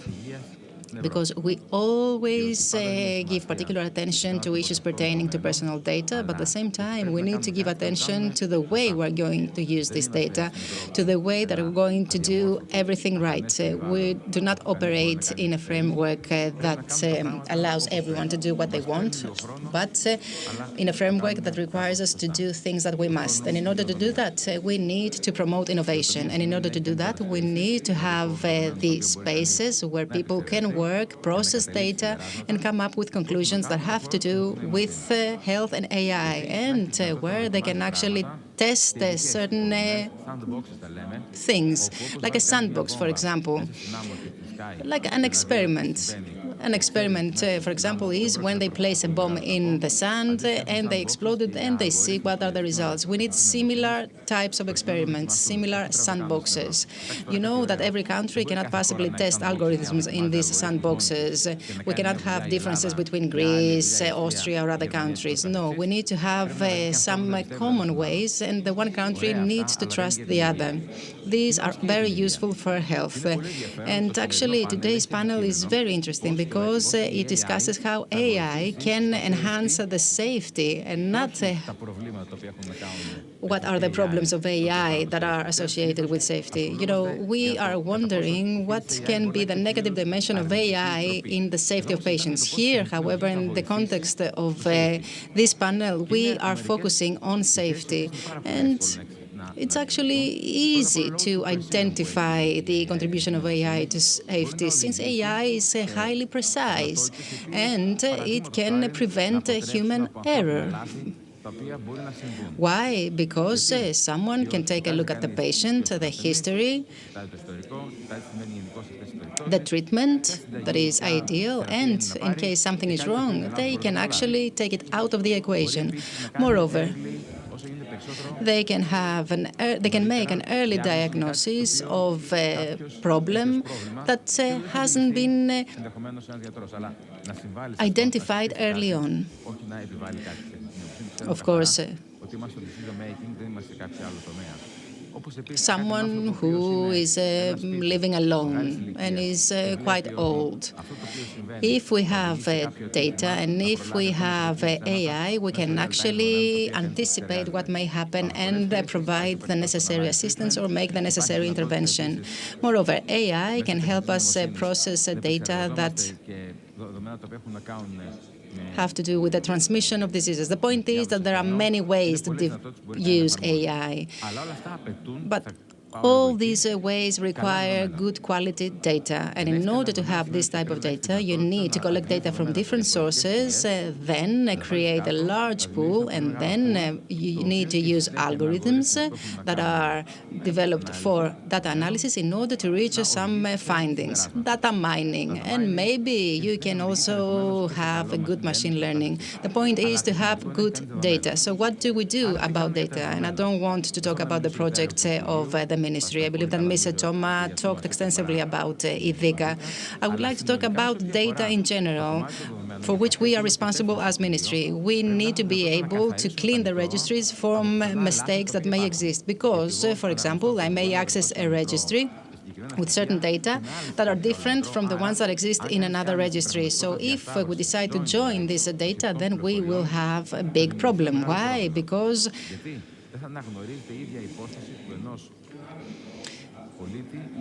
a patient will not be recognized or identified in another registry. In order to deal with that, we have developed a large set of actions that pertain to the healthening of the data of the public health registries. And we have this unified picture of the citizens, so that Anagnostopoulos, myself, will be recognized as Anagnostopoulos in the different registries of the public sector. ITHICA, the tax authority registry, all sorts of registries, police registry, and so on and so forth. You may think that this is irrelevant to health sector, but it is not. If you log in with TaxisNet code, then all other steps of the identification in other registries is done with these same tax codes. So you can see that there is a relation between the different registries.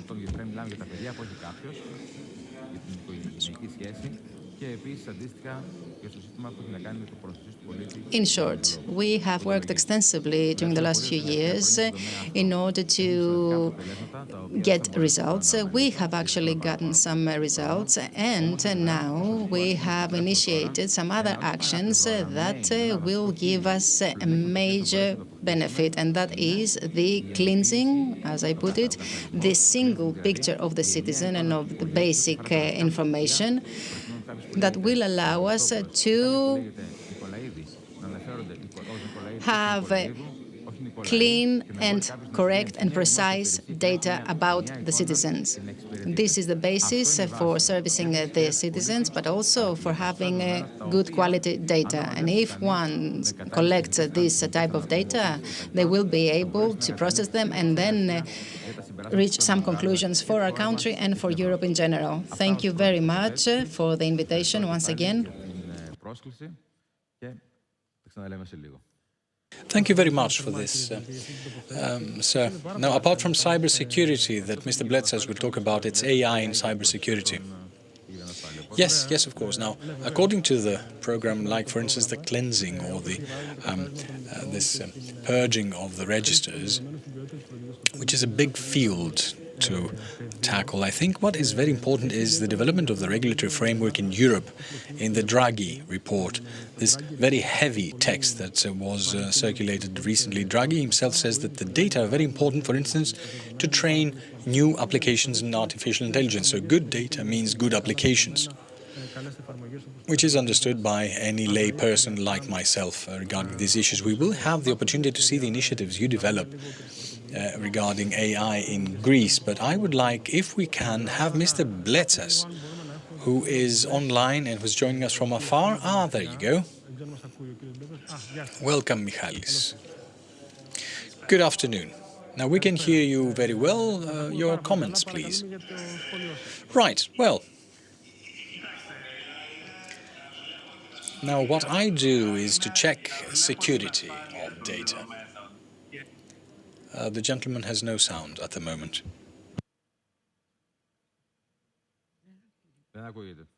Mr. Bletsas, we can't hear you. Is your microphone muted, or is it the problem on our end?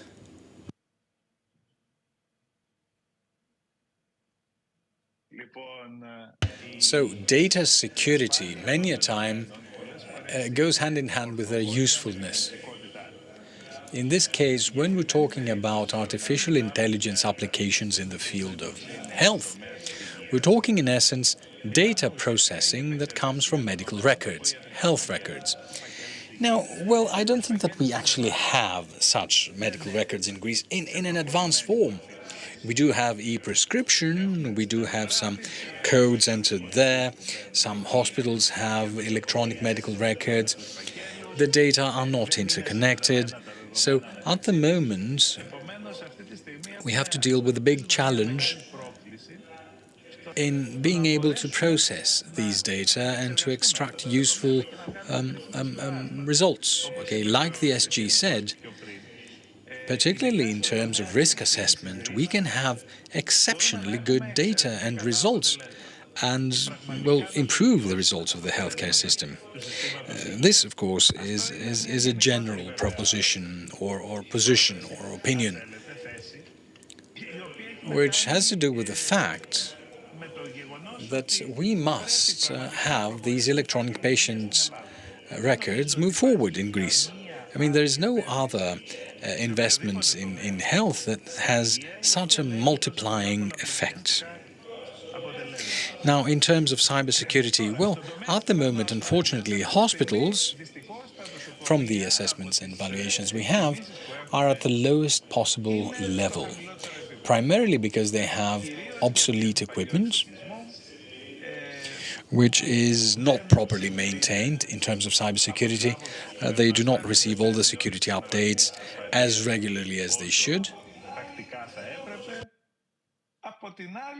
And then we don't have that many data.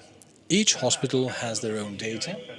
And of course, the leak of such data would be particularly problematic, primarily because these data are usually used to scam us later, defraud us later in Greece.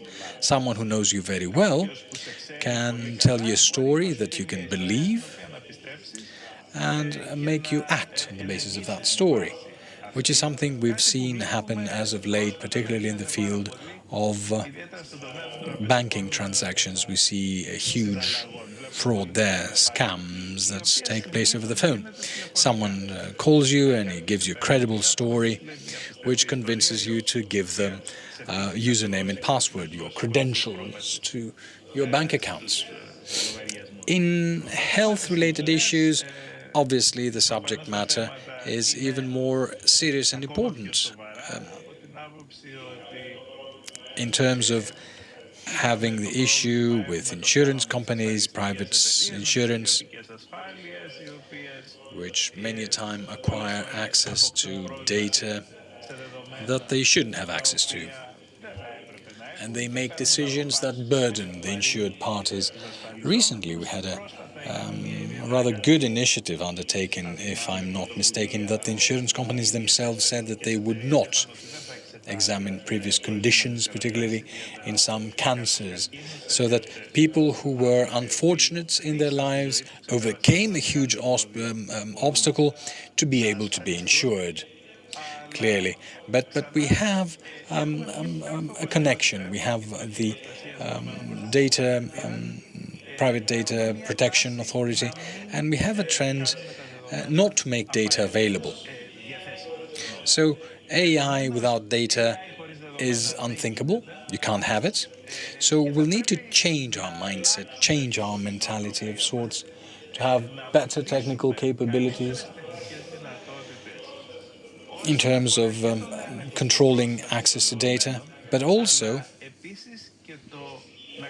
in keeping track of who used that data and for what reason, the so-called auditing. Data access auditing, not simply to lock the data and to have a key that locks and unlocks the data, but to have a constant monitoring and auditing of who uses it, to anonymize the data. In many instances, we don't need too much personal information, or do we? For instance, something that we do to train a model at the MIT, in order to train a model to assess the risk to have cancer over time, one needs nothing more than the diagnostic image and the outcome. You don't need names or any other identifying information regarding the patient. So cybersecurity is a thing that needs to be integrated into all these processes. But we need to be very careful, first of all, so as not to make it into a hindrance, because for reasons of security we say that we give no access to data, because we have no way to provide secure access, and this is something we need to work on, especially as far as we're concerned. But at the same time, we need to take a look at the overall benefit for the social ensemble, as compared to some small lack or reduction of the level of privacy.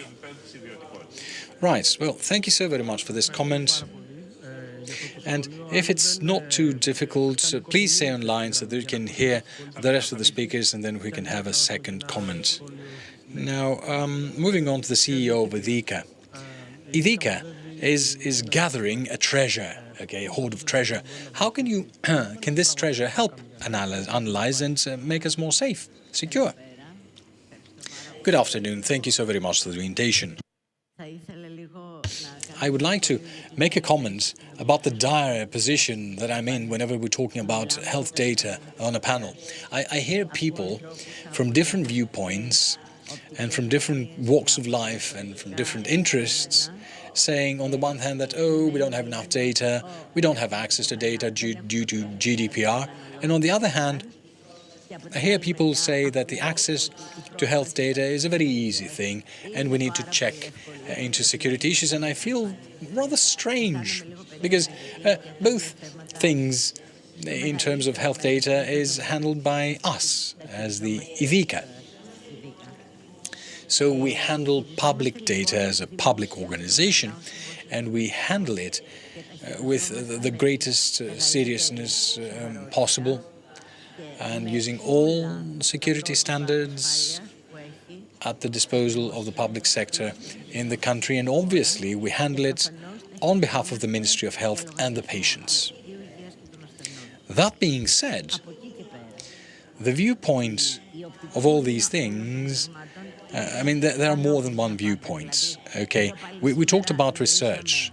I heard exceptional things regarding research programs undertaken and currently running in the health sector.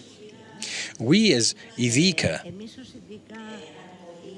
are competent to implement and apply any research when such research has been completed. After they have seen what the risks are, after they have seen the results, they're ready that it works and must come in full implementation for the entire population of the country. What am I trying to say? I'm trying to say that obviously there is great research carried out by universities or doctors on very specialized things in a very small number of people, a very limited population that has to do with the patients of a hospital that suffer from a specific illness over a specific period of time. And it's data from, say, 5,000 patients. As a public agency or as a public agent or entity managing such data to provide health services to the citizens, we, for better or for worse, have the competence that says that this thing that was tested on 5,000 patients, to make it into a health service for 9 million citizens. So we need to come up with a way, and we need to come up with the systems that will allow this thing to become a health service for all citizens. This means that we need to focus on more than 2 levels of service provision. It is the tailor-made one, the personalized or individualized with the doctor or with the hospital or in a private research center they go to, and it is the generalized that is given as a health service provision by the state to the citizens. Another parameter that I would like to introduce and compare with, and combined rather with what is being discussed now, is to see the good or poor use of data by those who de facto have access to the data in question. Now, whether I have access to the data because I must have it, because I'm the attending physician and I make improper use of my access, and I exploit this information for other purposes other than the provision of health services to the patients, then this is a criminal offense. And this criminal offense is punishable when audited and when discovered. That being said, and since we're talking about health data, and in order to move on to logics that will allow us to utilize to allow smart systems utilize this data, be that AI or BI or whatever methodologies which may be used on the data, either for prevention or for cure. What we need is homogeneous data, valid data, and timely data, when needed by the patient or by the citizen or by the doctor who is in front of their physician or who's on before a surgeon or whomever is called upon to offer them health services. This is why in IDICA at the moment we are implementing projects of pivotal importance for the Ministry of Health in order to homogenize as much as we can these data that are created all over the country, all over the territory. Primary data, raw data created with the doctor, with the hospital, with the pharmacy, with the health center, wherever we are vaccinated. They're created when we have an accident. They're created where we go have some tests. These data are too many on a daily basis. And with 3 very important RRF projects, the effort is to homogenize them, to classify them, and to make them available to the doctor and to the patient, the citizen who is before the doctor at any given time. This is the project of homogenization and digitization of all data from all hospitals in the country. It is the solution to the problem that we're discussing, that hospital systems are vertical. Each hospital has their own system. They have the data, they contain the data of all citizens that pass through there. But the citizens who go to a hospital, they've already been to a doctor, and before that to another hospital. So through the homogenization of the data and the hospital systems at the central level, there will be an effort to homogenize the data in the patient's digital record, so that centrally the data that is kept with the hospital will compose, alongside other data, each citizen's personal medical record. And all hospitals will find themselves operationally and technically at the same level. When we say technically, it's to resolve the equipment-related problems or interconnection system problems, or with the use of safe networks to transfer data, transferring data through the public network of CISEFCSIS rather than any other private network that they may use at the local level. So there we need to find the problems of transferring and moving this data through the public network of data exchange, to categorize and classify and to have unified data on a public data center, which is the health cloud, which is created by the General Secretariat of Information System and is used by IDICA to handle health data. And the homogenization at the operational and technical level. By that I mean all areas in which we have the creation of health-related data to be created in the same way, technically speaking, so as for it to be able to be managed centrally. Now, there are special processes and processings, but at a central level where we need to compose and synthesize all this information for the citizens, their doctors, we all need to speak the same language. So when, and at the same time as this, we're implementing the medical record project, which will be fed at this level from all points of creation of raw data information, health information, to build this patient's record. So all the information and data that any doctor needs to have wherever I may find myself as a citizen and need their service. So this is the second purpose. is to have it there. And the third project that's much more concrete and that has to do with oncology patients and oncology hospitals in the country that have much more specialized processing of data, but also of treatments. So this way,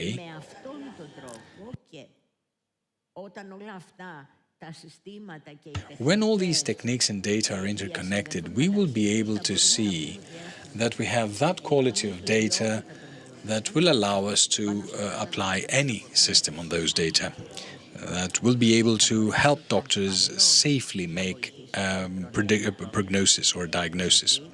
In order to make a medical diagnosis or a prognosis, we need to have valid and timely data. It's not research. Okay, we're not right now at a point where we can give 5 bits of data to a doctor, allow them to do their research and see whether the results of the use of that data at the end of the day is safe or not. What we will give the doctor as a tool through an AI system or through methodology, we need to be the ones who will ensure that it will be safe as to the data. For this to become a tool for prediction, prognosis or cure, to avoid repeating mistakes of the past, such as this is research, but AI said something else, and worldwide because it says that all people are black, and it makes other assumptions and this and that. So such experiments may not happen when we have applied IT. So we're trying to ensure that we have valid data to be able to apply on them prediction methodologies, prognosis methodologies, AI, API, or any other intelligence we might come up with and use for public health. Thank you very much. And you raised very important issues, and I'm very glad to hear that apparently the integration of the interconnection of hospitals is something that will actually happen.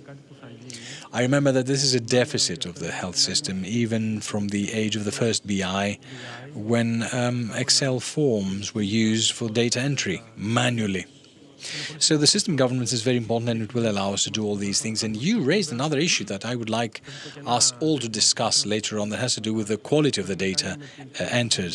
I mean, I'm not entirely certain that we have understood that if I go to my doctor and my doctor makes some mistake, or he wants to serve me in terms of diagnosis, this diagnosis will stay in my file forever, and I will forever be a diabetic.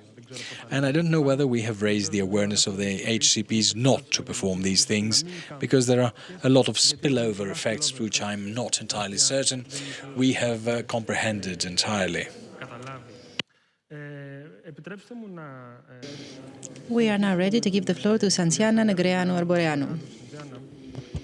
Σαντιάννα, βάσει της εμπειρίας σου στην Ευρωπαϊκή Ένωση και όσον αφορά τον νέο κανονισμό, θα ήθελα να σε ρωτήσω πώς θεωρείς θα επηρεάσει η τεχνητή νοημοσύνη στην ασφάλεια των ασθενών. Σας ευχαριστώ πάρα πολύ και σας ευχαριστώ που μου δίνετε την ευκαιρία να συμμετάσχω στο HEALTHWORLD του 2024 και να μιλήσω για αυτήν την ισορροπία μεταξύ της ρύθμισης των κανονισμών, της τεχνητής νοημοσύνης και τη διευκόλυνση της καινοτομίας στη βιομηχανία.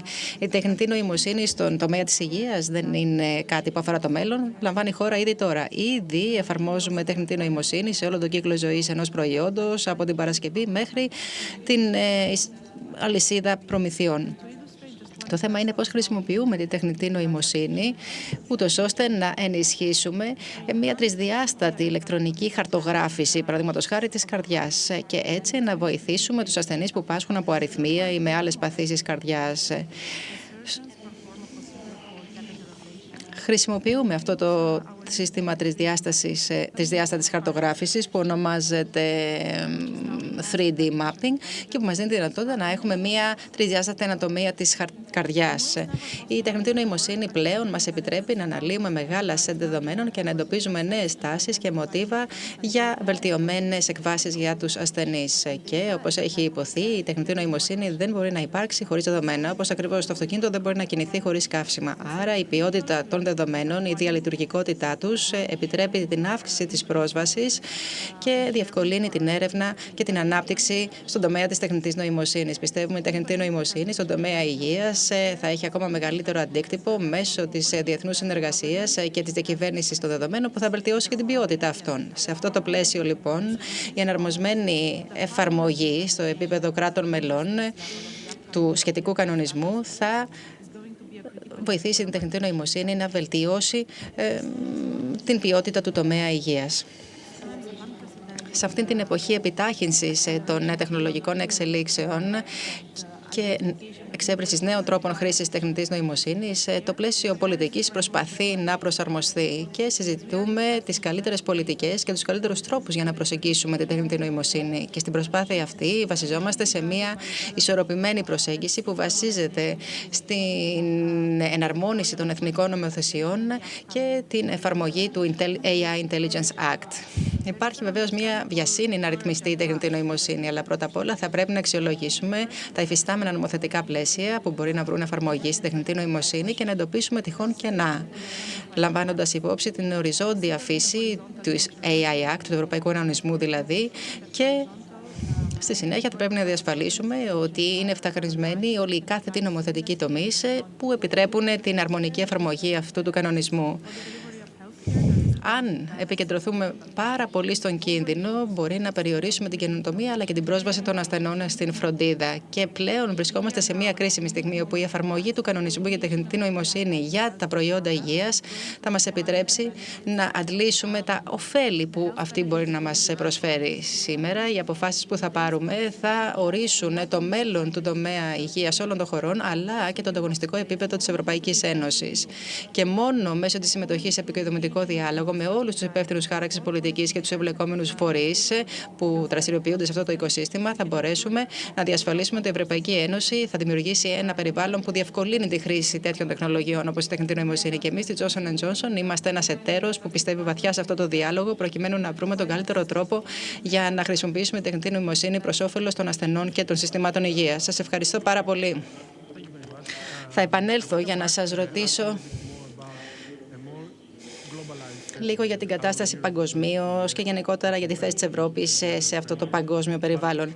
Αλλά να δώσουμε τώρα το λόγο στον Νίκο Λαμπρογιώργο. Mr. Λαμπρογιώργος, you represent Cisco. Which is your view with regard to safety of data and of AI? I would like to thank in my turn the Hellenic American Chamber of Commerce for the invitation. This is a very interesting panel with very knowledgeable panelists, and I have a presentation to make. I don't know if it's working. Okay. I will try, in brief, to explain to you what is the approach of Cisco to AI and especially to security-related issues. I don't have to mention that AI is constantly evolving and constantly changing the way in which we live, purchase, drive, or what have you. More specifically, when it comes to health, it was mentioned previously, we have seen several different applications of AI that are made by the patients, by the nursing staff, the medical staff, and allow faster diagnosis. We have seen the AI being used in pharmacology with the acceleration of the development of drugs and in many other sectors. Of course, just like the title says, apart from the benefits that AI can offer, and this was also mentioned previously, there are many risks. These risks exist because hackers have now far more advanced tools in order to make more effective attacks. Many times they simulate the physical presence, and this is something that actually gives them what they need in order to spread and to multiply their attacks. So what do we need to do? We need to find ways to deal with these attacks.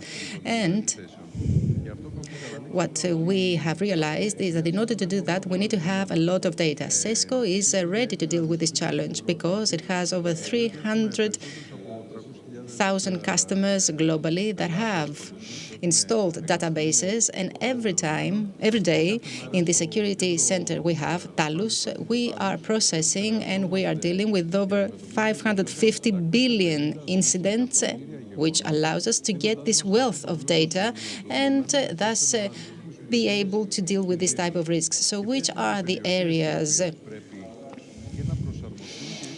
that need to change or adapt so as to make better use of AI? The data networks, the security solutions, and the data centers. We, as Cisco, what we do is to prepare in order to connect all of the different components that are necessary for AI in a secure way. And for that purpose, what have we done? We have developed an architecture, Cisco HyperShield, as you can see on the screen. This is a security architecture that touches upon the different levels where an application of AI is taking place, offering at the same time extra security, and we use AI itself in our tools so that they can improve on their own and better adapt to the areas where they are needed. Another intervention that we have made is to change our equipment. We have now new hardware. This is the hardware that is used in data center. We have new processors, new cards, so that the AI algorithm can run in this equipment faster and far more effectively. And we also use AI on the platform of cooperation we have, the WebEx, by improving the algorithms and thus improving the sound and the physical language. Allow me at this point to repeat something that was mentioned by the Secretary General before. We believe that what is of utmost importance is the responsible use of AI. So Cisco believes in the use of AI in the tools, responsible use always, and that is why we have developed a framework where, along with our customers, we make the promise that the use of AI will be based on transparency, justice, responsibility, privacy, safety, and reliability. Thank you very much. Thank you very much, Mr. Lambrogiorgos. We have some time left. We will borrow some time from the session for the conclusions. I will announce the conclusions, so I'm allowed to get some of the time from the next session. You talked about risks stemming from the bad use of AI. So what can we do in order to prevent that? Yes, to put it simply, it was mentioned that the wrong data in the hands of the wrong people is a very bad thing. It's a bad thing to disseminate delicate and sensitive data without all the necessary precautions. For example, we have a new application of AI with which a doctor or a nurse or someone wants to use. Why? Because by uploading data from treatments, diagnosis, or even personal data of the staff or of the patient, they will get faster answers. The point is, this application that was used by someone, is it validated and approved by IVICA or the ministry? Are these data allowed to be uploaded? And if these data are uploaded without any control, are we certain that they will be used properly? No. The sure thing is that they would be used by the wrong people for the wrong purposes. So, to put it simply, we need to know what we use and what kind of data we upload. Another simple example that most of us use on a daily basis. We have a text and we want to translate it. What do? We use an AI tool. We upload the text. We say translate it, and we get the translation. Have we ever paid attention to whether this text is confidential? This uploading of the text on an AI tool is stored somewhere, and sometime in the future, some people may use it. In the past, we had similar examples. We had phishing, if you remember. Something similar will happen with AI today or in the future. I believe that this is how the students actually write the text today. No, I'm joking. Susanna, Sansiana, μιλάμε για ρυθμιστικά πλαίσια. Θα ήθελα να σας ρωτήσω λοιπόν πώς εξελίσσεται το πλαίσιο στην Ευρωπαϊκή Ένωση και πώς εξελίσσονται τα πλαίσια σε άλλα μέρη του κόσμου. Κοιτάξτε, παγκοσμίως δεν υπάρχει μία μεμονωμένη προσέγγιση για τη ρύθμιση της τεχνητής νοημοσύνης. Μεταξύ Ευρωπαϊκής Ένωσης και Ηνωμένων Πολιτειών υπάρχει μεγαλύτερη ευθυγράμμιση στο πλαίσιο του ΟΣΑ, δεδομένου ότι υπάρχουν κάποιες αρχές, όπως είναι ο ορισμός της τεχνητής νοημοσύνης, βασικές ανησυχίες που αφορούν την ανάπτυξη έγκυρης και έμπιστης τεχνητής νοημοσύνης, αλλά και δημιουργία προτύπων. Και αυτό είναι ένα ισχυρό θεμέλιο για διεθνή συνεργασία. Εν τούτης υπάρχει μια διαφορετική προσέγγιση αν κοιτάξουμε τις διαφορετικές χώρες. Κάποιες χώρες στην Ευρωπαϊκή Ένωση αλλά και στη Βραζιλία ακολουθούν μια προσέγγιση που βασίζεται στο κίνδυνο, risk-based, και άλλες, όπως η Ινδία, επικεντρώνονται περισσότερο στην ενίσχυση της καινοτομίας. Στις Ηνωμένες Πολιτείες είναι μία μίξη, κάτι υβριδικό. Είναι οι ήπιοι νόμοι και βεβαίως με επικέντρωση στις περιοχές ανησυχίας. Αλλά αντί να συγκρίνουμε τα διάφορα συστήματα, θα έπρεπε να επιστρέψουμε σε αυτό που είπα πριν, ισορροπία μεταξύ κινδύνου και ωφέλους. Δηλαδή, πώς θα μπορέσουμε να επιτρέψουμε την καινοτομία διατηρώντας τα ηθικά όρια. Θα πρέπει να χρησιμοποιήσουμε τις υφιστάμενες κατευθυντήριες γραμμές που αφορούν την ηθική χρήση αυτών των τεχνολογιών και κυρίως σε τομείς όπως είναι ο τομέας της υγείας. Θα πρέπει να διατηρήσουμε μηχανισμούς που βασίζονται στον άνθρωπο προκειμένου να ενδυναμώσουμε τους επαγγελματίες, αλλά να επενδύσουμε και στον ψηφιακό γραμματισμό και να επενδύσουμε σε αυτόν. Στον τομέα υγείας, οι επιπλοκές του πώς θα ρυθμίσουμε τεχνητή νοημοσύνη θα είναι πολλές. Δεδομένου θα ορίσουν του κατά πόσο και σε ποιο βαθμό θα έχουν πρόσβαση οι ασθενείς. Όλοι οι ασθενείς σε όλο τον κόσμο θα πρέπει να έχουν ίδια πρόσβαση στην καινοτομία και είναι πάρα πολύ σημαντικό να προσαρμόσουμε τεχνητή νοημοσύνη στις ιδιαιτερότητες του κάθε τομέα, συμπεριλαμβανομένου του τομέα υγείας. Madam Director, we talked about a lot about securing and safeguarding data. Is Ethika preparing a strategy or tools that will secure and ensure this proper use at the moment? What are your thoughts on the matter? Well, yes. Of course, there may be tools to audit and check whether and to what extent good use is performed, but the good use has to do with the Hippocratic Oath, sworn by each doctor. The moral part of the issue, of course, cannot be audited or checked. What we can do is, wherever we can, to install fail-safes and to perform daily checks about the results of improper use. Now, precisely due to the fact that this whole endeavor of digital health is based on raw data that is supposedly correct, we can include fail-safes in the entry of raw data that can be as accurate and valid as possible. And, well, fail-safes in the way the health data are used within the healthcare system, such as overprescription, or where fail-safes already exist and the results can already be seen and felt.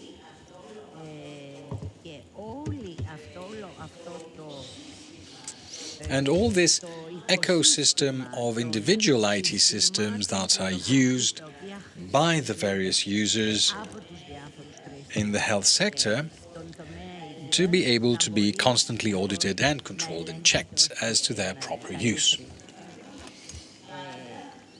I mean, obviously, we will always be chasing after something new that someone might imagine, and since technology advances at that level as well, we're always at a constant quest or search for ways to constantly monitor, check and audit the use primarily of data. And secondarily, misuse. Thank you so very much for that.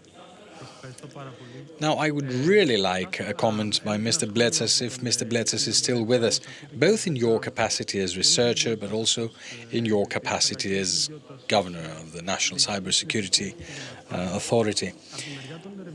Now, as researchers, we're all asking for some access to the data. And it is partly justified by the reason that process of data creates information. Information is a public good, so it should be accessible to everyone. So access to data creates an important public good. Now, in your opinion, and I'm talking primarily about health, how can these data become available? What would be an integrated strategy that we could follow as a country? What would be the way that would allow us to achieve this in a rational and predictable time and space? Right, well, you see, I think we have quite several examples from various countries that are far more forward than we are. We could see what happens in France, that they had integrated patients' records, electronic records, for quite some time. And there's a lot of research assuming that these records are one of the key factors for the effectiveness of the French health system. Now, at the time, we don't have enough time to enumerate all the technical measures that we could be taking to make these data more available. For sure, committees are required, which we do have in place in hospitals, for instance. There are ethics committees regarding the use of their data. So this bit, is something that we have covered to a great extent, at least at the level of rules.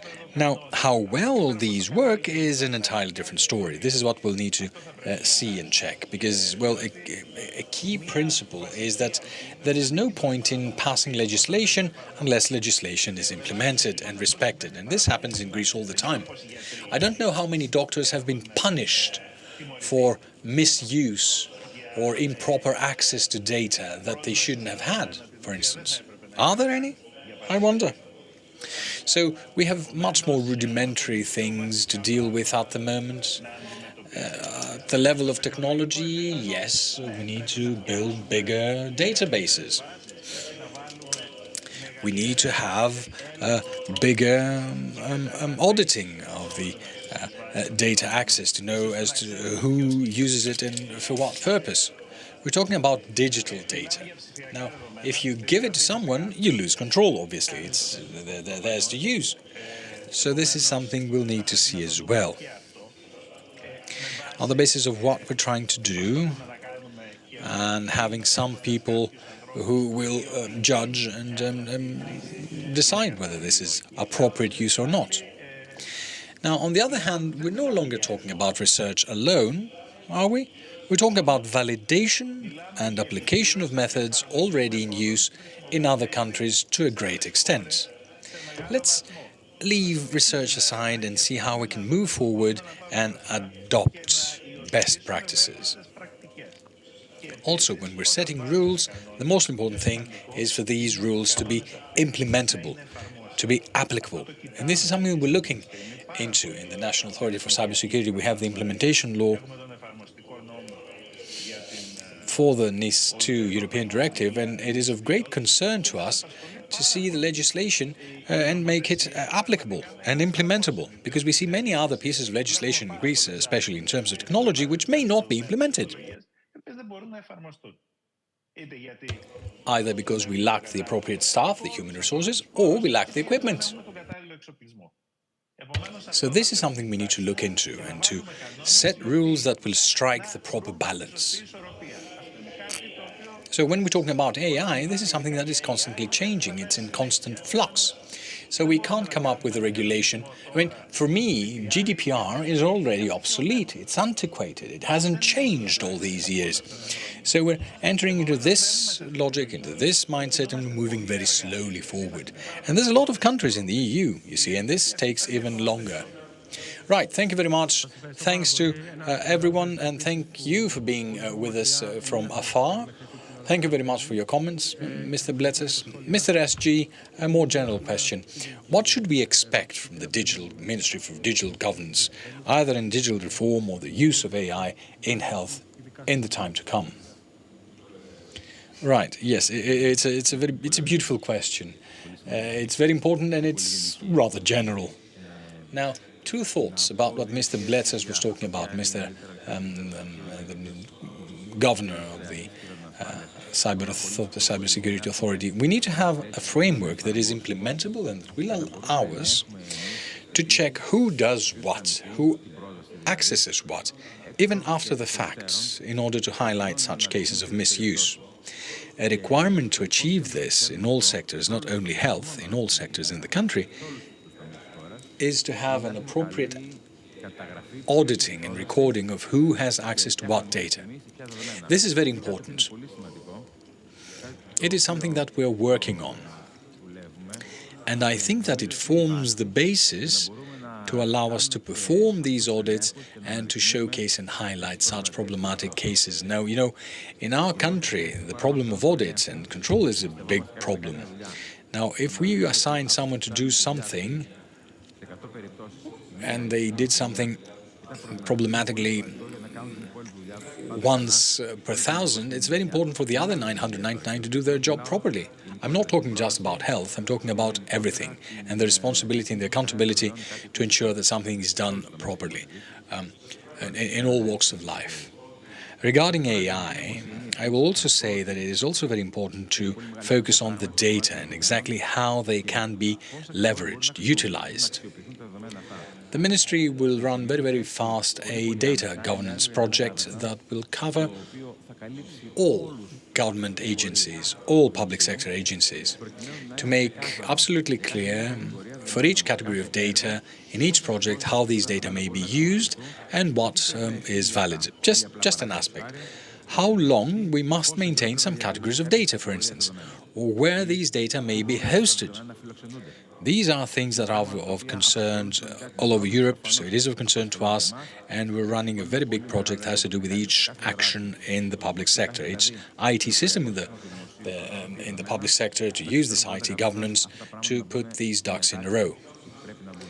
So what we do in the future regarding AI, what we must do with a wealth of ideas that we're coming up with and utilizing best practices from other countries, is to combine it with the operational needs that will be communicated to us by the Ministry of Health.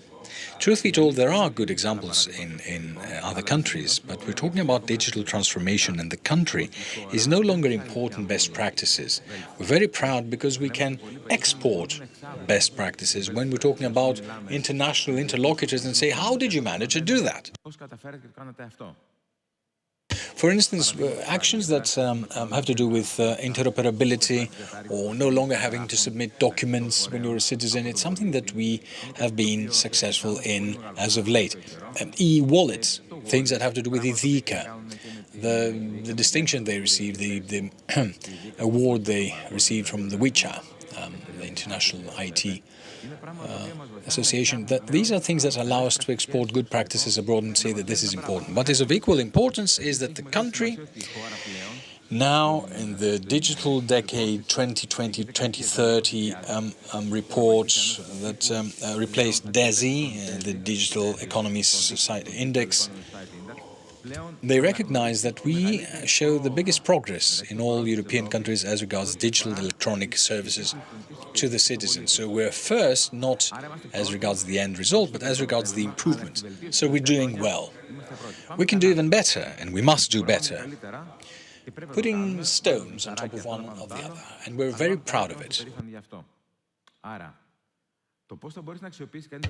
How to utilize data from various sectors for healthcare and for other things that are important as to where someone is living, the simplest of things. It's something we can do, and you can expect the ministry to bring forward some proposals as to how jointly utilize data from the public sector, fully ensuring the implementation of GDPR and citizens' personal data protection, but also to move faster forward, to know how we can be at a stage where we can say that we implement regulations and the laws, but to run faster forward. And also in this field and sector of AI, as a country, to choose a couple of sectors in which we can do this thing better in our lives. We can't do everything, but in some fields, in some areas, to focus there and to see how we can be a very good example that will definitely give added value and surplus value, added value, goodwill to what we can do in the future. A very good example was the data center. Greece is now a destination for someone to build data centers of geopolitical importance, of economic importance, importance for our lives and the image. Amazon, Google, digital reality. Now another one was added to these investments in a field that we were not pioneers, but we managed it with a consistent governmental strategy, which is why we are due congratulations for achieving this goal. It doesn't have to do with our ministry, it has to do with the Prime Minister for guiding us. And we're achieving it to a great extent. And I think that this is something to stay for the next years. These are critical infrastructures, important infrastructures. So I believe that in this field that we're talking about, we can have very good ideas. My recommendation would be not to open the entire gamut, not to open the entire range, to focus on some healthcare sectors, on artificial intelligence, and see how, as a country, we can be pioneers in collaboration with the private sector. Truth be told, this is what happens all over the country, all over the world, rather. To have private sector guided evolutions and developments in order to seize the day and move forward. Right, thank you very much. This is the closing of a very important and interesting roundtable and this day, which started with discussions around an important development, which is the striking of a framework agreement between the industry and the country's institution. We discussed about the future challenges faced by the healthcare systems, where Professor Moskelos gave a picture of the things that are to come. We talked about the new trends in technology products, and also how these are trends and developments that will be able to be financed in the healthcare system. It's a very important infrastructure here that has to do with reliability, and these two last developments talked about how we can use tools in everyday practice of health services provision and the safety of and security of citizens. I think that most of the discussions were very innovative, and very important things were said that we can use in the public dialogue as well as in tomorrow's session. Thank you very much all for being here in the first day of Health World, when we are waiting for you tomorrow at 10 o'clock in the morning. See you there.